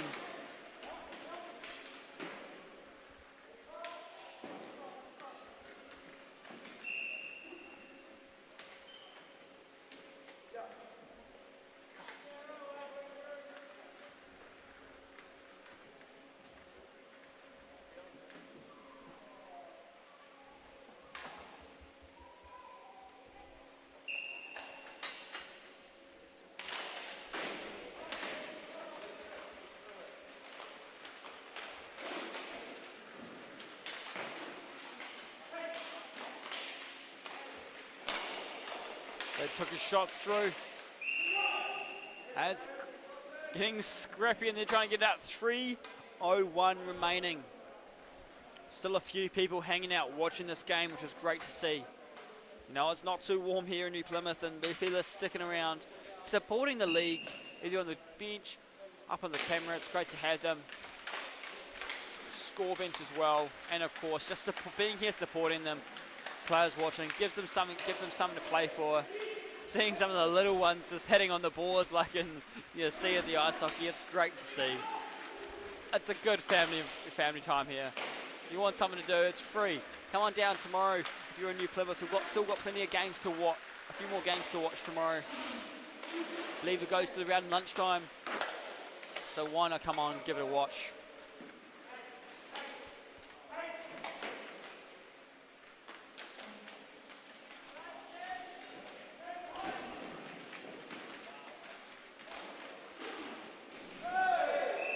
Slammed into the boards. That surprised me, really.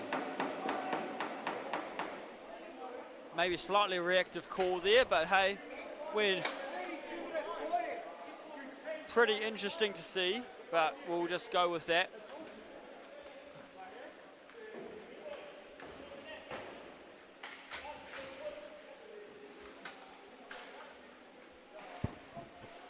The Royals do like to squeeze out some calls where they can, and this one succeeded for them. as we continue on.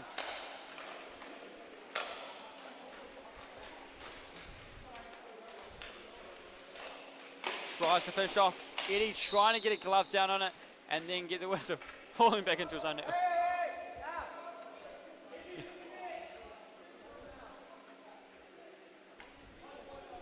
Quickly, Todd Cook wasting no time jumping in there to tell him to back off.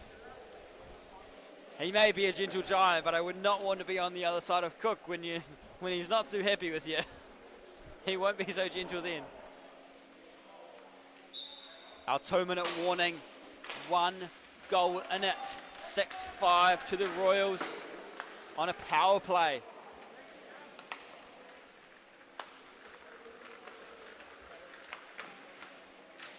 Some may say a power play that shouldn't have happened, and then the power play goal.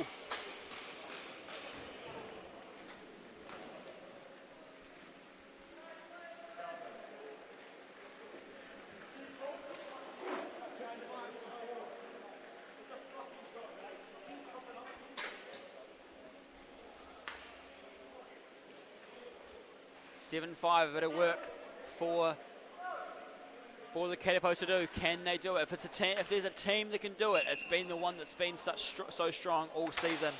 Very unexpected seeing it go this way. Power play definitely not helping them. If you're here at the rink, you'll see it's still on the scoreboard, but don't worry, that means nothing. 1:30 remaining on the clock.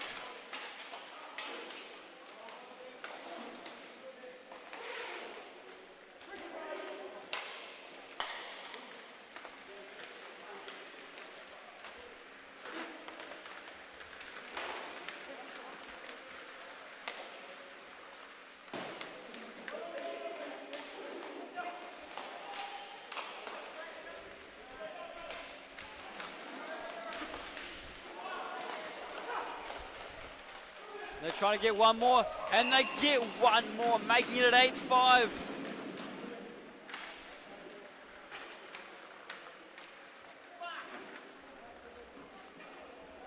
A strong season for the Katipo.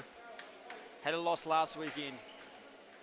Possibly approaching a loss again today against a team I think everyone expected to be beaten by the Katipo. Both times these teams have faced, it's been a win for the Katipo, but today looks like it is the difference. 40 seconds remaining, 3 goals to get in that. It's not a likely opportunity. Fortunately, no call there. Similar level of authority in that hit there that there was on the boarding call they called. Well, not boarding, but whatever the call was in the walls earlier.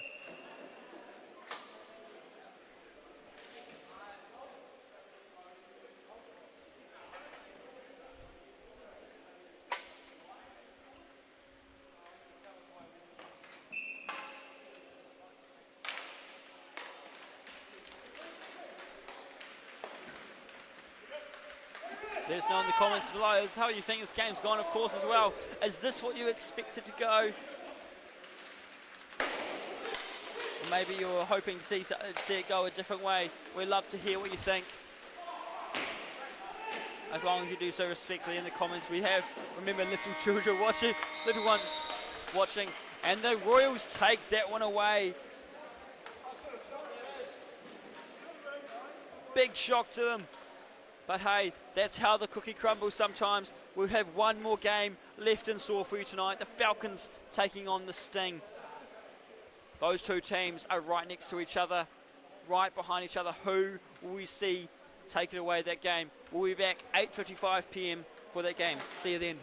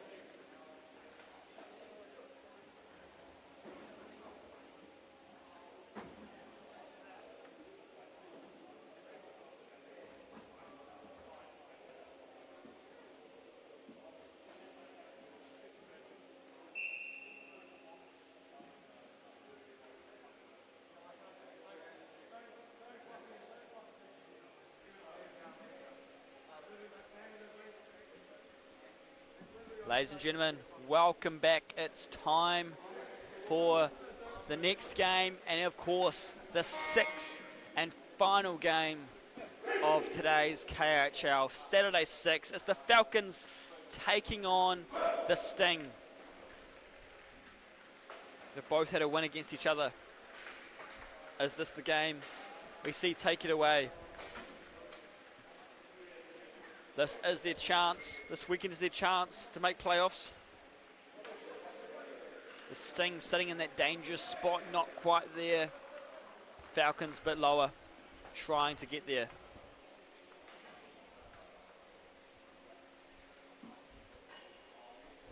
All set, ready to go. Our referees happy to get it underway, and they're off.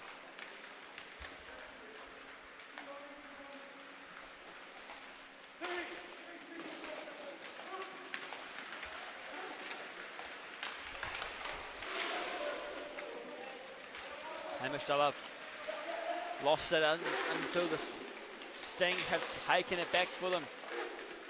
Middleton having trouble getting it around. Adam Phillips now behind the net, hanging out, looking for the puck. Well, looking for the pass, I should say. He goes good now, looks around, dangles, heads the body. Craig Hayes puts him on the ground, takes it back for himself. Big swipe by Gunnell, trying to get it. Stella. Now Gunnell. To Andrews Nye.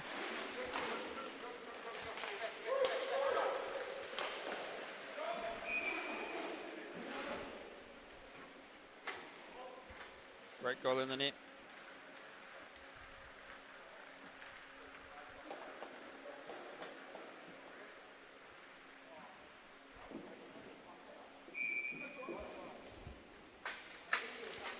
Strong goalies in both nets here. Could be the change these teams need.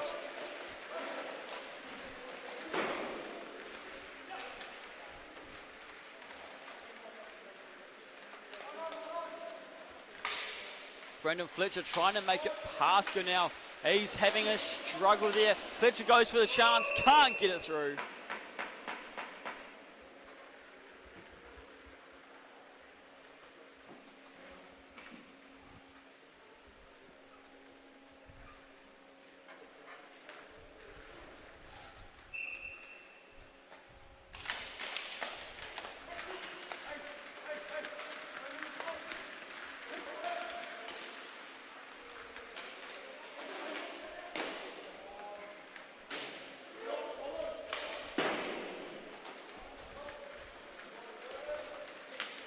Ryan Friedlow's picking that one up.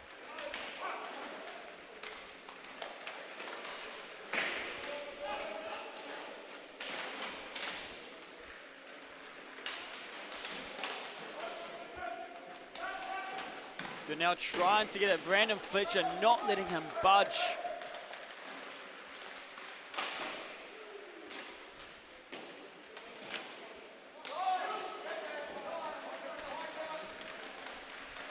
Got the support, then they go for it all the way, bumps into the goal and knocked out of place. They have to try again as we go ready for the face-off.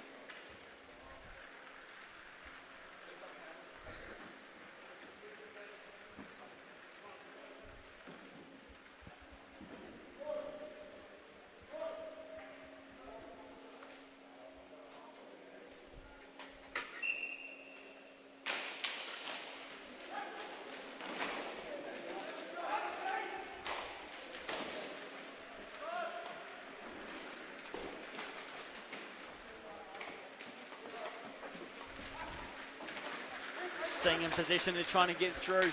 Middleton can't get a touch on it. Here goes Phillips now trying to get to it first. Quickly before the Falcons can get it back. And the Falcons have a chance now. They continue to strike. Pushing through. Hamish still up.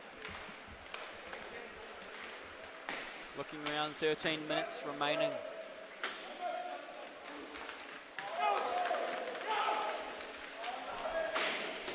Craig Hayes looks for the chance.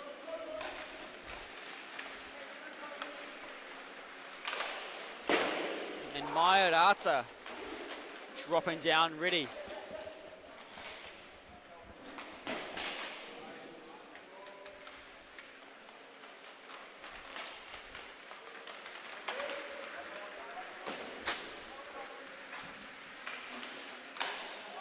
Friedler's gone to pick it up. Chasing, stuck in the corner. Having trouble getting it out. Gunnell making it difficult for Friedler's. Jammed in. Andrews Nye. Can he squeeze it out of there? There's Middleton looking for his way through at the face-off circle. Continue on through. Great movement there. Oh, tries to get it through Arden's legs. Just not enough. It's still loose. They're chasing it down. We're still waiting on our first goal.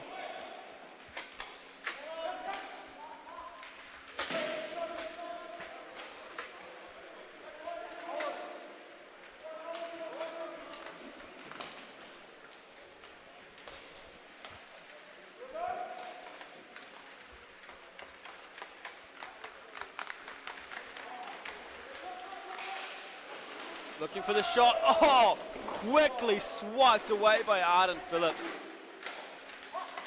Wasting no time, Benoit Keast.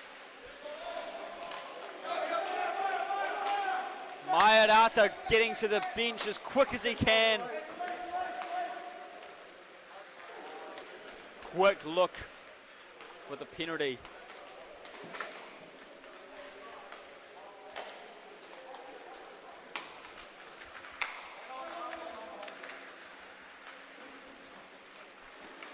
Turns around, Fletcher looking for the chance. Gets it in. And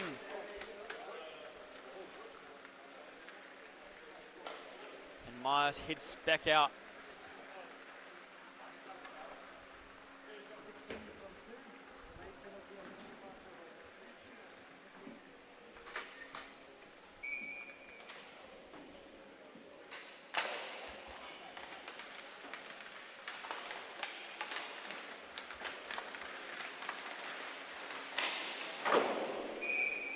Hitting the roof, wasting no time. And smashing out there.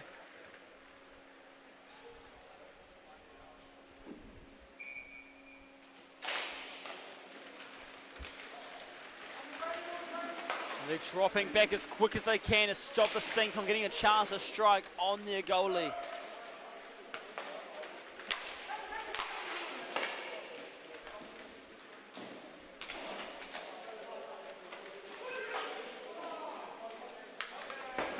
Who gets to it first? It's Joe Dowling getting to it first. No, Smith Pilling tries to. He goes to the Sting anyway. Gunnell going through, cross at the halfway. No, he peels back.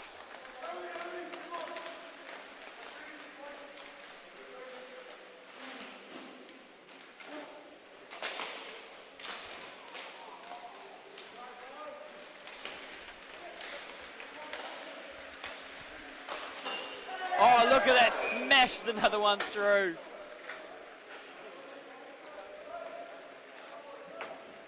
All right, Friedlo's getting that one. Maya with the hands up in the air. Supporting him. Maya he, Maya ha, Maya rata. That's how the song goes, I believe. Maybe not on that tune, but you know, you get the gist of it.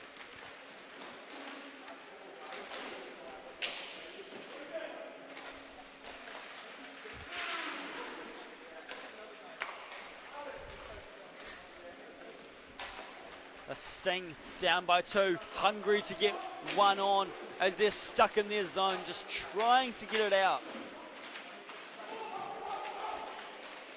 Getting feisty in there, getting as quick as they can. Now tries to smash it through, but Mayarata says no.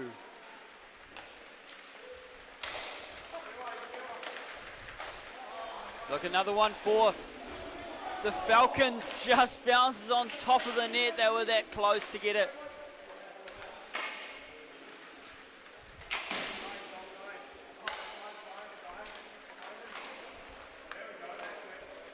His chance for Cole to get it around. Can he get the wrap around? Looks for a shot. No. Patrick Watts is saying no to that one. And they try again. Wells getting a bit high over there, and the stick there. Good, now playing a bit of just whack-a-mole maybe.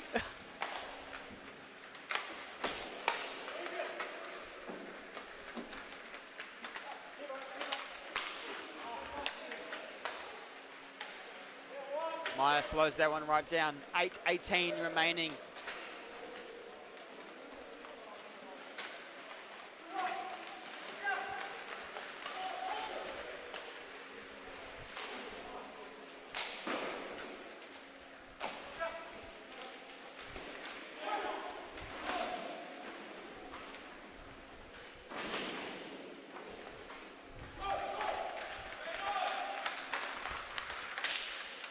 Middleton looking for his chance. Not enough for the Sting to get it as he goes onto the ground, pushes him around a bit. Fortunately for the Falcons, no call there. Falcons hunting it through. Fletcher gets one, pass across. He makes it 3. Benoit Keith's getting that one. And looks like a timeout. Looks like a timeout was called, so we'll just take a short rest as well. And we'll be back in a minute.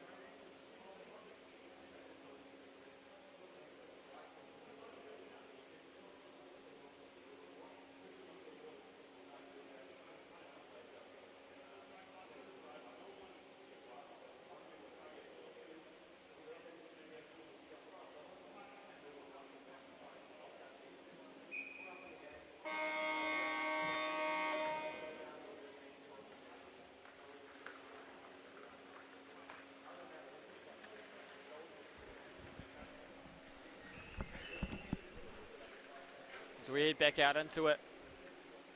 Mairata. You know how it goes. Maya he, Maya ha, Mairata. Little song for Maya, you know. Must be just about him. Just pretty sure that's how the words go. Taking a bit long in the timeout here.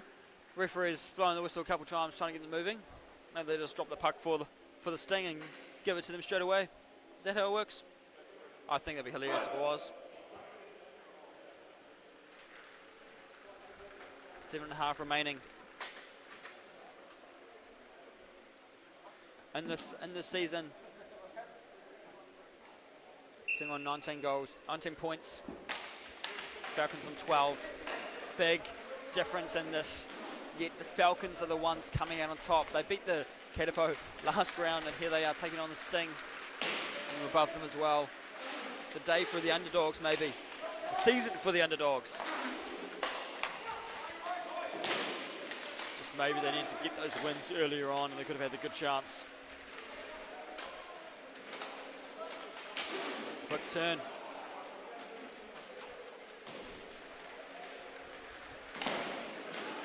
Slam into the wall.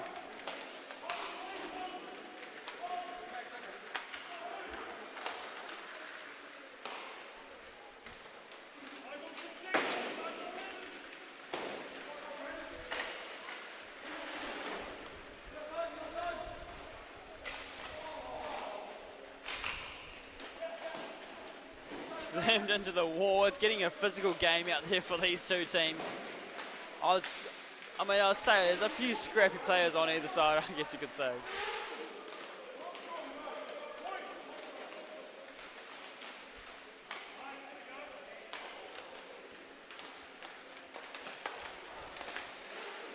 Lincoln Gunnell showing off the slick hands there with those spins.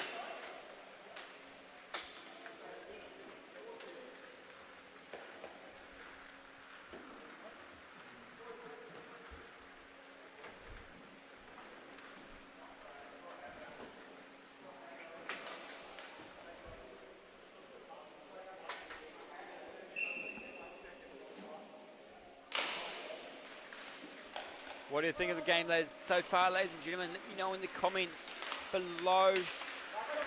Love to read the comments as I go. Chance for the Falcons, just missing out on it there.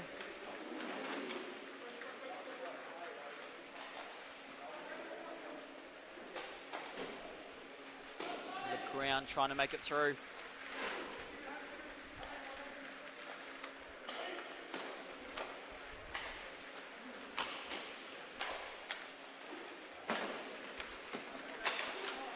Bouncing off Hayes, skates there, has to follow it back up. Van Beek out there looking for it. Keith gives it a whack up to Cole. Holds on to it in the zone. Still in our first half. It feels like it's been going on for a while. Those timeouts will do that to you. 5 minutes remaining in the first half. 3-0 is the score. Can the Sting come back from this? They are on that bubble of playoffs.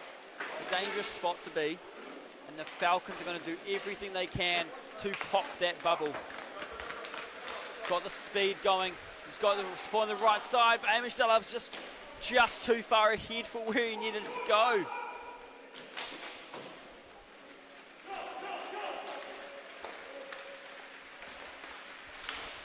Looks around, trying to find it.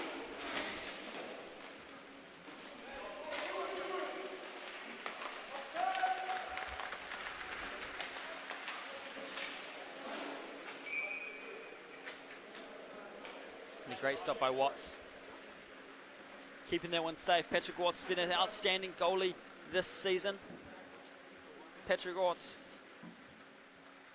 5th in save percentage, but 76% is incredible. And 4.61 goal against average, you know. And maybe not down too much, but that is second in the league behind Edwin Quito's. Great Mexican goalie we have here. Ingu now going through. Can he go all the way? No, he can't. The Falcons say no and pluck it out. It's the birds versus the insects in this game.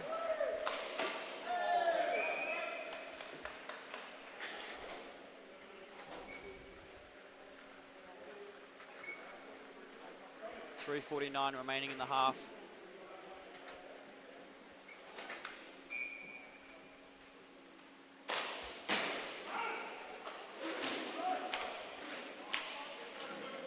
Quick movement by Watts to stay close to that post.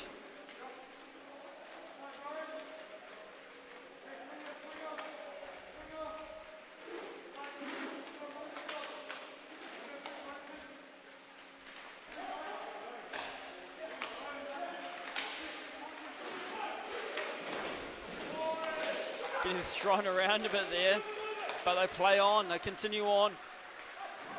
Some tough nuts in this sport, especially this game itself.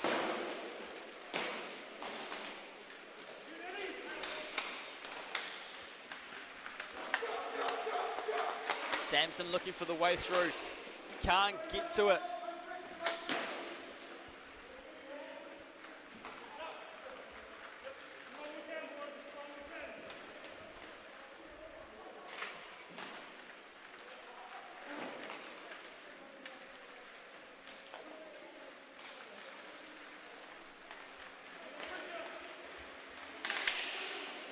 Tries to get to the sandwich of the Sting.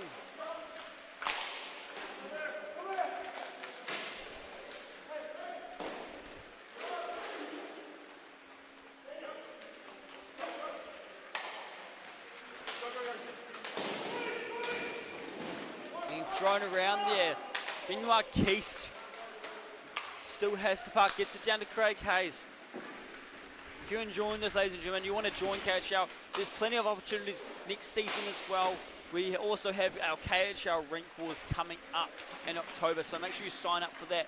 Division 1, Division 2, Pro, and under 21s. And of course, don't forget, we've got KHL Junior on next week.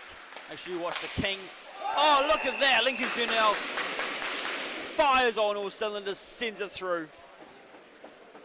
And of course, that's a name you'll see not only at KHL Seniors, but at KHL Juniors as well. So if you want to see him in action a little bit more, head on down to Hamilton Inline Hockey Club next week. What's that, 22nd, 23rd, I believe the dates are. Something around that. Big shot through. Not enough. You can see them take place, and of course watch the Kings, see the goalie Josh Clifford. He's a good goalie out here. Going over with the Oceania team to State Wars, asked to play on a team international, the exhibition matches while they're over there. Great achievement for him. Very proud of him as a goalie, as my cousin. But hey, might be biased, but unbiasedly, he's a great goalie. And of course, just come watch KHL Junior. It's a great sight. It's the future of our KHL generation. And I can't wait to see what happens with some of those players as they come into the senior leagues. Seeing some of these players called up anyway, like Lincoln right here. Watch him as he tries to get away off from Benoit Keast. Lots of hockey coming up. We've got ACC tournament coming up. We'll have a very special All-Star weekend in August. We have playoffs in Levin, finals in Hamilton, and of course rink wars here in October. So you don't want to miss any of that as they hang out behind Might Taranaki right now.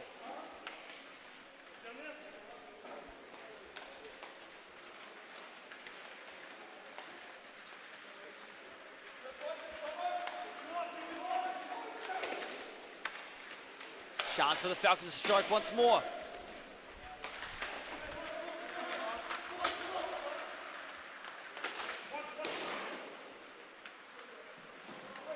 Continue looking around, 17 seconds. 3-1 is the score as they hold it up to it. Lincoln, who now made that a 1. Taking that shutout away from Meyer. Didn't even get a chance to close to it first half. But there goes the buzzer as the whistle is blowing. We'll take a short break and we'll be back in a couple minutes for our last 16 minutes of the hockey for the day. So we'll see you soon.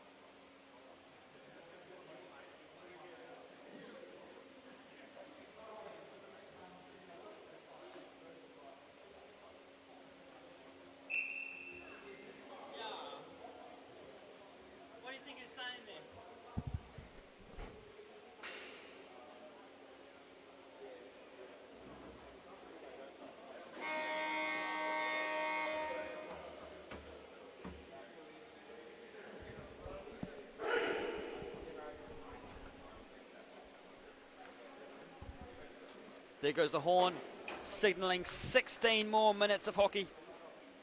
It's the final moments. The Sting fighting hard to come back from this while they sit in that playoff bubble. Can they do it? The Falcons, much more below them, Sting will be wondering why they're letting this happen to them. As they head back out, switch the ends, they're ready to go.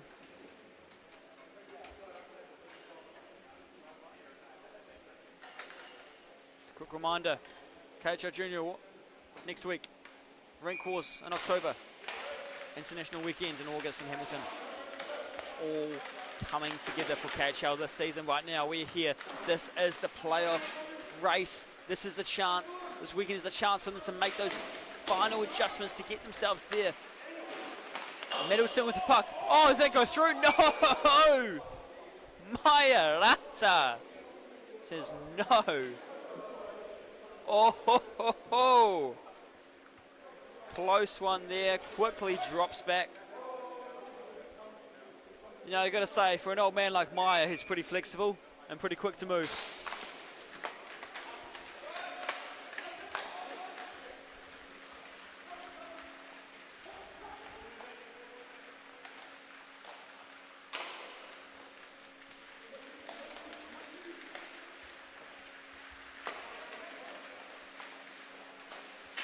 Keep on looking around.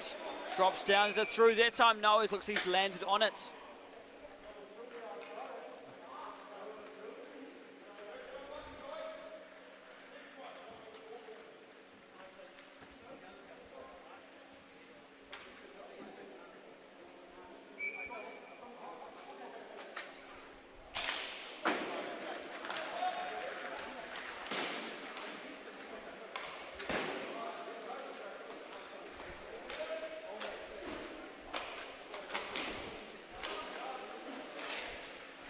Lincoln now picking that one up for the Sting, sending it back down to their own zone, giving them a chance to reset, figure things out.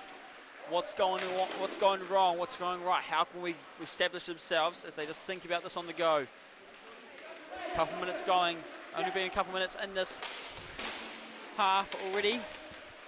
How's this play out? Big shot, doesn't make it past Meyer.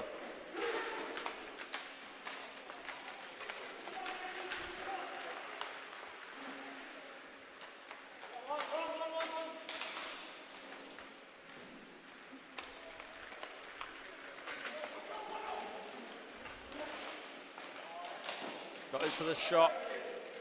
Doesn't make it through. Arden Phillips looking around, going across the right side. Behind the net. Looks around for his options. John Van Beek notices the gaps. Looks like he's signalling for it. Quick move by the referee, half a cope there. Getting out of the way.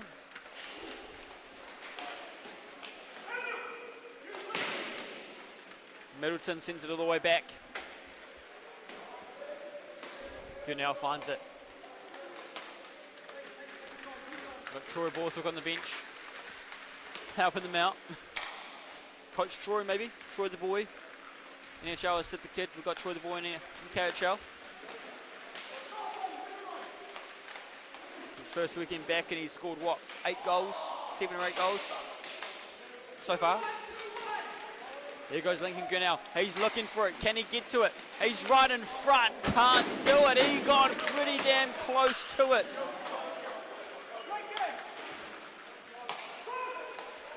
Henderson's trying to get in better position.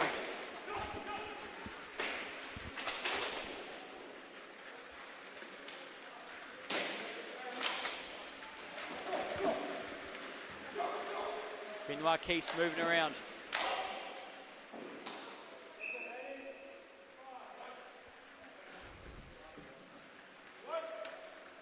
12:47 remaining in the game. Falcons still in the lead by 2. It's a lead, but it's not a comfortable lead. They need to make some moves to get out of there. Still a few people lingering around in this cold rink, which is great to have them here. Hope wherever you're watching this from, you're nice and warm and cozy, because I sure am not. I'm standing right below a fan because I'm next to the team's bench, and is not very comfortable in this cold.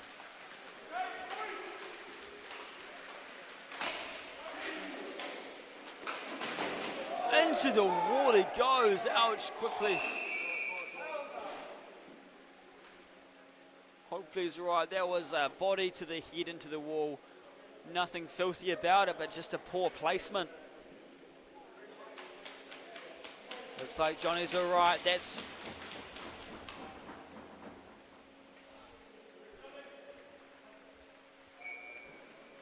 what matters. He's all right. And the player immediately checking on. That's the great sportsmanship we have, not only in hockey as well, but the KHL community. It's great to see. That's strong, it's well connected. They look after each other. Oh, look at that, now getting another one. Oh, his team is stoked with that one. As soon as that happened, they're like, oh, let's get onto him.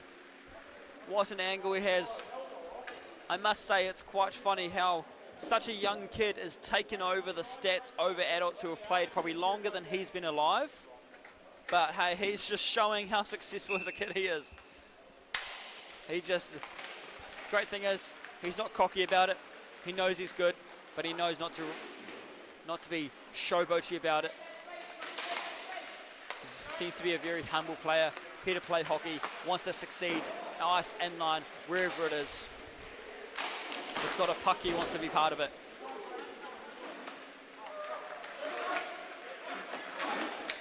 Frilos picks it up, looks for a way out. Can they find the outlet? It's a 1-goal difference. They need to get working. Oh, Lincoln's got it again. Here's Arden looking for a chance. Chips it over the top. Lincoln's got to get to it first.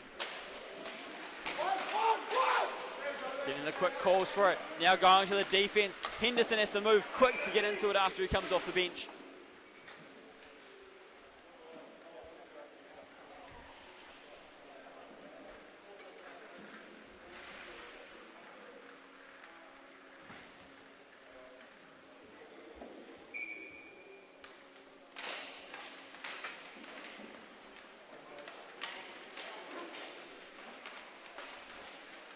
Keep on moving around.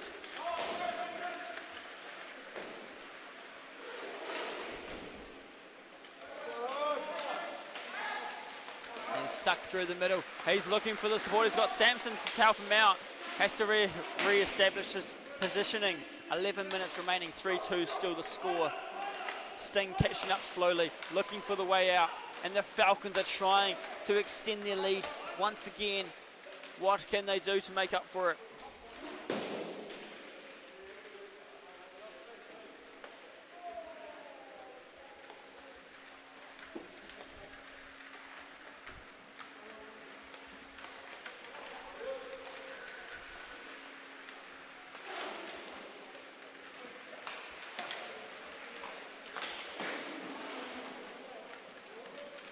Henderson looking for a chance to go through. Can he make it along?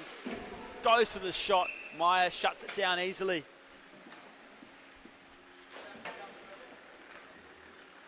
Meyer after a very strong goalie.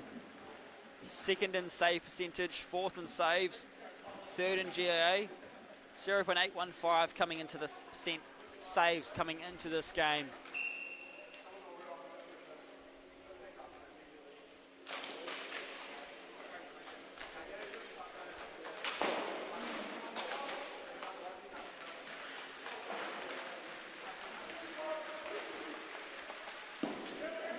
For the shot, can't finish it.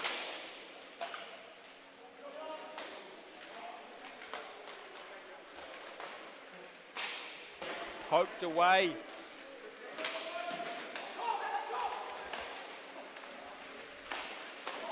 Meyer goes down, but he makes the save. The team hitting the board, stoked with the effort.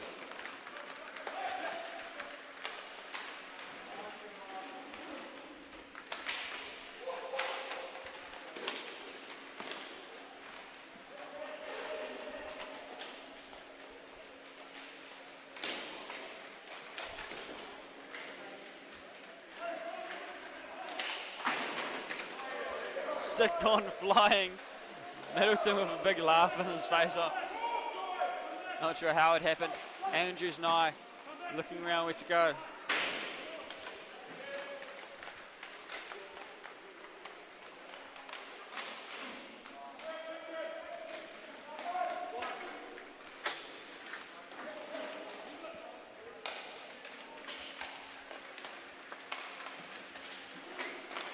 Goes for the shot, just can't get the angle right for what he wants. Looking for his chance himself, goes for it, hits the post. Oh, we had the game before, just ringing the post again and again, and there was an unfortunate one there. Sampson goes to pick it up in time.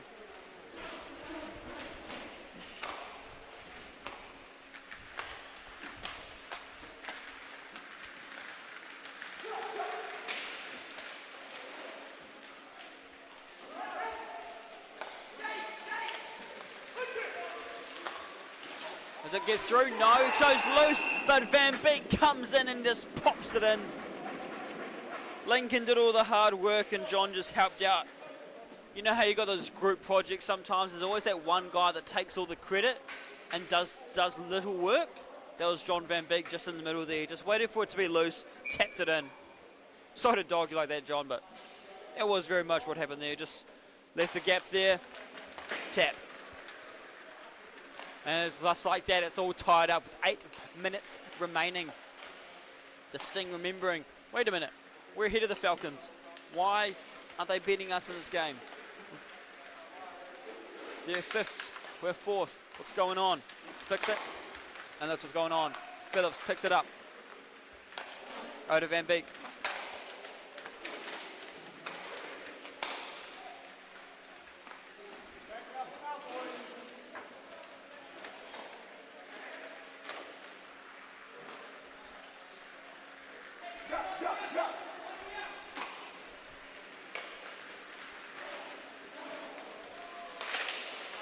Sticks getting in the way there. 7:20 to go. Lincoln quickly turns. Arden calling for it up top. Here's Middleton. He dangles it. He goes for the shot. It goes wide. The Falcons have taken it. It's Reed Sampson picking it up.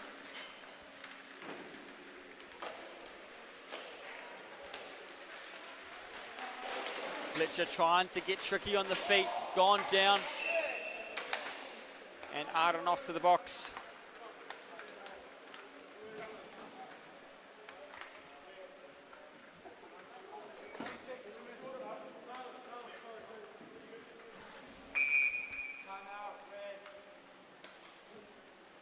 They'll also take a time out as they head to this power play just before it starts. 6:57 remaining, 3-all, and we'll be starting with a 4-on-3.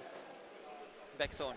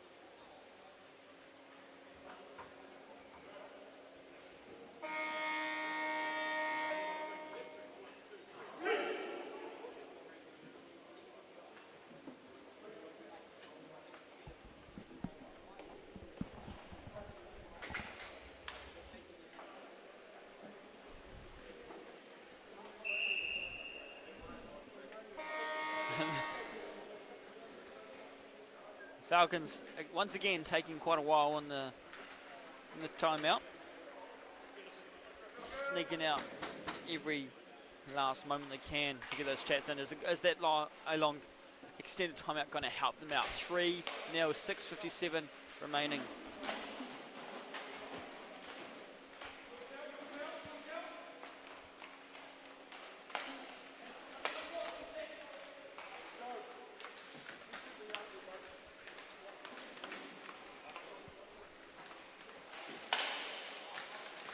The Sting taking this away.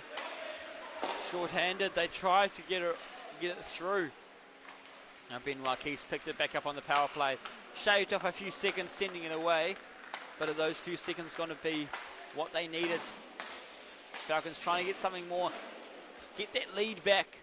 They had it for so long in this game, but now between Lincoln Grinnell and John Van Beek, it's been taken away from them.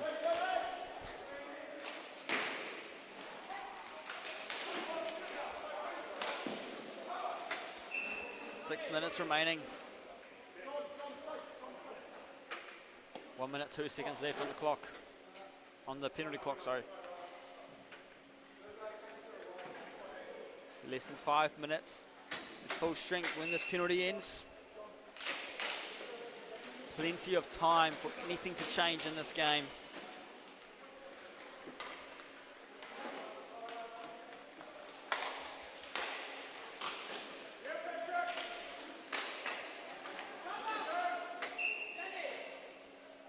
Slow right down again for another face-off.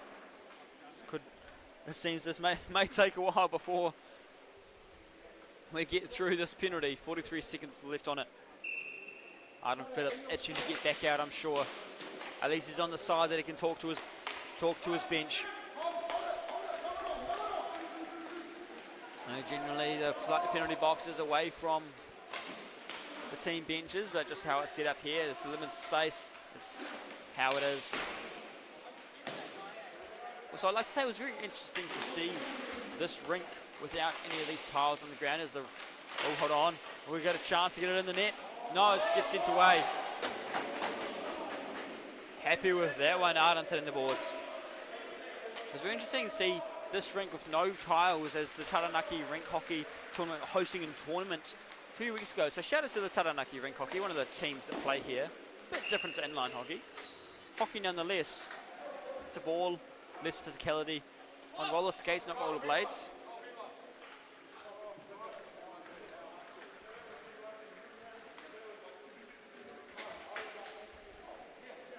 But give them a little shout out for being able to utilise this great rink, home of the Ravens. Of course, they must play in their back rink often, I'm sure.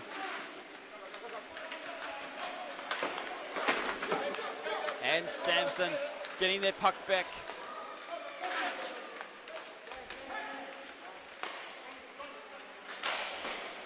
Big save has gone in and gone right out of the rink. Yes, so shout out to Taranaki Rink Hockey, New Zealand Rink Hockey or roller hockey, whatever the organisations is for it in the tournament today. Oceania one, I believe.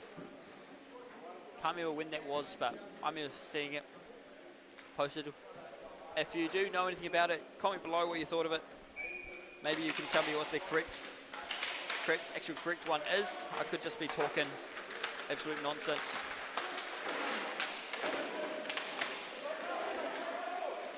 Well, thank you, Linda, for your kind words. It's great. I love doing the commentary. My name's Ash. Nice to meet you, Linda. I'm glad we're able to give you an enjoyment watching this stream and seeing friends and family play. I'm sure it's a great opportunity for where you're watching from. As I saw earlier, watching from Papamoa. Shout out to the Mount Mustangs, families and friends watching, or players. Close enough to Papamoa. They go for the shot.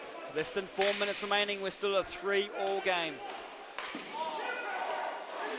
Couldn't get it through that time. Standing in the net, Arden Phillips has decided to see himself as a goalie.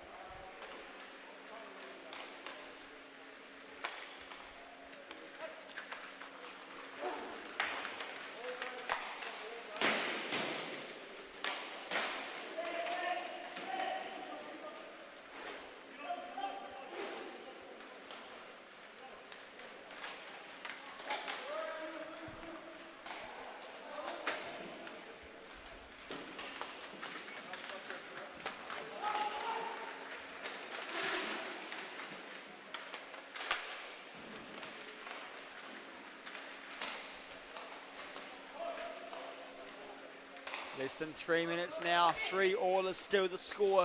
Waiting to see that change. The Falcons don't want it to change down this end. Can they see a drag further down the other end? Keys hits the brakes. Tries to get around Lincoln, but it doesn't work. Lincoln's got one to beat in the goalie. Can he make it another one? He doesn't this time. The puck goes loose and they have to chase it down further.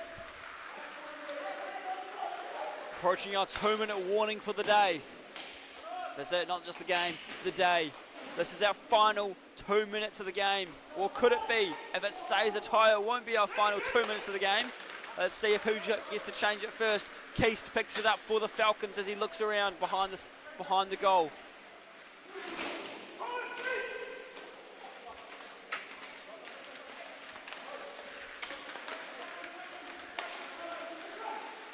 Brandon Fletcher tries to get the shot on, but Patrick Watts brings it in, and it rolls all the way down here.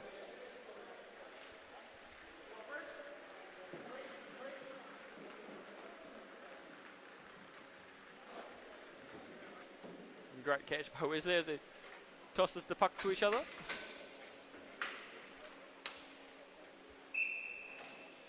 1:49 remaining.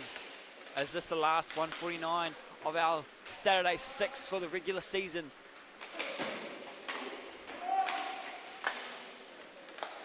Reed Sampson looks around, has the wall. Oh, goes right around. It's precious time now. 92 seconds remaining. Brandon Fletcher picks up the puck. Any goal now could be the decider. Smith Pilling.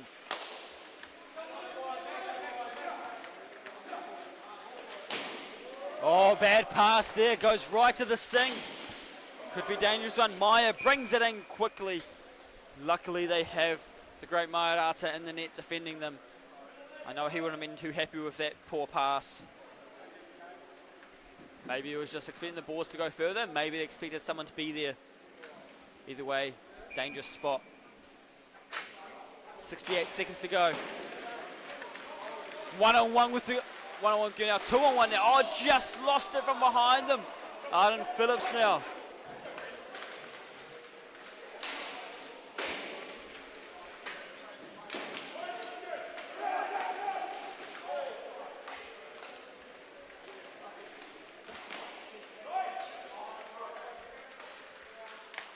.40 seconds to go. How do we see this play out? Bodies colliding. Both going in just as fast as each other. Lincoln now coming in once again with a hat trick now. Dare I say it? Hat trick, and I won't say it.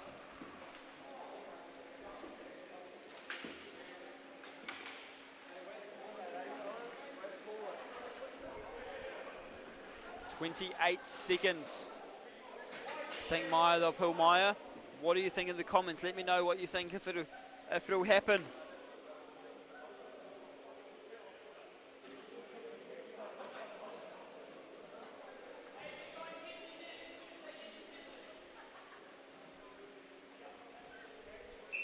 .28 seconds to go. The Sting have just made a comeback. Meyer's coming off.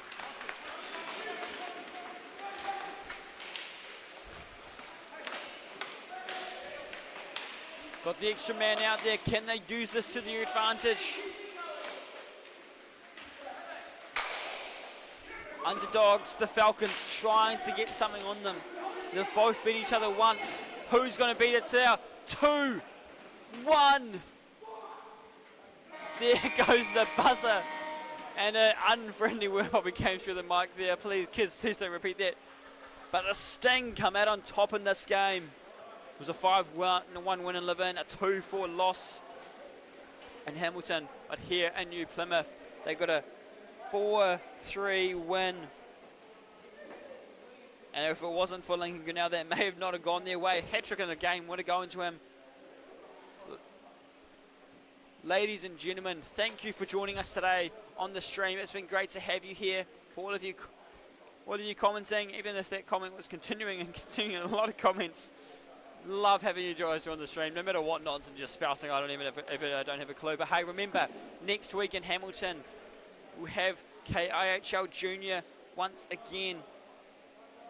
That is the 23rd and the 24th of May. If you are around, come on down to the Hamilton Inline Hockey Club off Old Farm Road.